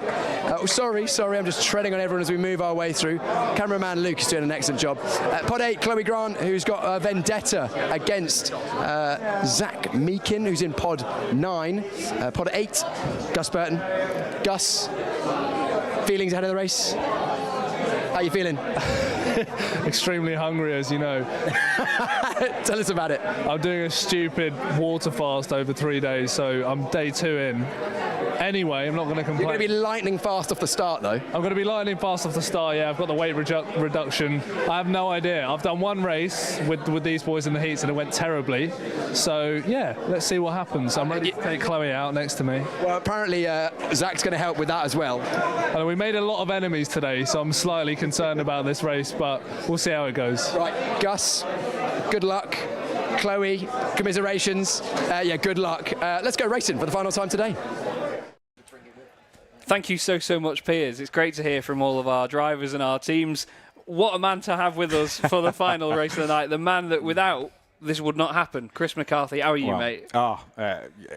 Absolutely fantastic. Honestly, it's been an amazing evening. Thanks to you both for helping create such a special atmosphere out there. The atmosphere has been fantastic. The racing's been great. Questionable at times to stand. But no, really good fun overall. And I think we're going to end with a great team leader race. The grid is absolutely stacked. So, yeah, let's have some fun. Yeah, man, absolutely. It's been such a fun night already. We've raised so much money. And obviously, please continue to give and donate and do whatever you can. There's going to be a QR code cover up my face right now. I hope so. Anyway, if James is listening to me, I really hope he is, because it'd be very funny. I don't think he is, because I can't see it out of the corner of my eye. But anyway, there will be a QR code here-ish at some point over the course of the race. But we've got 6 seconds left, Chris. Who's going to win? No idea. Absolutely no idea. Team Young Epilepsy, let's do it. Let's do it. Right, let's crack on. Race is underway. Pit Stop Nic gets a bit of a poor start, and Team Bird gets away very well. Who is it that's racing for Bird? Is it Jess Hawkins that's taken over? Didn't Jess Hawkins take over for somebody? Oh, dearie me. Oh, well, Harry Benjamin's car's out. That's all right. Oh, see you later. Oh, Kerridge is around. No. Oh, he's been put on a silver platter. Oh, dearie. Bird leads. It's the first time tonight, I think. I think so. I think so. A cleanish start towards the front. We've had some prisoners taken already, but as you said, Team Bird is leading. Jack Crawford, well up for this. He is, isn't he? He's well up for this, and he's there in second place. Theo Micouris, likewise. Oh, no, Voicing has been turned by Chloe Grant in the... Oh, Chloe meant that. She meant that, didn't she? In the buzzer with you. Oh, Nic! No, Nic's been absolutely smacked into the final corner. Manages to keep it on circuit, though. Oh, my word, this is mental. Well, Chloe Grant's going for it on this first lap. That's two prisoners taken in the space of one straight. Yeah. So if you've got Chloe Grant behind you, just move out the way. Yeah, absolutely. Gordie Mutch sending it down the inside. We've both been saying in the commentary box here, with Kieran as well, sorry Kieran, just before this race, if Gordie doesn't win now, that'll take the mick with how well this team's done today. No. But right now, the Young Epilepsy team, is it Amber? It's Amber, well, it's Amber backwards now. She's been taken out by Nic. Oh, they're going to have a debrief about that later. Oh, Lord. We were just also saying, sorry, Chris, I'll let you talk at one point. No. We haven't commentated together for 5 years, you and me, despite knowing each other so long. It's been 5 years. We picked a good moment. And just as that, we go on board with F2 driver Jack Crawford. They're trying to take the race lead. Bit different machinery this evening for him, but I think he's got used to it. He's got Micouris behind. We've got Team Bird ahead. 3-way battle for the lead down the start-finish straight. He's not going to sell the dummy, is he? Yes, he is. Crawford's going to send it down the inside. Oh, do we have a change for the lead momentarily? But I think that was him just getting his eye. Oh, no, Crawford's gone round. Oh, Crawford did it to himself. We've seen that all night, and he was talking about pit manoeuvres earlier on. And there you go. He's the victim of one and in the wall. Well, we've still got just under 7 minutes to go. So Micouris is now the driver to watch. Palmowski, Alisha, I don't think in the car for this one. Oh, penalty for Crofty. He's going to love Dane and... He's going to love Dane and Grant at the end of tonight. Oh, dearie me. What's he got that for? Was that just thrown in there? Was it because he was giving him a gob earlier giving it large in the commentary box. Well, so even when he was in here, Dane messaged me and said, you can't blame the stewards for that one, Crofty. Yeah, that's true. That's true. He's had his karma paid back to him. De Leon and Palmowski, two drivers I didn't think I'd see together on track, actually, from very different worlds. Either side of motorsport, which is great to see. That's the beauty of this. Oh, it's been great. BTCC driver Daryl De Leon, who's had a superb season, and then Alisha Palmowski, who's getting ready to race in Las Vegas in the F1 Academy season finale for the Red Bull team. Theo Micouris, who I was commentating on him at the 24-hour Le Mans weekend. Great to have him with us as well. Gordie Mutch returning champion. Yes. Can he do the double is the question. He's not far away from the top 2, is he? No, he's not. 1.6 seconds off the lead, and he's got every opportunity here as Gordie. He's an absolute sweat on the sim. He's always there at sim. He works at Simply Race still, doesn't he? He did do for a while. Yeah. But it's just he's so good on the sim. Yeah, he is absolutely. But that's what's quite interesting about this is that even though all these drivers are real-world racing drivers in most forms, obviously a lot of them are not real-world racing drivers. So I'll eat my own words. As there's a move for the lead anyway, something important's happening. I'll shut up. Micouris round the outside of Bird. That's not going to work. Bird goes late on the brakes, and who's going to be on the scene? Gordie Mutch, of course. But what I was going to say is, even if they're real-world racing drivers, that doesn't necessarily mean they've got sim experience, which is a very different kettle of fish. No, the crossover doesn't always happen, but Gordie Mutch has been able to nail both. He's had success in the real world, and he's now had success here in esports as well, when he's getting closer all the time, and Team Bird know that. They are starting to heavily defend, and Micouris, he's going to be getting frustrated in that car. He has to make his move now, doesn't he, Jazz? Because Mutch is right there, and I think in the background, De Leon and Palmowski will try and start working together here. Yes. We're going to see a move any second now. Will it be from Mutch, though? I was going to say, who's going to make it? Oh, it's on the curb and it's sideways, but it's a Clio, so you can floor it and it's fine. I tell you what, you have to tip your hat to whoever is driving Sam Bird's car right now. Well, I was going to say that, but now they've been overtaken. Oh, commentator's curse. I'm so sorry, Sam, if you watch this back. But they're side by side to Graham Hillbent. Watch Mutch here. He's going to cut underneath a pair of these. He knows what's happening. Oh, he's going to go to the right. Oh, Micouris is going to go to the pit lane. You just pick which one you want to work with here, and he's picked Team Micouris to go round the outside. Surely not. Team Micouris is going to go all the way round the outside. Mutch has caused chaos. Oh, that was a pool shot like I have never seen before from Gordie Mutch. Yellow ball into the far left pocket. Oh, that was glorious. He gave him a little bit of a shove, and it sent him into the side of Bird's car. I'm amazed that Micouris has stayed in second place, though. As Crofty, he's a lap down. He's a lap down. Crofty. Oh, no. Oh, to say that Crofty's made an impact tonight is an absolute understatement. The atmosphere out there is electric. No. You can hear them clapping from in here. Oh dear. I'm melting.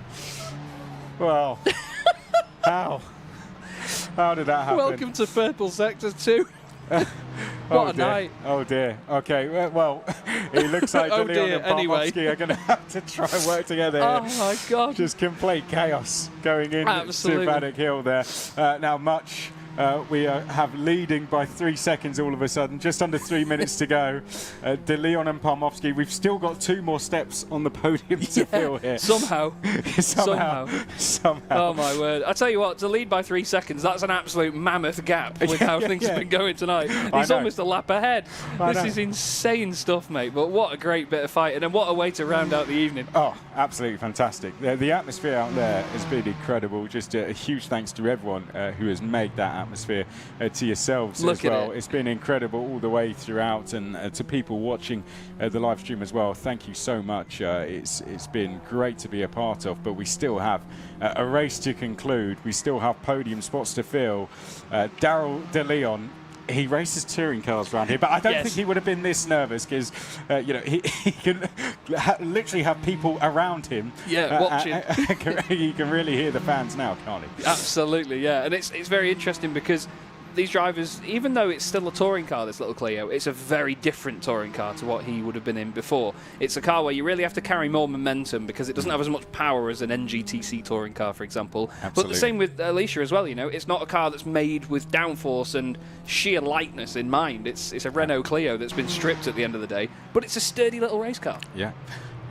Team Bird in the background, then it's Voice in 5th place, Micouris, the recovering Micouris in 6th, Impiazzi, Crawford as well, who we saw go off earlier, Burton is in 9th place, and then Grant next along. But this, our key battle, it's going to go to the wire. It's going to go to the last corner, and there's going to be a big move, I think, from Team Palmowski. Well, I thought that was it. We both held our breath a bit, didn't we? Actually, I was spinning on my chair.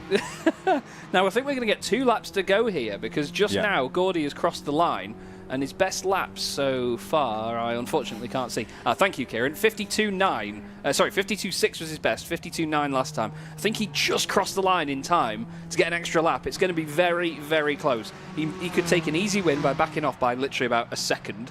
But would you risk that with drivers like this behind you? That happened to someone earlier, didn't they? And they lost the win. Was it Team Mutch as well? I think it was Gordie's team, yeah. So maybe he's got a bit of... no. No, I don't think he'll be doing that. No. Oh, look, side by side, Kerridge. What's he got on his plate? Side by side right now with... Is that the Young Epilepsy car? No, that's the... I think it is. That's the Grant car. That's the Grant car. That's Chloe Grant. Is she going to send him off and put him in the Bazza? Oh, that's Crofty a lap down. Fighting with the podium. Yeah, that's De Leon. Oh, no, she has. She actually has as well. She sent the Michelin star chef into Druids, which I never thought I'd say. Unbelievable. I think we're on to the last lap now. Oh, wow. Chloe, chill out. I think I must have wound her up when she was in the commentary box. She's going to right-hand down him. She's going to right-hand down him. No. Kerridge is going to left-hand down her. Maybe. Ooh, don't know. Ooh. Flipping heck.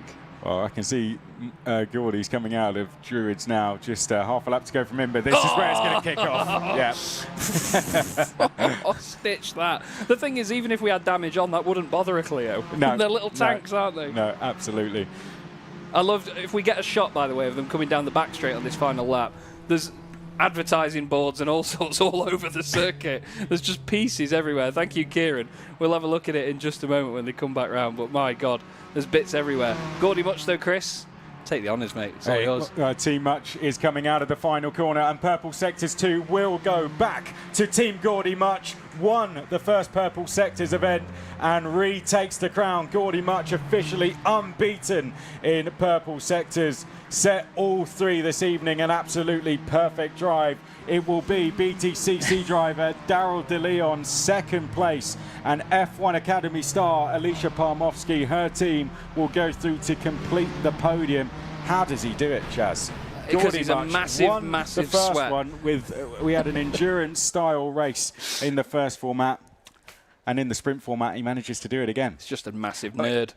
We're just going to have to get him in here next time. Yeah. If we put him in the commentary box, that's the only place we can keep him from winning everything. Yeah, put him in here and it'll be sound. But what a fantastic, fantastic win. We're going to get the initial reaction, though. Chris, thank you so much for jumping in with us in this one, mate. It's been an absolute honour to be here as part of this. Legend. We're going to hand to Chris. No, we're not. He's here. Yeah. We're going to hand to Piers. Piers has got a winner interview with us. And him. Gordie Mutch, winner last year, winner again. You make it look easy. Yeah, I was starting to make a little bit of a habit out of this. But yeah, no, it was a fantastic evening. Last year was brilliant. And, this year, even better. It's been an amazing atmosphere all evening. Raising money for a fantastic cause. There's still time to donate before the evening closes out, so. What a professional. I was about to say the same thing. Gordie, congratulations. The team, shout out to the team. Where are they? Shout out your team. Shout out your teammates, because you would have won anyway even if you hadn't won the race. Who are they? Well, let's bring them in. Introduce yourself. I'm Stanley. Stanley, we had you earlier. And?